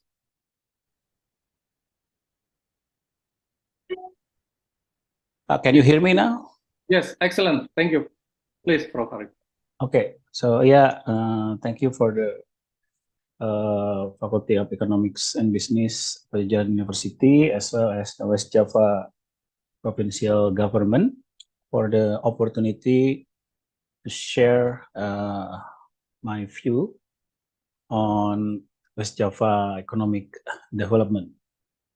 The title of this presentation is Confronting West Java Grand Challenge. So from paradigm shift to policy actions. So I would like first to share with you what I think the potential of West Java.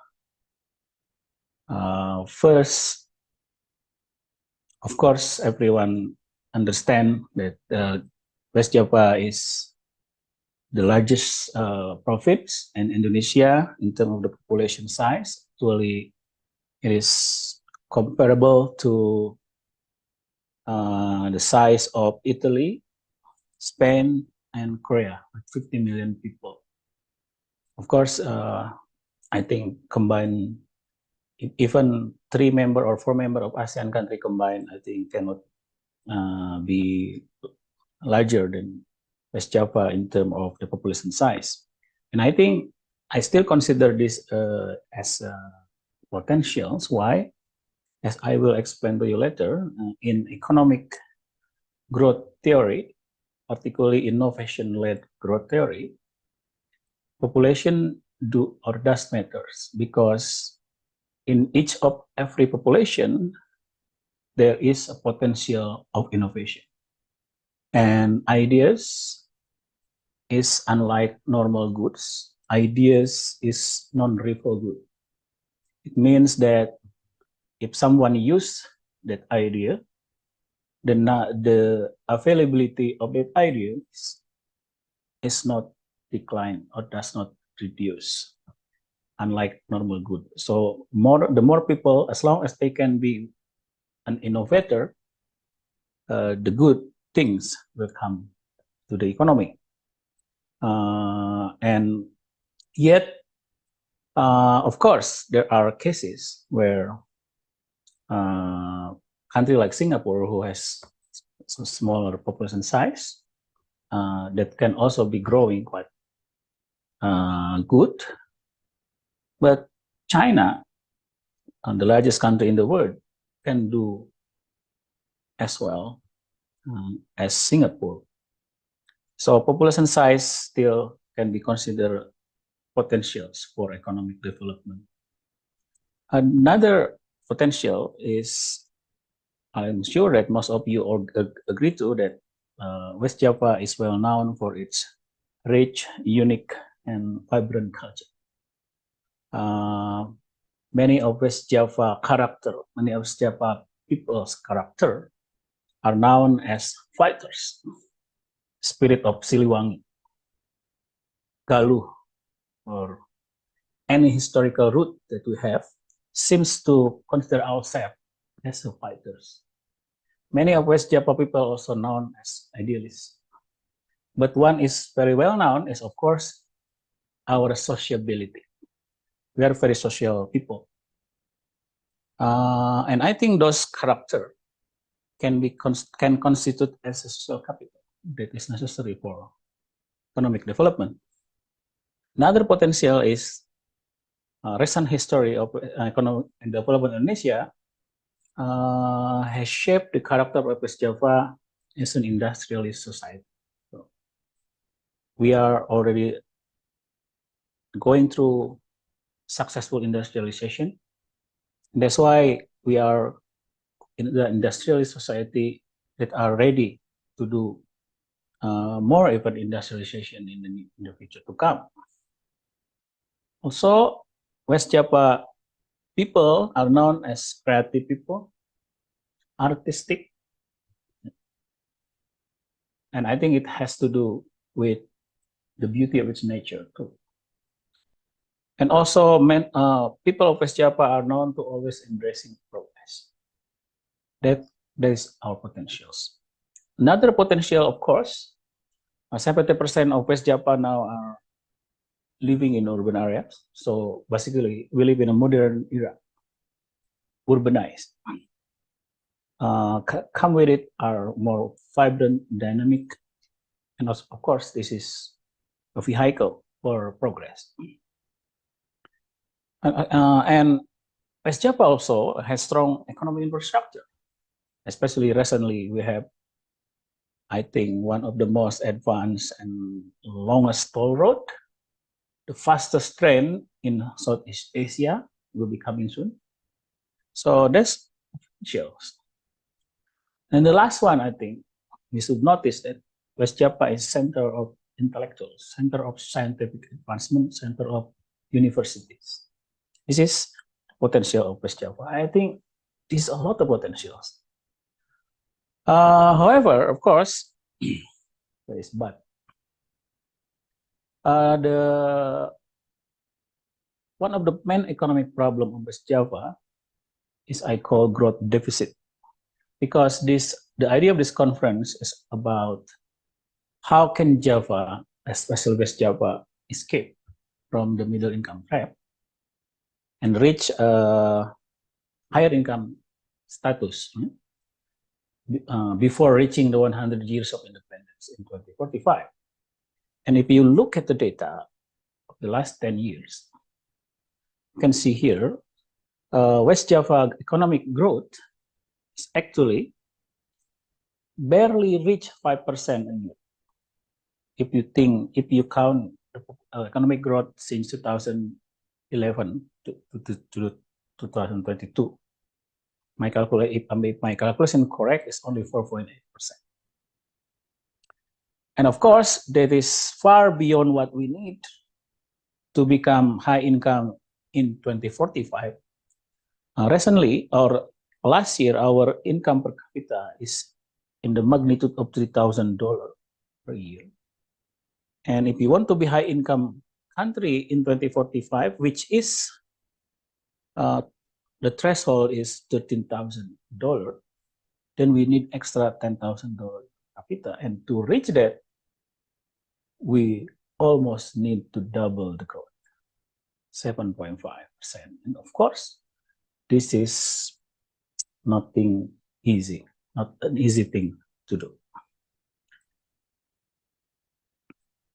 So why deficit? How can growth West Java, or maybe Indonesia in general, experiencing a deficit growth? Are we growing as an underachiever? Can we grow more than 5%? Well, of course, most likely, yes, we can.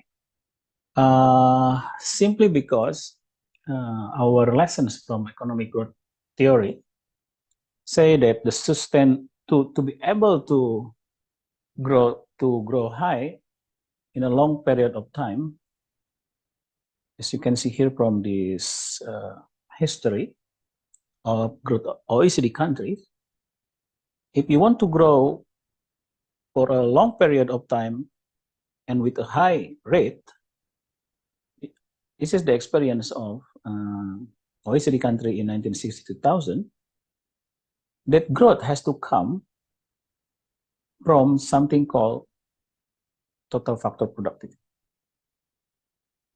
Here.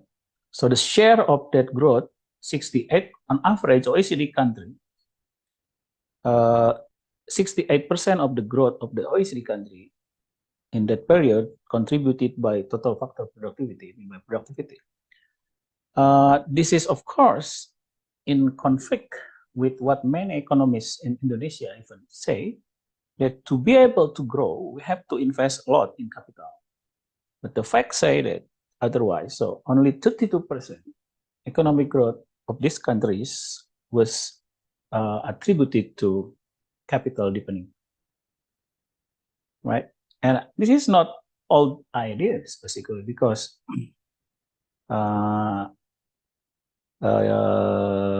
as Paul Romer, for example, the Nobel Prize winner in 2018, say something very fundamental. He said that ultimately, all increases in standard of living can be traced to discoveries of more valuable arrangement for the things in the earth and atmospheres. What does it mean? It means that if we want to grow, we want to become high-income countries, it does not really have to do with how much capital we invested or else, but the know-how that we acquire to be able to mix all these elements in the universe to become something else that has more value added. So basically, not necessarily the management of asset, not necessarily the management of resource, but the management of atom. The management of atom. How the element, atomic element, how can we convert the nickel that we have into electric vehicle batteries? How can we convert the aluminum into a laptop. That's what it said. That's how we can grow, according to Paul Romer. And I think it's very fundamental.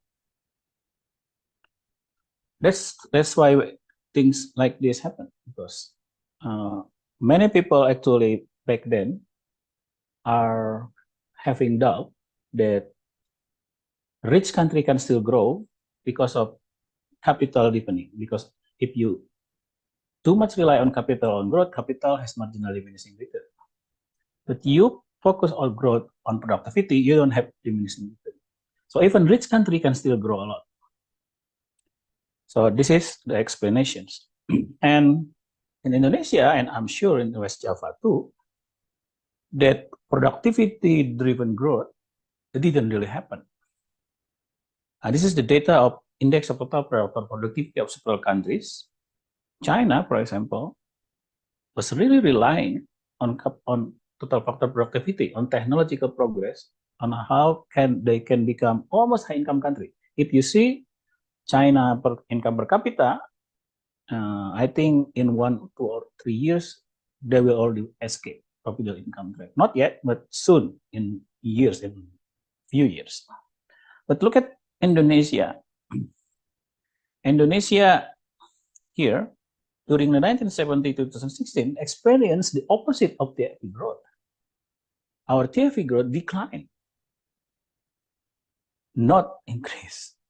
So what I mean is the 5% growth that we have, including what West Java have during the last 2 decades, actually could have been higher if we focus on productivity instead of capital or investment. Or maybe we don't invest enough in creating productivity. And other than growth deficit, I think West Java also has so human capital quality. If you look one of the indicator, for example, the years of schooling in 2022, you can see that West Java is only one level, a little bit above country's average. Compared to Jakarta, for example, is the highest.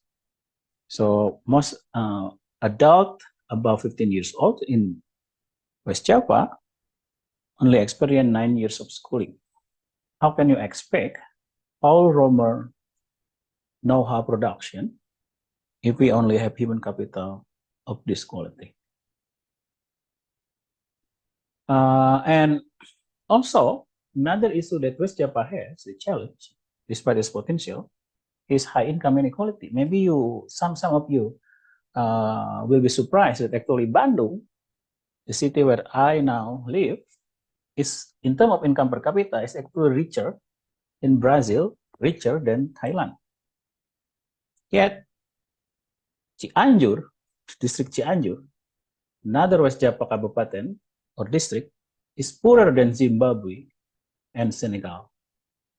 So the gap between the rich city and the poor city is like the gap between the countries of the world. And also, if you look at the latest data of distributions of expenditure, actually, we can estimate that in West Java in 2022, 50% income owned by 20% richest population. Only 6.5% of income is owned by 20% poorest. And this is conservative because I'm using only expenditures. If you are using income or asset, it will be worse. So this is another challenge. Why inequality matters for growth? It's very simple because let me illustrate it with the research recent paper by Raj Chetty from Harvard. Raj Chetty is the recipient of John Bates Clark Medal in economics. John Bates Clark Medal is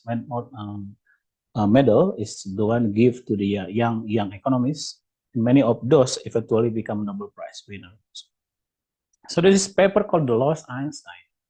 In America, the data is quite good. So this guy has a data of 1 million inventors.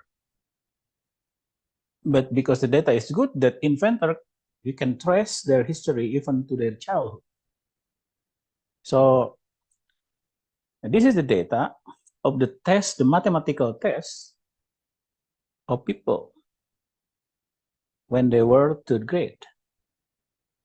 And then the vertical axis is the probability of becoming inventor. Inventor is important in economic growth because they are the driver of technological progress. And you can see here, let's focus on the last part of this diagram. So the white one is parent income above 80 percentile. So it means the rich. And the blue one is the parent income below 80 percentile, meaning the poor.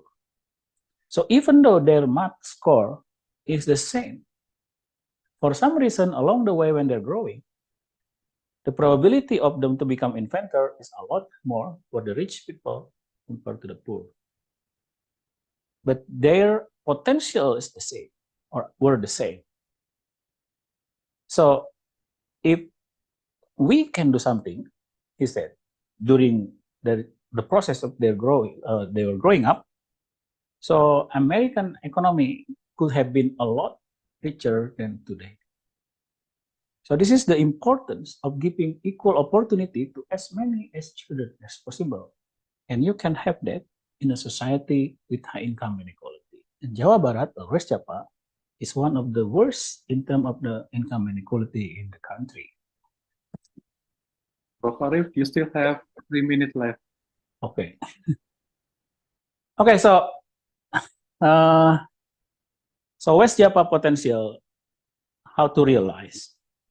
So okay, the potential, the population size to be realized, you have to have something more. So size matter, but not sufficient.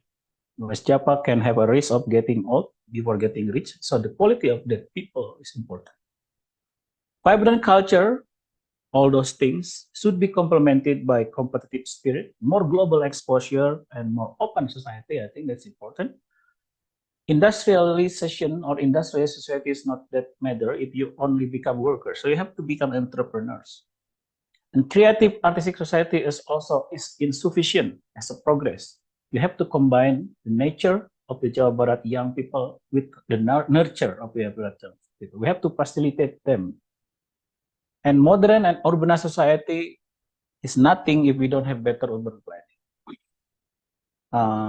And then strong infrastructure on economic aspect has to be complemented with social infrastructures as water, waste. We have problem in waste, rubbish, housing, urban transport, and sanitation. And this is what also matter, especially for me, because I'm in the industry, center of intellectual and science. We need some more reform in that area in higher education. And we have to demolish the euphoric tower of the universities. Okay, so maybe, how many minutes I have now? 2? You have about 2 minutes. 2 minutes. Okay, so basically the idea is we need the first is we need to have a paradigm shift. So we have, if we want to come back to what is the visions of Indonesian and West Java founding father, that is just and prosperous West Java. West Java that is adil dan makmur. So I think we have to shift the paradigm to put the justice first before prosperity. And we have two kinds of justice. Intragenerational justice, it means that from the poor and the rich, the gap between the poor and the rich.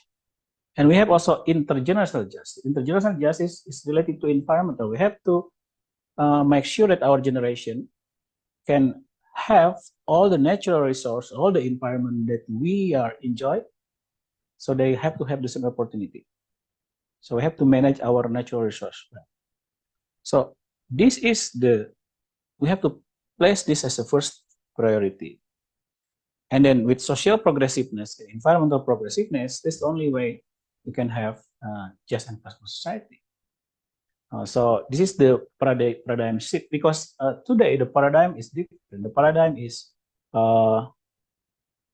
growth imply equality. No, not necessarily. The paradigm has shifted to equality as a precondition for growth, because Growth need productivity. Productivity need talent, and talent need equality of opportunity. So the root is from equity, from justice to growth, not the other way around. So that's what I call paradigm shift. And also, in terms of the environment, many things like this that happen is because we undervalue the natures. So we have to fix that.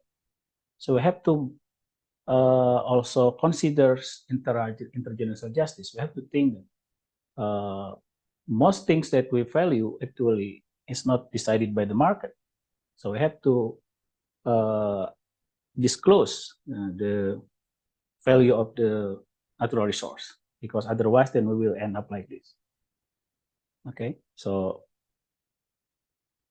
this is, I think, my last slide. Sorry. So I'm lucky enough to be part of the team that published this book by the 3 ministries and outlined 8 grand challenges of Indonesia, and I think it's also relevant from West Java. I don't have the time to explain this, but I just give you a little bit brief outline. So there are 8 grand challenges that Indonesia and West Java have. The first, related to the previous discussion that I had, inequality can only be fixed with social mobility. So social mobility means people have to have the equal opportunity to be smart, to be healthy.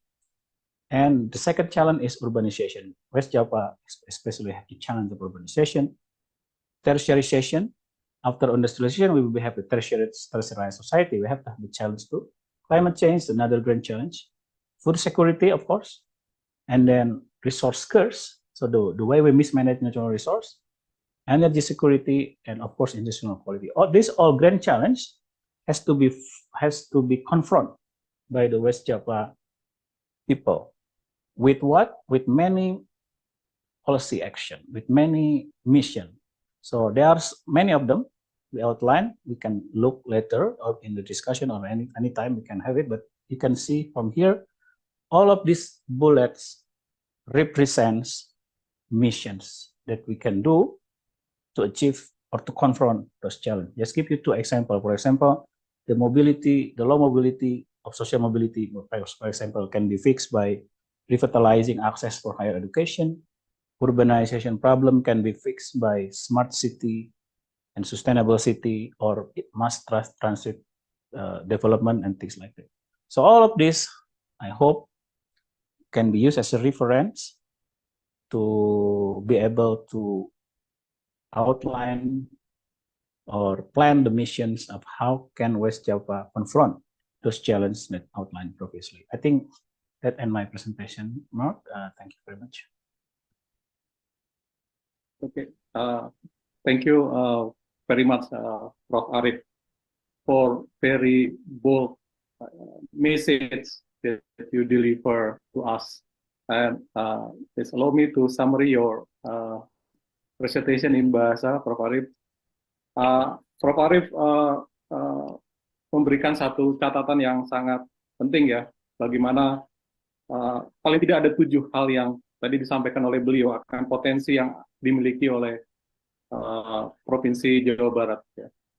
Dan tentu di balik potensi yang besar ini, ya, paling tidak ada 4 tantangan yang harus diselesaikan.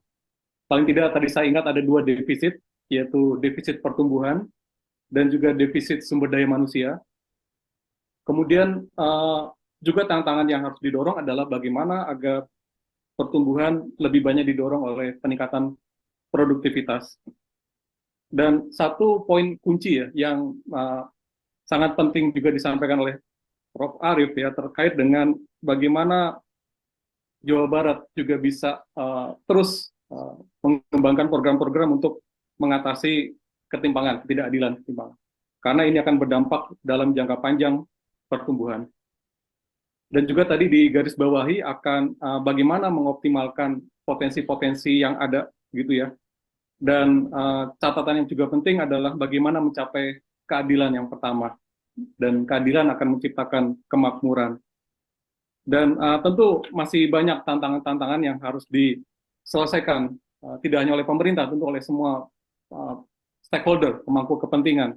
Dan tadi ada 8 tantangan besar dalam buku cetak biru yang disampaikan oleh Prof. Arief. Dan tentu tadi 2 contoh tentang mobilitas sosial dan urbanisasi bisa menjadi salah satu upaya yang bisa dilakukan oleh Provinsi Jawa Barat. Misalkan terkait dengan upaya peningkatan akses kesehatan, pendidikan, dan mendorong penguatan infrastruktur kota-kota yang semakin cerdas buat masyarakat. Dan juga jangan lupa tadi dicatatkan oleh beliau, bagaimana tetap menjaga kepekaan lingkungan, ya, integriti lingkungan itu harus menjadi baseline dari semua kegiatan ke depan. Mungkin demikian saya kira ringkasan dari Prof. Arief, presentasi yang very excellent, luar biasa. And thank you, Prof. Arief. We learn a lot from you. Sama-sama. So feel free, Prof. Arief, to stay with us, and maybe if you have another activity to do that activity. Okay, I think we finished for the second presenters, and we'll come to the third presenter. Our third presenter is Professor Elias Hegelias. He's an assistant professor of entrepreneurship and family business and program director of Magister of Sciences Entrepreneurship at the Department of Management, Entrepreneurship, and Digital Business of the Cyprus University of Technology. He's also director of CIDA, Center of Entrepreneurial Development, Alliance, and Research. He has do a lot of consultative job with consultative experience on startup, business planning, and business growth. His research focus on technological innovation, family business, entrepreneurship, and social psychology perspective in family business of small medium enterprises. Very interesting background, Prof. Elias. Without overdue, I would like to give the time to Professor Elias. Professor Elias, time is yours for about 20 minutes, please. Thank you very much for inviting me to contribute to your webinar. Always my pleasure to share my thoughts, my research primarily on the areas concerning digitalization and sustainability, which are mainly to study in isolation, but I would like to also, in the context of this presentation, to try to facilitate some bridging. Today, I will talk about the role of sustainable entrepreneurship. Let me share my screen, my presentation.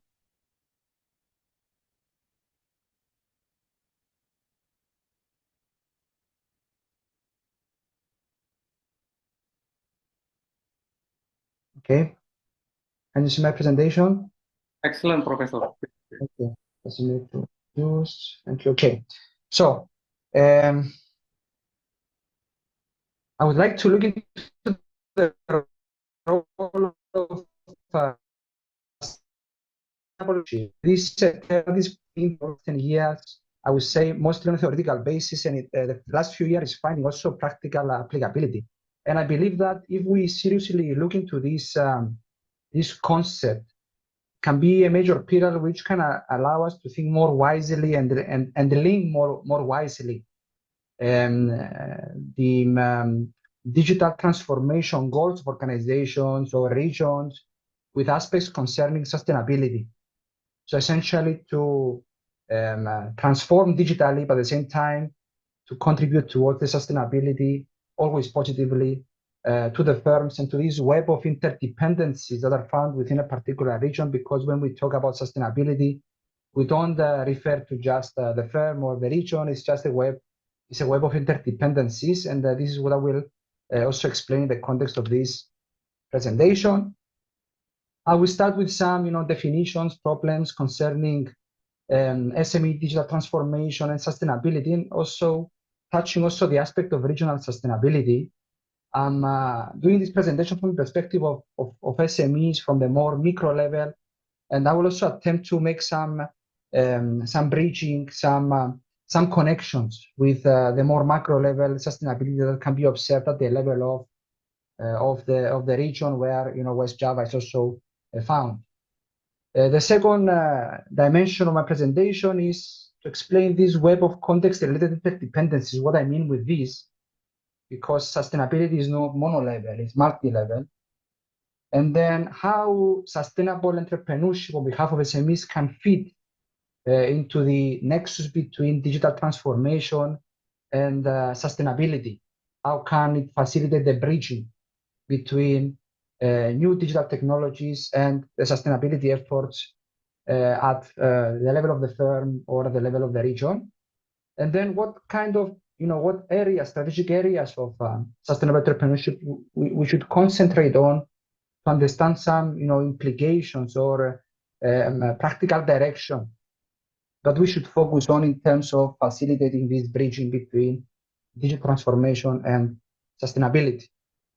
As you may, already heard or know from beforehand, nowadays we are living in the era of Industry 4.0 revolution, in the presence of latest technologies concerning artificial intelligence, machine learning, smart robots, Internet of Things, VR, AR, and we've got, from the other hand, the efforts of new and existing businesses to capitalize on these technologies to remain competitive in their efforts to create new products, new services, and business models that draw on digital technologies such as blockchain, or even new processes that many companies are increasingly incorporating in their practices, such as deliveries using robots or drones.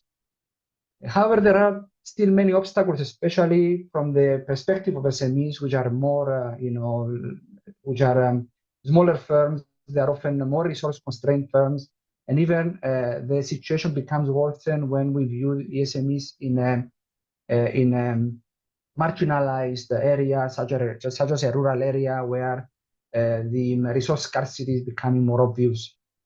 So these firms, they usually have a lack of digital agility or flexibility, or lack of formal strategies to comprehend and effectively implement emerging technologies within their operations.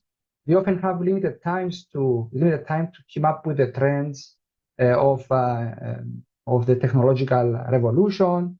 They do not have these dynamic capabilities which are effective in terms of to allow them to effectively seize or understand new opportunities outside in the marketplace, which can be filled by drawing on new digital technologies. They often have non-digital business models, and they are reluctant many times to revolutionize or modernize these business models by drawing on digital technologies. Again, we've got the issue, the major trade-off within more mature SMEs, mostly family SMEs, of innovation versus tradition, that they do not wish to embark on technological innovation because this will come at the expense of their traditional routines, traditional products practices within the firm, and the tradition of family influence within the business. On the other hand, we have the notion of sustainability, which, as a general definition, involves the continuity and ability to reproduce and grow over time by drawing on triple bottom line goals, or value creation mechanisms that draw on and balance between economic, environmental, and social considerations. So as I said, it is multi-level. So if we view sustainability from at a regional context level, then it involves the long-term ability of the region, of the authorities of the region, to enable this regional area to effectively meet its or balance its economic, social, and environmental needs without compromising the future of future generations.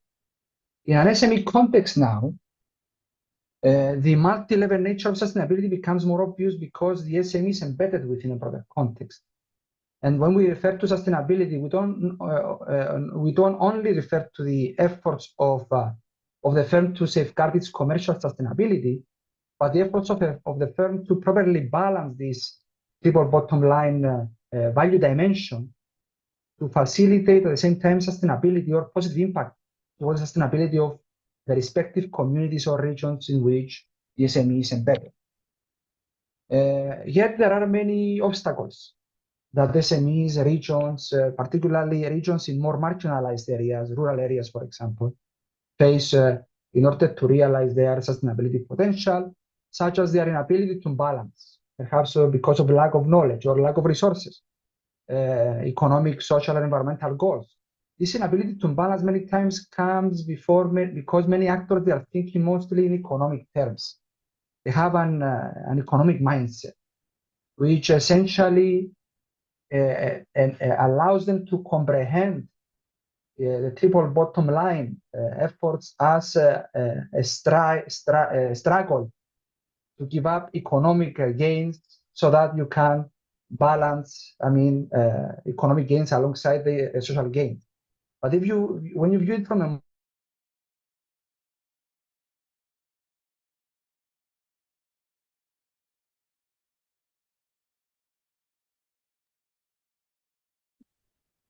I think we have connection problem here. Maybe just a minute.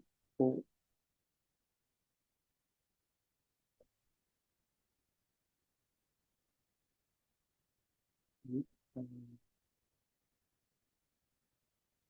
Professor Elias, are you still there?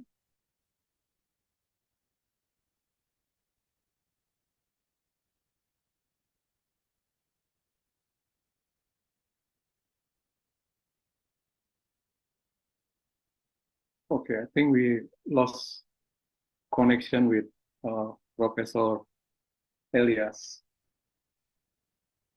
Okay, I think while waiting for him to join us, I would like to give maybe some key point, beberapa poin-poin kunci yang tadi disampaikan oleh Prof. Elias, Bapak Ibu semua ya. Jadi ya tadi beliau menggarisbawahi akan pentingnya suatu transformasi Bapak Ibu ya. Bagaimana digital transformasi ini bisa memberikan dampak kepada aspek keberlanjutan, sustainability, yang tadi kalau kita perhatikan keberlanjutannya tidak hanya dalam aspek ekonomi semata, tetapi juga dalam konteks sosial dan lingkungan, begitu ya.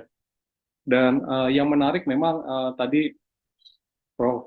Elias menekankan akan posisi usaha kecil, usaha SMEs ya, small medium enterprise, usaha menengah kecil, begitu ya, yang juga menjadi pilar penting yang harus didorong dalam transformasi digital ini. Dan tadi beliau juga menggarisbawahi akan pentingnya teknologi yang akan mendorong kinerja UKM-UKM kita, usaha mikro dan kecil, dan terutama bagaimana teknologi bisa membantu UKM-UKM dalam membuat produk-produk yang baru, menemukan proses yang jauh lebih baik, lebih efisien, lebih smart, dan tentu juga bisnis model ya, bagaimana mereka bisa merubah bisnis model yang selama ini dilakukan. Nah, namun tadi juga beliau menekankan bahwa ternyata masih banyak tantangan ya, tantangan yang dihadapi oleh UKM-UKM ini untuk bisa mengadopsi teknologi digital. Begitu ya. Tentu tantangan ini ya bersumber dari mungkin pelaku itu sendiri ya, yang mungkin kurang gesit ya, untuk mempelajari teknologi ini. Kemudian juga mungkin tidak paham bagaimana konteks teknologi ini bekerja, keterbatasan informasi yang mereka terima, begitu ya. Kemudian juga kendala inovasi dan kapabilitas, ya. Dan juga tadi ada faktor yang sifatnya non digital basis model, begitu, yang mungkin mereka masih terjebak ya pada teknologi lama yang mereka gunakan ya. Nah, jadi bagaimana tentu inovasi ini matters ya, inovasi ini menjadi penting untuk melepaskan diri dari kondisi tata kelola yang tradisional begitu ya, atau dari tradisional pola-pola yang dilakukan. Mungkin sambil menunggu, apakah Prof. Elias sudah bergabung kembali? Prof. Elias, are you here? Belum ya. Baik. Tadi mungkin ada satu hal yang bagi saya cukup menarik ya. Prof. Elias ini mengkontekskan SMEs, ya, UKM ini dalam konteks menurut saya region dan komunitas. Jadi bagaimana UKM ini erat ya dengan wilayah di mana dia tumbuh dan berkembang. Yang tentu ini bisa jadi spesifik begitu ya. Misalkan dulu di Bandung kita kenal ada istilah mungkin sepatu Cibaduyut begitu ya, atau mungkin di titik-titik lain ya, klaster-klaster gitu ya. Jadi unik region. Dan juga tadi yang titik kedua yang menurut saya juga menarik dari beliau adalah terkait dengan peran community ya. Jadi bagaimana UKM-UKM ini juga menjadi bagian tidak bisa dipisahkan dari komunitas dia berada gitu. Jadi dia tidak hanya geografik, tetapi juga ada sosiokultur, ada community konteks yang ada di dalam komunitas itu. Nah, ini merupakan catatan sementara Bapak Ibu yang bisa saya simak ya dari presentasi yang mungkin tadi terganggu karena ada gangguan sinyal saya kira ini. Apakah sudah ada informasi dari Prof. Elias, Bapak Ibu, teman-teman di komite?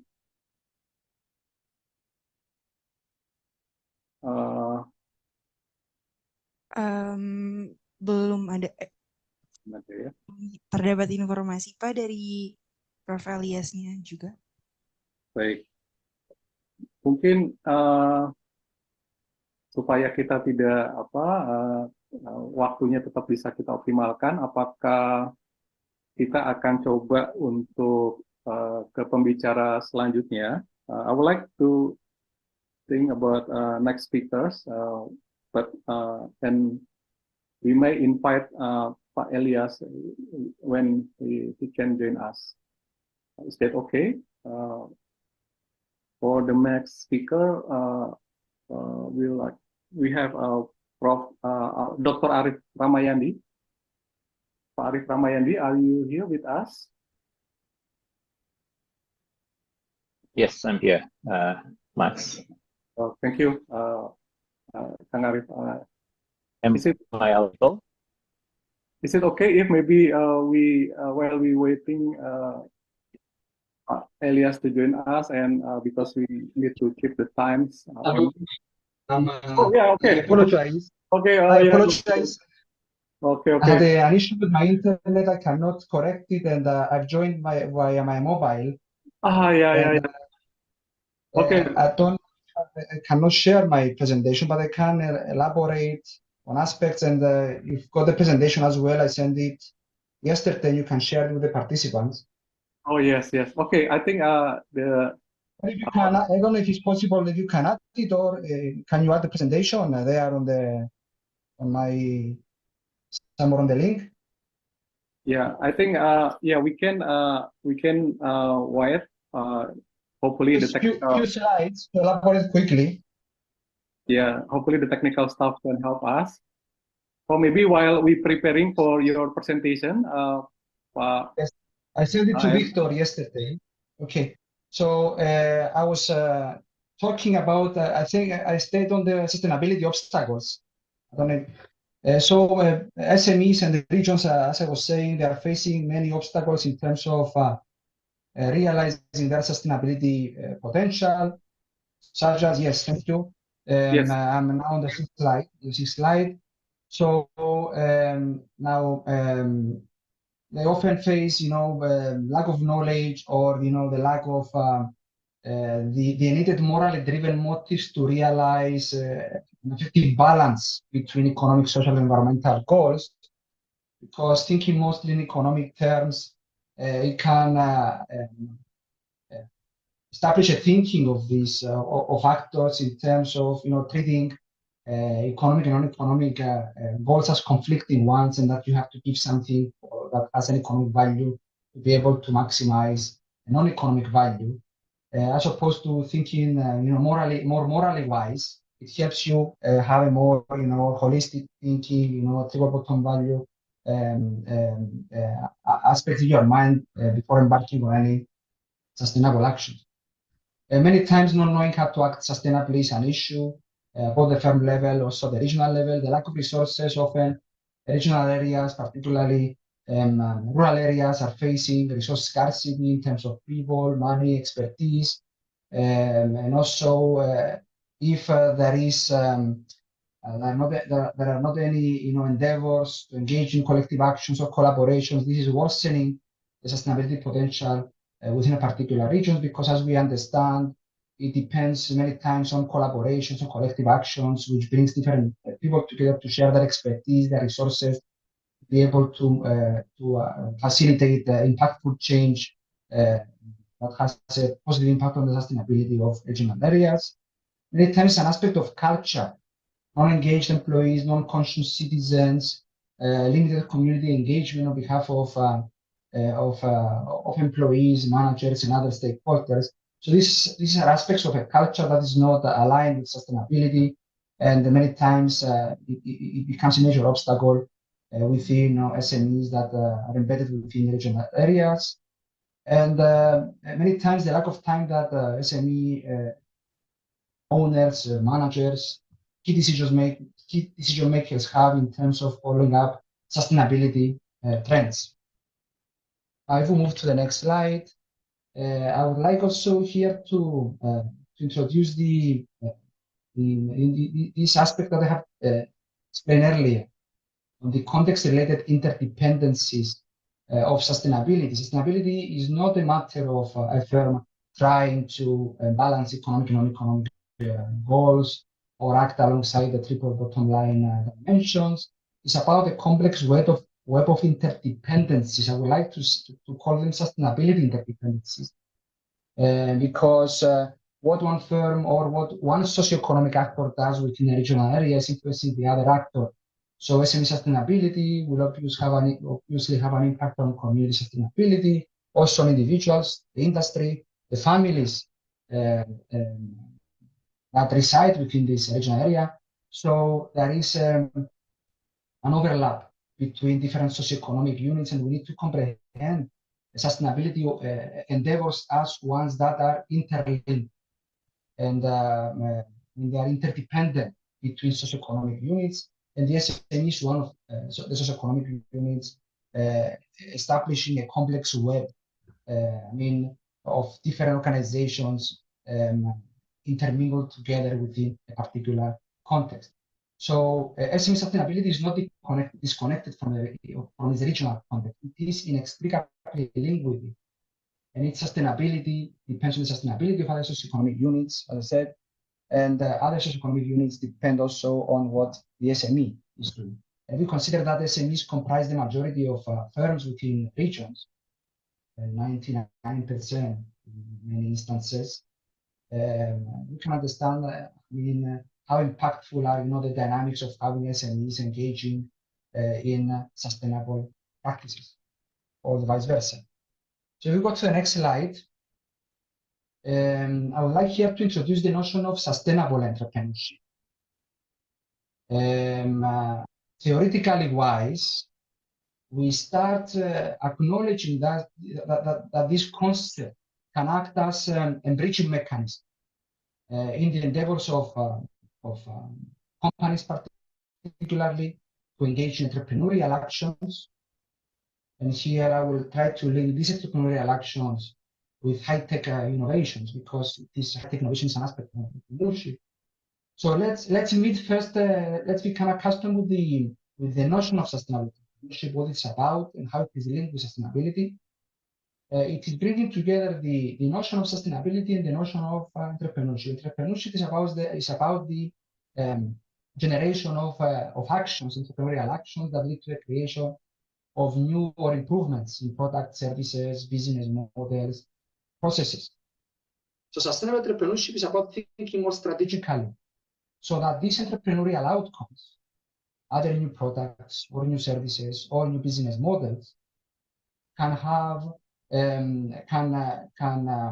flourish let's say, imbalance between economic and non-economic gains, not only for the firm, but also the various stakeholders that are linked to the firm, the community, the citizens, the customers, cooperatives, if a business is participating in cooperatives, the industry, the region in its wholeness.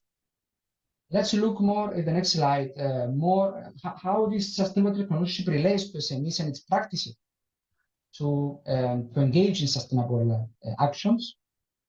So for SMEs, sustainable entrepreneurship implies, as I said, the strategic consideration of entrepreneurial actions so that these outcomes, such as new products, services, or processes, are created with a view to facilitate and balance in economic and non-economic gains for both the SME and its regional stakeholders. For example, thinking about creating green products or green packaging for the products definitely will help the business perhaps to generate more sales. At the same time, it can be, an aspect of a major, campaign or endeavor of the business to change some mindsets within a particular region and engage customers, citizens, and other stakeholders into consuming and supporting green products. So it can bring economic value. At the same time, it can generate essential non-economic value that can delve beyond the premises of the organization. So it also involves SMEs willing to engage in triple bottom line practices, not only within the firm, but collaboratively across, collaboratively with other regional stakeholders at the regional level. So having SMEs collaborating with other SMEs in a particular region or other stakeholders, such as community council organization, to generate new initiatives that can bring along economic and non-economic value for the regions, such as to revive folklore festivals, to have certain days devoted to protecting or cleaning the environment. And another aspect of sustainable entrepreneurship, as we are researching it and we want to understand it better, is the presence of leaders, people that have these strong moral motives and act as what we say sustainable entrepreneurs. These are the actors that will lead initiatives. Based obviously on certain strategic considerations, so that any new entrepreneurial endeavors in the form of new products or other type of initiatives, they can produce value-added activities, actions, gains that can be beneficial to the firm, but also to the stakeholders that are linked to the firm.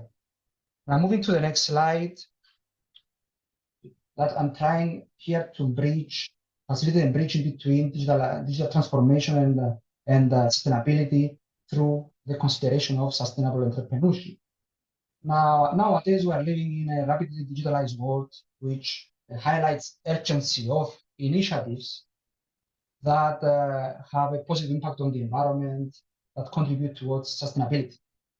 So drawing on sustainable entrepreneurship, ideally, we can have sustainable entrepreneurs, because these are the key decision makers, these are the key leading figures within SMEs that will conceptualize, will generate ideas for new products that facilitate, or other entrepreneurial outcomes that facilitate and balance between economic and non-economic gains.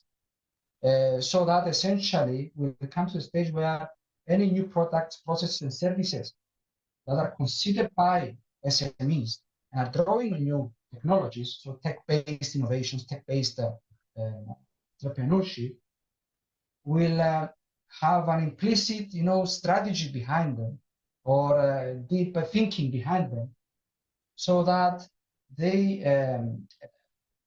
facilitate and balance between economic and non-economic gains, not only for the firm, but also its regional stakeholders. To become more specific, if I go to the next slide, I would like to touch upon two major strategic pillars of sustainable entrepreneurship: the pillar of innovation and the pillar of management. So these are essential pillars that exist within SMEs that aspire to be competitive through the creation of new products, new processes, So the SMEs that constantly renew their practices to remain competitive. So you still have 3 minutes left here. Yes, moving to the next slide, and I have only these 2 slides left. So let's go to the strategic arena of innovation. The strategic arena of innovation is about the practices of SMEs that draw on new technologies to facilitate innovation outcomes in the form, as we said, of new products, new services, new business models that are drawing on new technologies such as blockchain, NFTs, metaverse, machine learning, smart robots. This would be more close to the practices of startups, but if well comprehended and well exploited, they can also be properly utilized by more mature SMEs. So strategic, as I said, approach behind these innovations that draw new technologies, it can essentially help these firms to properly balance these triple bottom line dimensions, or to incorporate these triple bottom line dimensions within the creation of these innovations, so that both economic and economic gains can be facilitated both for the firm and its regional stakeholders, such as, for example, thinking about a firm that facilitates changes and embarks on tech-based, advanced production processes drawing on robotics, artificial intelligence, and this way can help reduce its cost to become more cost efficient, but at the same time to reduce its CO2 emissions, its negative impact on the environment. Definitely, this will have economic benefits for the firm and also non-economic, benefits in the form of improved quality of life for the citizens in the nearby region.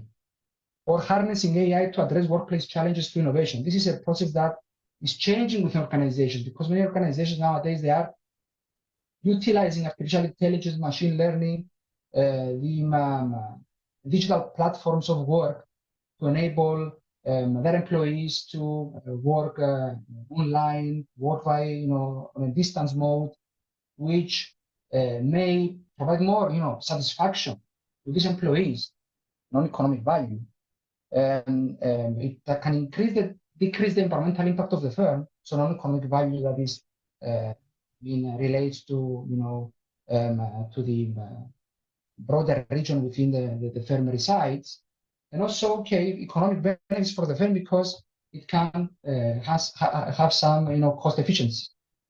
Other aspects that could be provide us an example of how this sustainable entrepreneurship can be incorporated in the thinking of businesses that can in turn facilitate sustainability is the utilization of digital technologies to design, optimize eco-friendly products and eco-friendly packaging, the collaboration of SMEs with other stakeholders in their region, especially having SMEs that they are morally driven and they wish to contribute to their regional areas. The challenge is to identify these leaders, sustainable entrepreneurs, and train them accordingly so that they can be infused with these morally driven motives, so that they can be motivated to collaborate with other actors in their regions, so that they can merge their expertise, knowledge, resources to be able to identify tech-based innovative solutions that contribute to regional sustainability.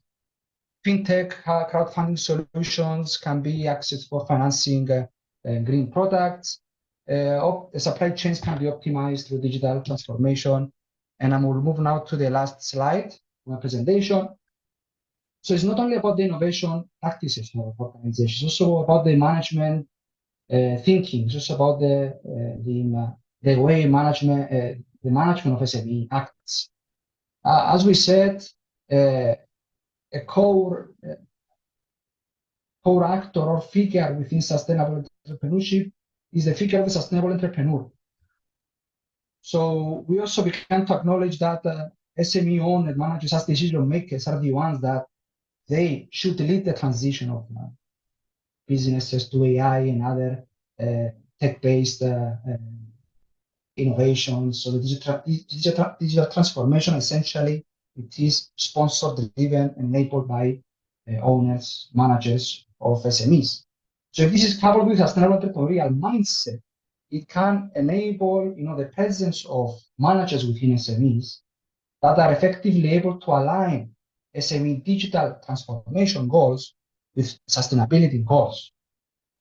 So, I mean, by linking these two dimensions, you have good prospects in terms of acting, proactively, strategically, so that any new innovations that evolve out of the digital transformation of the organization, they can produce proper balance between economic and non-economic gains for the firm and its stakeholders. So it is also a matter of having these managers creating a culture of sustainability within their respective organizations, and delegates this role of sustainable entrepreneurs to the employees themselves, to empower employees, to transform employees into actors that have a more active engagement and are morally motivated to engage and support their regions and their communities. And there are many ways that business can do. They can provide incentives to these employees that come up with new ideas that deal with digital technologies. At the same time, they contribute positively to the sustainability of the firm and their region. And managing the digital transformation in an ethical way, this is a facet that links very closely with sustainable entrepreneurship. Sustainable entrepreneurship is the practice that actually shows an ethical way of treating digital transformation. So if we consider in digital transformation, I'm closing. Yes, if we think of changes that the firm embarks on by drawing on digital technologies, and the firm considers at the same time the ethical, social, environmental aspects, or the efforts to balance economic and non-economic value. So this is the way of linking digital transformation with sustainability. And the last point is the co-ownership of sustainable development actions. I mean, in an ideal world, I know how typical it is, we could utilize new technologies such as blockchain to establish co-ownership of social movements within which SMEs can have an active role to play. Because collaboration, collective actions can have a major impact in broader regions and can help fill essential sustainability gaps relevant to the protection of the environment, the eradication of poverty, the elimination of discrimination, and so on and so forth. Thank you very much for listening to my presentation. Again, I feel really sorry for this disruption. Thank you, Dr. Elias, for sharing your idea on the very, very important topic in conducting transitions, digital transitions. And although maybe we have kind of problems, but in general we can follow your idea in the presentations.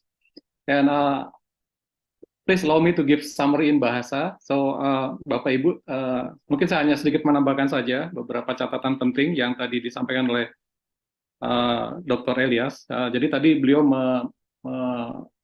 menekankan akan pentingnya interdependensi di dalam menjaga keberlanjutan di dalam konteks region tadi ada komunitas, ada koperasi, SMEs dan hal yang lain juga penting.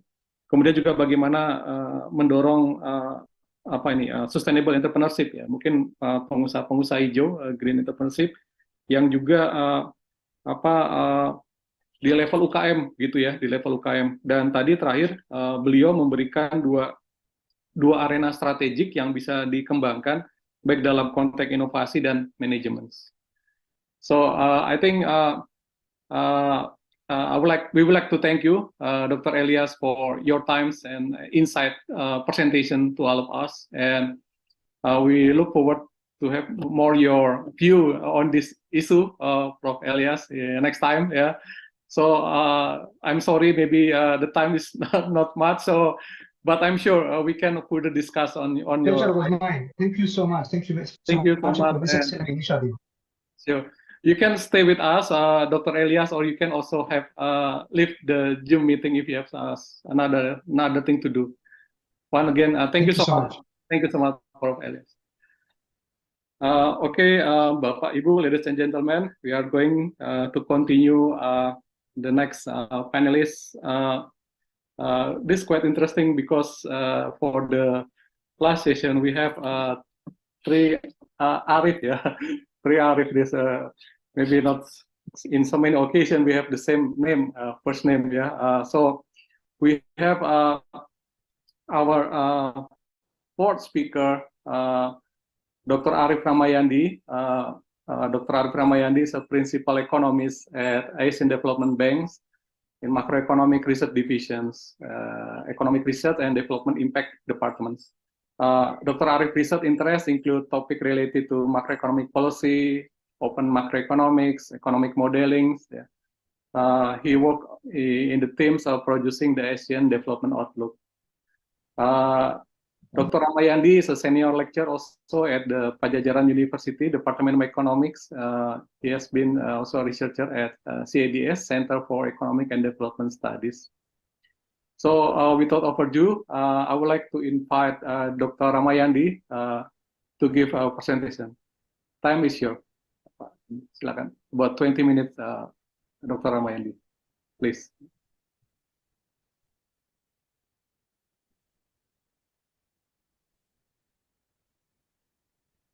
Thank you.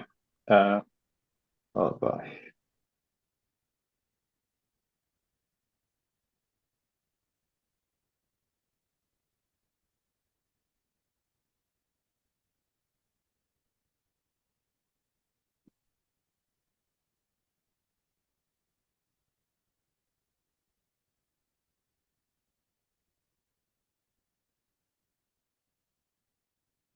Dr. Ramayandi, are you still with us?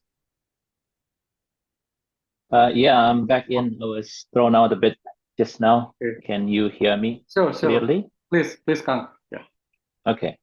Thank you very much, Max, for the very generous introduction. We'll try to share my screen now.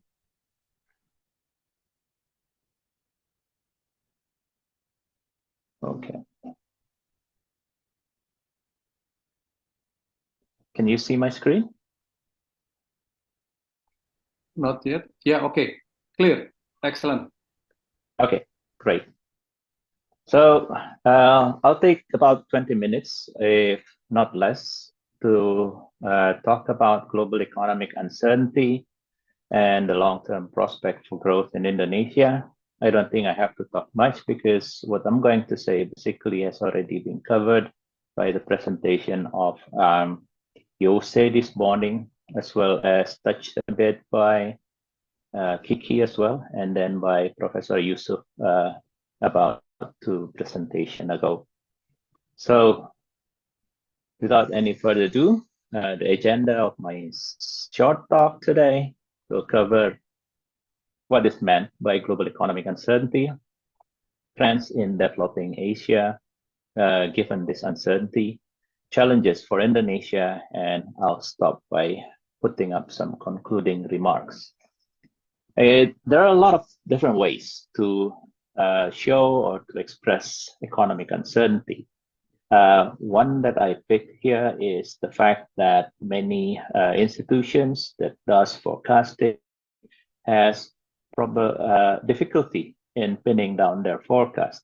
What you see in the 3 charts was forecasts made by the institution where I am in right now, Asian Development Bank. You see a blue line in each charts, basically shows you the development or the evolvement of the forecast for a given year by different time. For example, the blue line there shows you the forecast of a GDP growth rate in 2022, done during April 2021, July 2021, September 2021, December 2021, and also same quarter within 2022 until the realized figure of 2.5 came in at the end of the first quarter of 2023, right? So that swings in the forecast basically shows you how new information affected our views on how strong economic momentum is at a given point in time. Similar things also seen for the forecast on 2023, as seen in the orange line there, and then the forecast for 2024 that we just started April this year, given in the gray line, right? This uncertainty is not only coming from the real sector, as you see from GDP growth forecast, but also coming from the nominal sector, as inflation forecasts also keep on changing. But what obvious from inflation, if you see the second chart there, is that starting from December 2021, we have started to see inflation creeping up very quickly.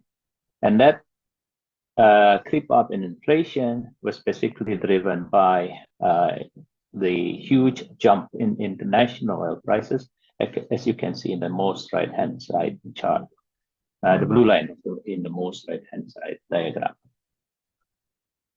All this basically created a lot of uncertainty. ADB is not alone in keep on updating and changing their forecast. If you look at the forecast series of the World Bank or the International Monetary Fund and other institution that does the same, that is doing the same business in terms of forecasting future growth rate, you see this kind of erratic changes as well, especially starting from 2021 up to 2023. Part of the reason is in 2021, we think that the pandemic will be over by 2022, and hence things are looking good. But then again, entering 2022, the world started to realize that, okay, the pandemic is still there to stay, but now we have another issue about that is a result of supply chain problems and other things, which basically jacking up prices. So going forward, more modest international oil prices is seen to be helping out in containing inflation. As you can see, the right-hand chart gives you orange line and gray line having a tendency of going downward towards the end, which is good news. But the bad news is when you look at inflation, especially for 2023, you still see that the forecast is going up from April to July, and you see forecast for 2024 remains intact at about the same level. What does this say to us? What this say to us is that the volatile component of inflation can come in to become some easing factor towards price pressure, but the remaining pressure on a core inflation, things that cannot be changed due to volatility in the international markets, are still going to stay there. That's one of the not very pleasing news to hear. As a result, we will still see that global interest rate to be remaining at a high level. You see there on the right-hand side, on the left-hand side, you see the federal fund rate, the policy interest rate of the Federal Reserve System of the US, coming down at the beginning of COVID-19 to a floor that is very near to zero, and then stays there for about 2 years, and that start creeping up after the first quarter of 2022.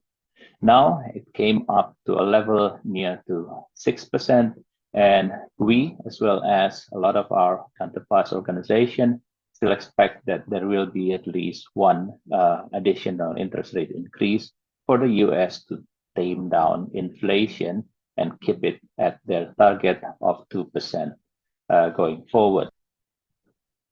With that results, with the development in the interest rate side, we see that the US banking system in particular, but not limited to just the US, because Eurozone also experienced some financial turbulence back in March 2023, March this year, basically. That happens because the pace of interest rate increase in the advanced economies, including in the Eurozone as well, has been very fast. If you look at the history, these left-hand side diagram give you a period of about 3 quarters for interest rates to jump to increase by about 4%. Right. This is the quickest pace of interest rate increase that the U.S. Federal Reserve has gone through so far. So with this thing, it is not something that is unimaginable for us to see the financial sector got shaken. So back in April, one of the culmination point was the crashes in stocks of the SVB Bank in the US. Fortunately, the Federal Reserves and the authority there, and also in Europe, has acted promptly so that they can somewhat restrain the crisis for not going any further into becoming another global financial crisis.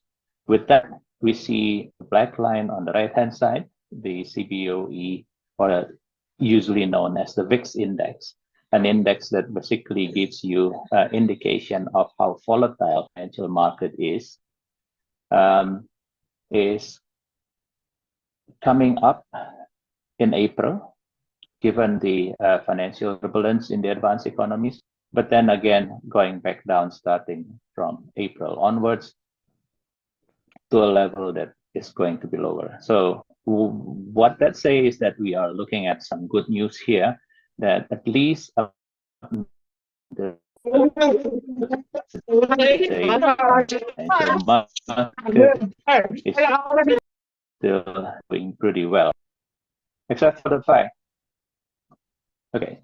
fact that towards the end, around July to August, we are starting to look at an increase in volatility again. What does this thing do to Asia? Manufacturing sector in Asia is getting held back by the external sector condition. However, the good news is that services still remain robust up until today. The right-hand side table gives you the involvement of the production managers index for different countries in the region. Green color there shows that the PMI suggests that the manufacturing sector is still on an increasing trend, and that happens particularly to India, but also somewhat to Indonesia. So we still see our manufacturing sector going green even up to August, even in July 2023, when other economies are looking at red indication of a declining activity in manufacturing sector, particularly in Taipei, China, Malaysia, Vietnam, and others. The bottom line is the PMI services for India and the PRC, where both are showing green color, meaning that the activity in the services sector are still going in a good shape in both economies. In the left-hand side, however, you also see a development of industrial index. There you can see India there in green. I don't know if you can see my cursor or my hand there in particular. It's still showing that the industrial production growing at a positive rate.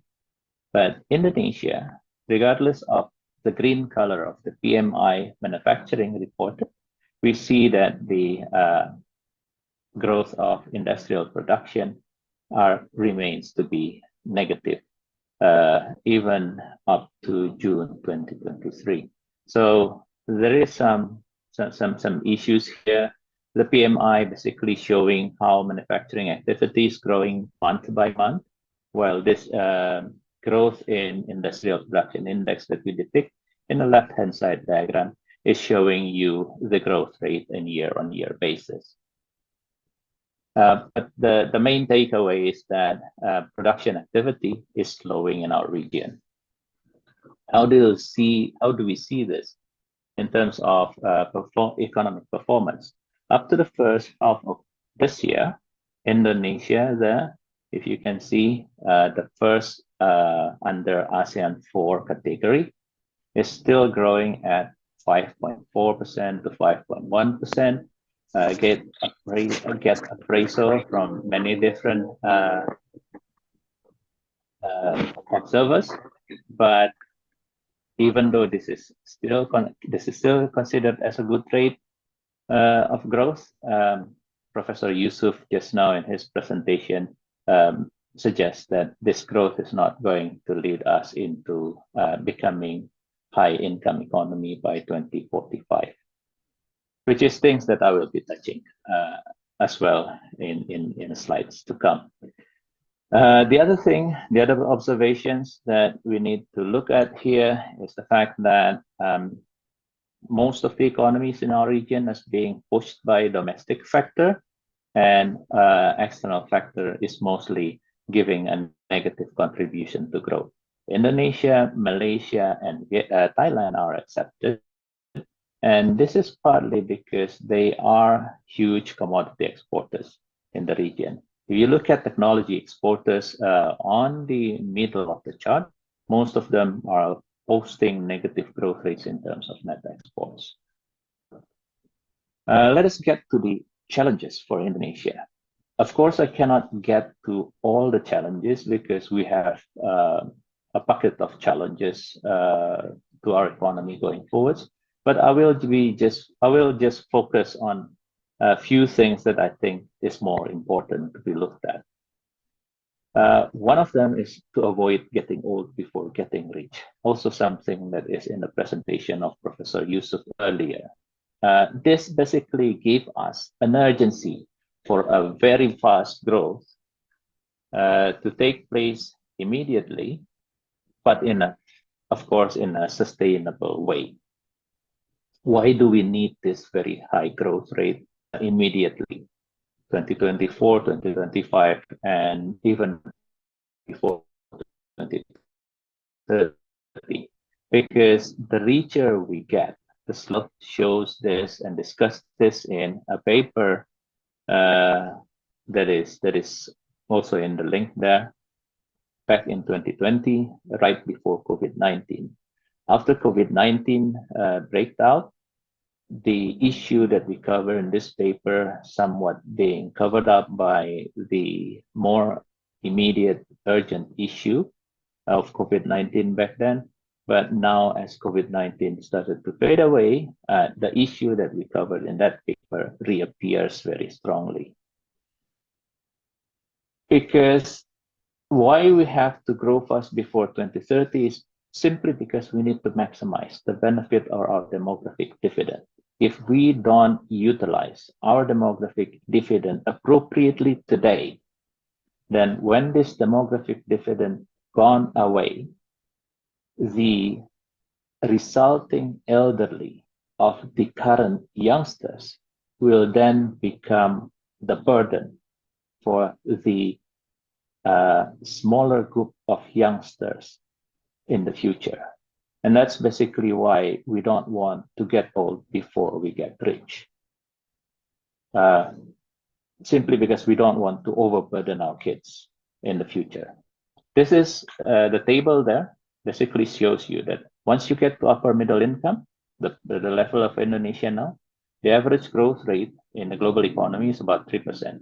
Indonesia is still growing at 5%, which is good, faster than average. But with that growth rate, we will never get to the high income level within the target that I think a lot of our policymakers have been mentioning so far. So what is the choices we have? A lot. But among them, one of the most crucial things for us to reindustrialize. This is not just exclusive, just generally for Indonesia, but also for West Java as a region that drives economic activity in the country.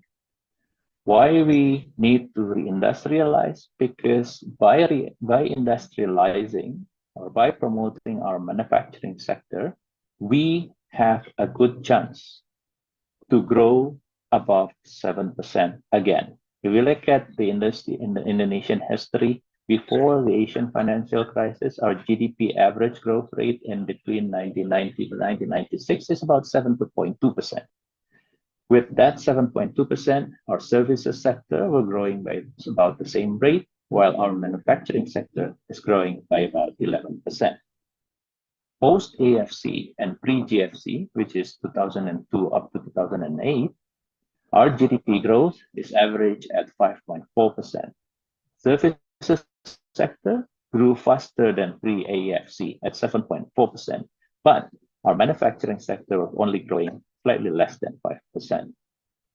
During the post-GFC and pre-Jokowi era, our manufacturing sector grows by slightly higher at 5.1%. Services sector still growing quickly at 7.2%.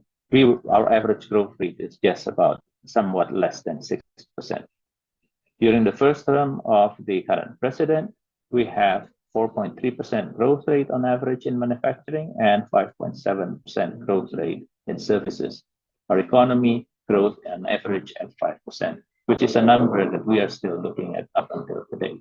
So based on our experience, historical experience, and also something that Professor Yusuf mentioned in his presentation about jacking up the total factor productivity, the manufacturing sector is inarguably a sector that might be the easiest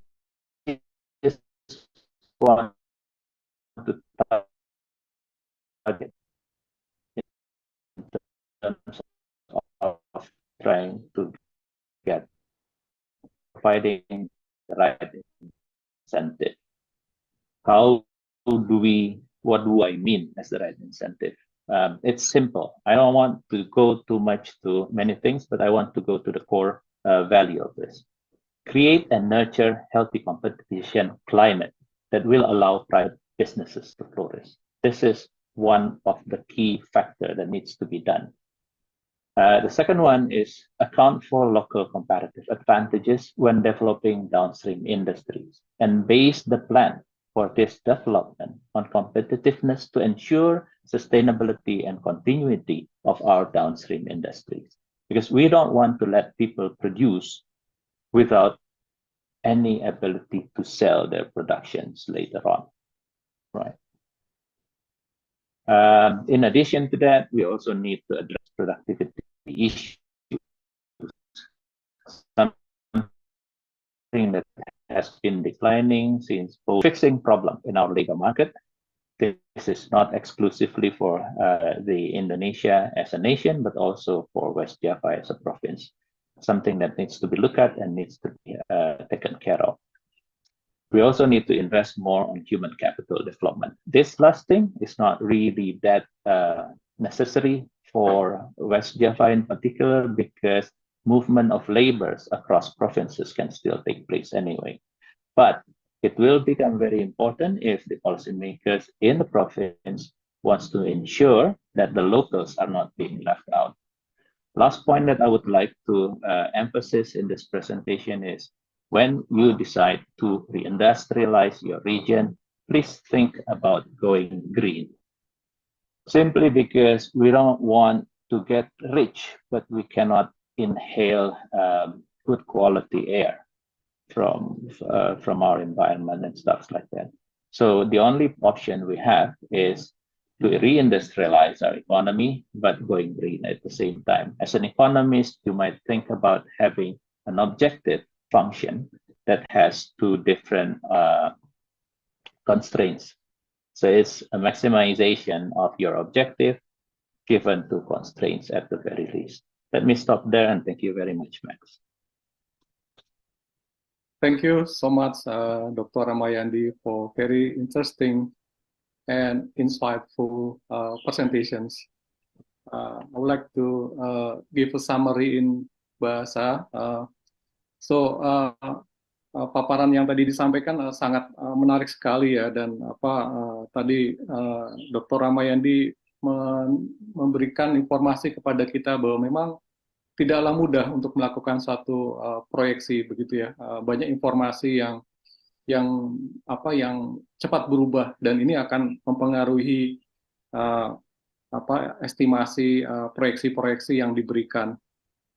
Juga tadi menarik disampaikan bagaimana inflasi juga masih ada menjadi hal yang juga perlu harus perhatikan, kemudian juga terkait dengan kondisi perkembangan harga energi, minyak, kemudian bagaimana kondisi gangguan di supply chain, ya itu saya kira menjadi catatan-catatan penting ketika kita melihat global pictures begitu ya, dan juga melihat kondisi di Amerika, di Eropa ya, bagaimana tekanan terhadap nanti kondisi nilai tukar dan dampaknya ke pasar modal akan seperti apa. Kemudian hal lain yang juga sangat penting ya disampaikan oleh Dr. Ramayandi terkait dengan pentingnya juga kita mengamati ya bagaimana indeks produksi di sektor manufaktur kita, bagaimana dinamika yang terjadi hingga saat ini begitu ya. Dan tadi cukup menarik ya melihat sektor jasa yang ternyata juga cukup kuat begitu ya di tengah kondisi manufaktur yang mungkin belum menggembirakan begitu ya. Dan juga tadi digarisbawahi akan pentingnya upaya mengamati faktor internal dan eksternal gitu yang akan mempengaruhi laju pertumbuhan kita begitu ya. Dan juga tadi yang menarik ya, jadi jangan sampai kita tua sebelum kaya gitu. Jadi harus cepat-cepat kaya dulu ya. Bagaimana agar cepat kaya, kita punya banyak aset yang bisa dimanfaatkan ya untuk tentu generasi ke depan begitu ya. Dan bagaimana kita juga di dalam momen-momen demografi dividen ya, kita betul-betul bisa memanfaatkan ya potensi yang ada, jangan sampai terbuang, tidak termanfaatkan. Nah, kemudian juga tadi challenge yang diberikan cukup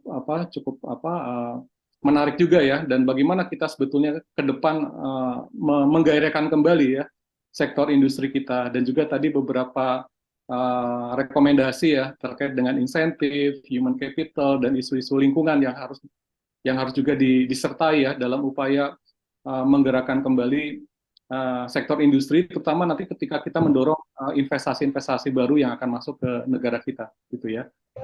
Mungkin demikian kira-kira ringkasan sederhana yang bisa saya sampaikan. Again, Dr. Ramayandi, I would like to thank you so much for sharing your view.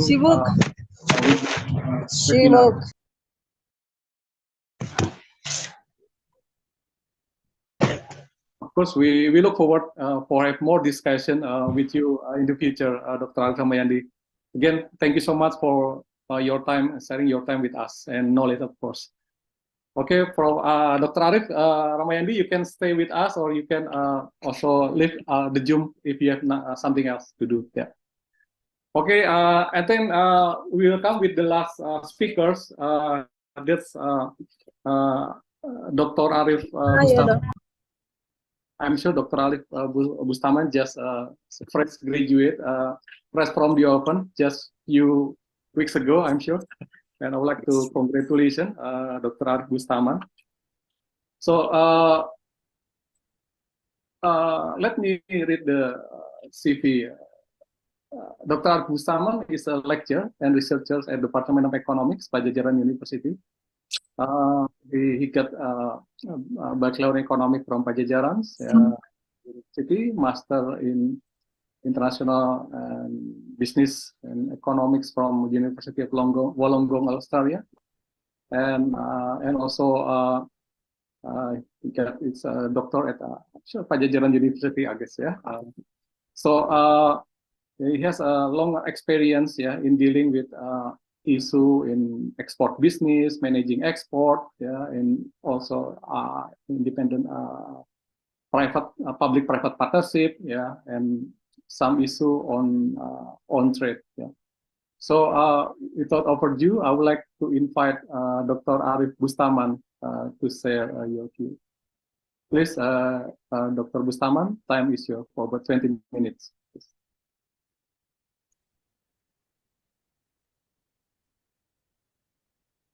Thank you, Kang Max. Can you hear my voice clearly? Oh. Yes, I can hear. Yeah. All right. Yes. I'm the last Arif of this session. It's quite interesting because we have quite this research interest, but now we have in the same forum with my two other seniors. Okay, my presentation will be titled the Unlocking the West Java Global Value Chain Potential. We will cover that investment and institution strategies. The outline of my presentation will be on 4 parts. Firstly, I would like to give you some introduction, some facts or data about West Java economy, and then we move to institution. Yeah, this is from my observation and research shows that the institution affect international trade quite importantly. And also the bucket of issues regarding the export or trade or investment in Indonesia in general or West Java in particular, but I just want to highlight some issues on issue of economics of scale and the role of government in globalization. So that's really the outline of my presentation. And perhaps in my presentation, I would like to have a bit of combination between my background as a academician and also as a reporter or someone who quite long dealing with international trade or international business. Okay, first one is about the export profile of West Java. The data show that we don't have any changes in the export sector. This is data from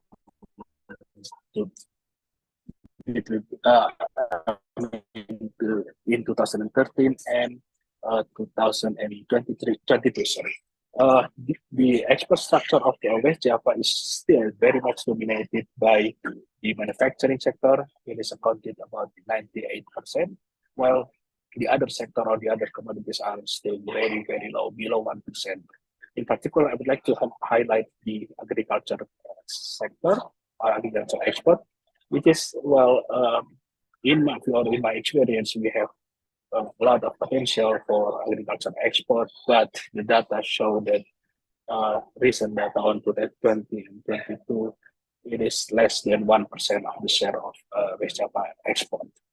So, well, in regard or related maybe to the previous presentation by Dr. Ramayandi that we are much getting richer, and if we talk about the manufacturing sector, we are declining in Indonesia. Perhaps in the case of West Java, because we have potential in agriculture export, we can explore more or we can have increase in income by exporting agriculture commodities. Well, next is the another speakers also mentioned about the democratic dividend that has been it was utilized before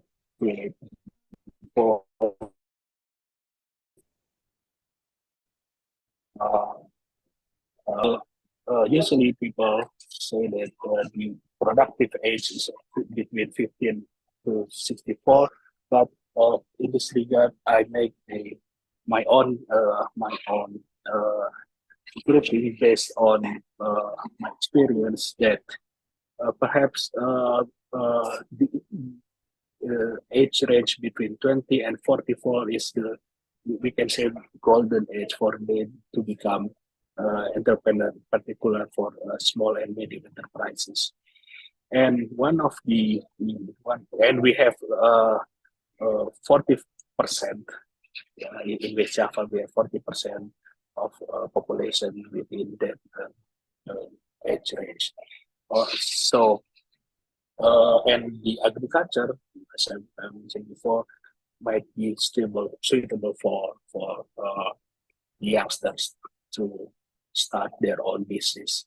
Here are two examples of our client in FTA Center. They are now they have graduated from university, of course, but the first time they came to the FTA Center asking about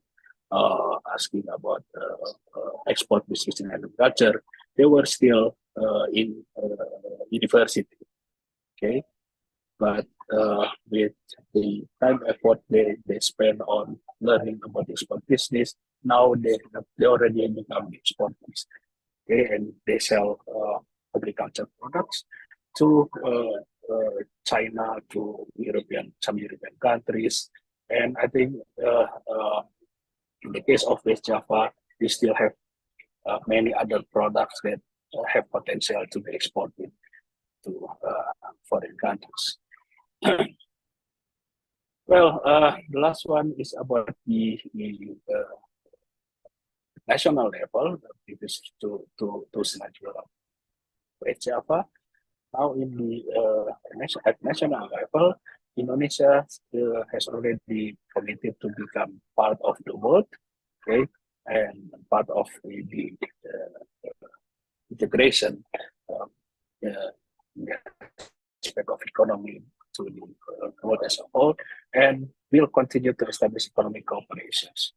Okay, this slide shows you the two groups of economic cooperation. On the left-hand side is those are who already implemented. Okay, we have so many cooperation in the form of, say, FTA, Free Trade Agreement, or CEPA, Comprehensive Economic Partnership Agreement, or in any other forms of economic partnership. Okay, as per this month, we also have some other economic cooperation being negotiated between the parties, and it is amount to about 16 cooperation that and also we have another group, but it is not shown in this slide. That we are also in the process of exploring other economic cooperation with other countries, be that in the bilateral or regional or multilateral form. Okay, and I would like to share about the institution. Okay, so recent studies show that institution is matter or is very vital for the trade performance of a country. In particular, here in Indonesia, some research suggesting that we are declining in terms of export performance, and also in particular with global value chain, we also lagging behind the other countries in Asia. Say, for example, compared to Malaysia, Thailand, or Vietnam, we are behind them in terms of GVC involvement. And the research suggests that one of the main problems are related to institutional factor. Okay, these are some studies from previous research, and if we look at how the institution affect international trade, in fact, the channel of how the institution affect international trade can come from many or various channels. Say, for example, from the investment side, okay, or from the entrepreneur side, or for the enforcement of the contracts, or even for the allocation of productive resources. Okay, so this perhaps might tell you why the institution very important, because the institution connects to many aspects in not only international trade itself, but beyond that, to the investment, to the risk, and etc. Okay. This is from my recent study on the effect of institution and trade. Okay. The objective of the study is to analyze the effect of Indonesia and trading partner institution on the performance of Indonesia, in particular in the export of global value chain. And the contribution of this research is we utilize four group of commodities, namely raw material, intermediate, consumer, and capital goods. And the findings of this research is that institution affect more to the performance or determine more to the performance of Indonesia export, and the coefficient shows that institution matter more relative to the other variables on the study. The study will involve other variables, in, say, like example, macroeconomic variables such as exchange rate, population, or GDP per capita. The findings show that institution matters more compared to the other variables on the study. The other interesting part is that if we talk about the global value chain, two commodities that are important or prospective to Indonesia involved in the global value chain, which are intermediate and consumer goods. Our research says that domestic institutions affect more than trading partners. Okay, so previous finding institution is affect more than the other variable, but if we compare between institution of Indonesia and institution of trading partner for the commodity of intermediate and consumer goods, the Indonesian institution is affect more. Okay, so this maybe highlight the importance of the institution for the Indonesian export. And quite interesting also that if we talk about the tariff of importing country, yeah, that is significant. But again, the institution variables show that institution affect more than the tariff of importing country. Well, if we talk about the insight on the real sector, okay, I try to relate my findings with the situation in West Java in particular. Okay, if we talk about export of agriculture product, okay, on the right picture, we can see that there is a problem. Okay, there's a problem in particular with between the connection between domestic producer or exporter with their domestic suppliers. Okay, the red circle shows that majority, okay, I think about 90% of domestic suppliers, the farmers, they don't have a legal business entity. Okay, so when domestic producer or exporter, they buy from domestic suppliers for the raw material, their business transaction is based on informal practice. Okay, it gives rise to a problem of the uncertainty, be it on price or the quality of the products or the delivery time. While at the same time, the exporter, they have contract with the importer, which is fixed or certain product prices being transacted, or the quality or the delivery time is quite fixed. Okay, well, this perhaps can hinder the new exporters, okay, to or the new business or new population within the age of 20 or 44. They tend to avoid business in agriculture sector. Okay, say for example, from one of our client in the FTA center who export mangosteen. Okay, they quite get this kind of problem in their daily activities. The exporter, they have to export or they have to deliver product every day. Okay, while the domestic supplier, because they don't have formal contract, domestic supplier often delays in sending the mango stem.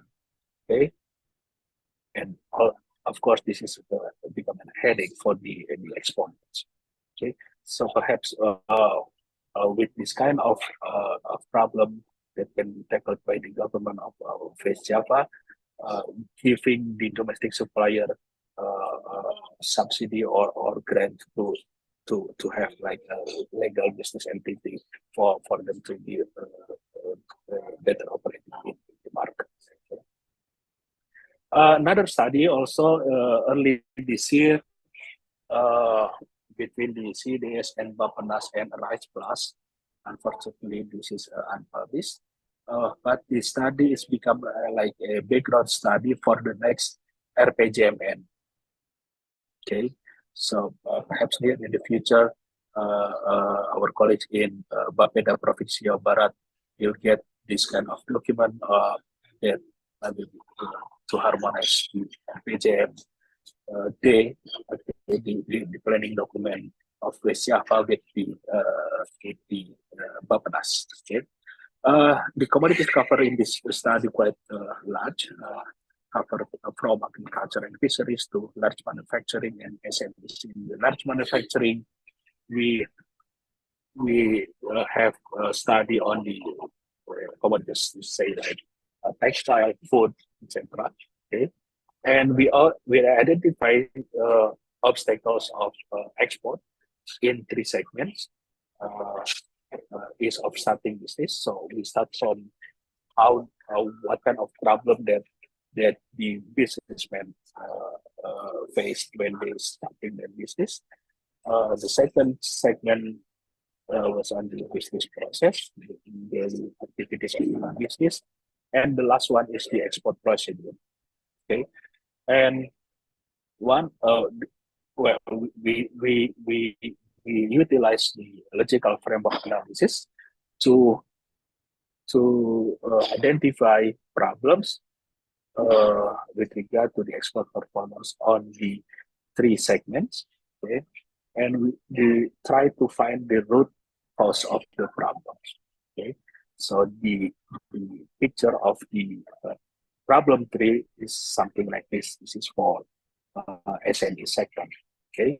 And one of the major problems raised in those commodities are related to government regulation. Say, for example, related to business licensing. Okay, even with the current regulation on starting business, like say, for example, the SLF, certificate layak fungsi, although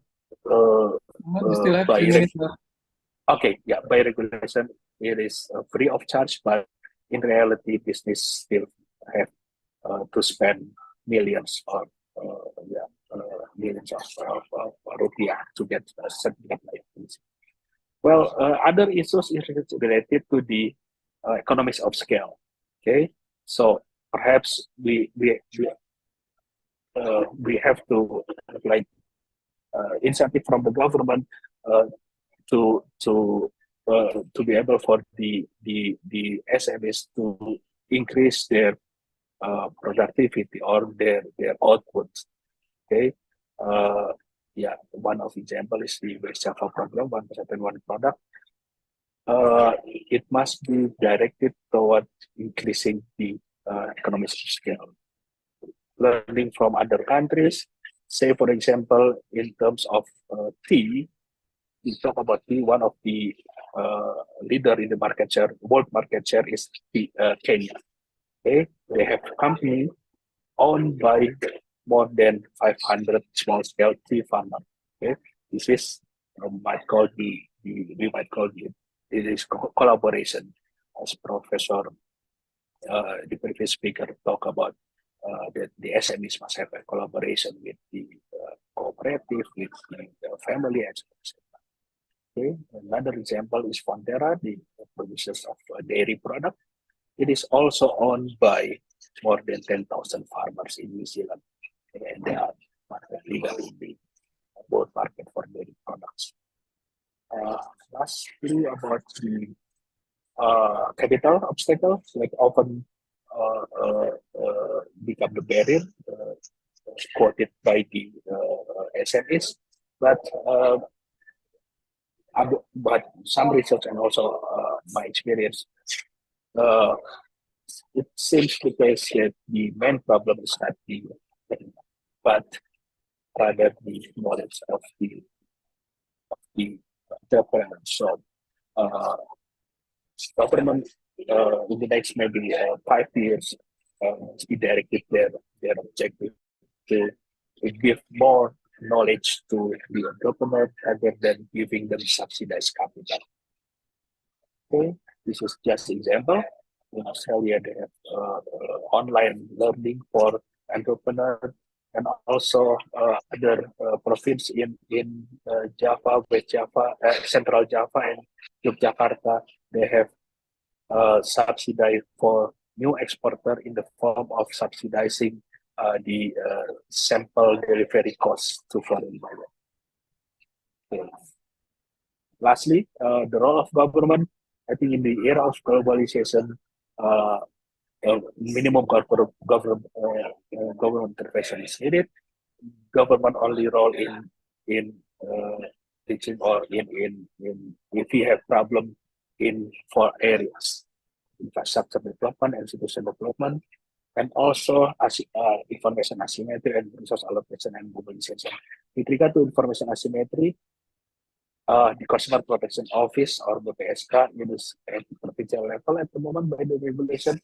I think it is very important that we have good consumer protection in order for the local producer be able to produce competitive products.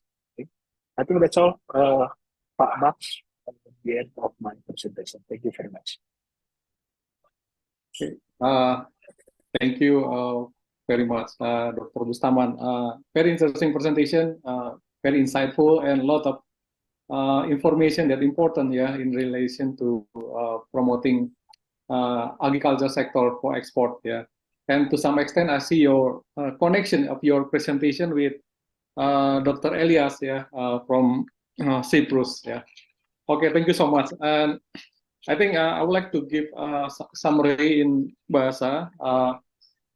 Dr. Arief Bustaman mencoba untuk menggali peran kelembagaan, ya, dan juga secara khusus dikaitkan dengan trade, ya.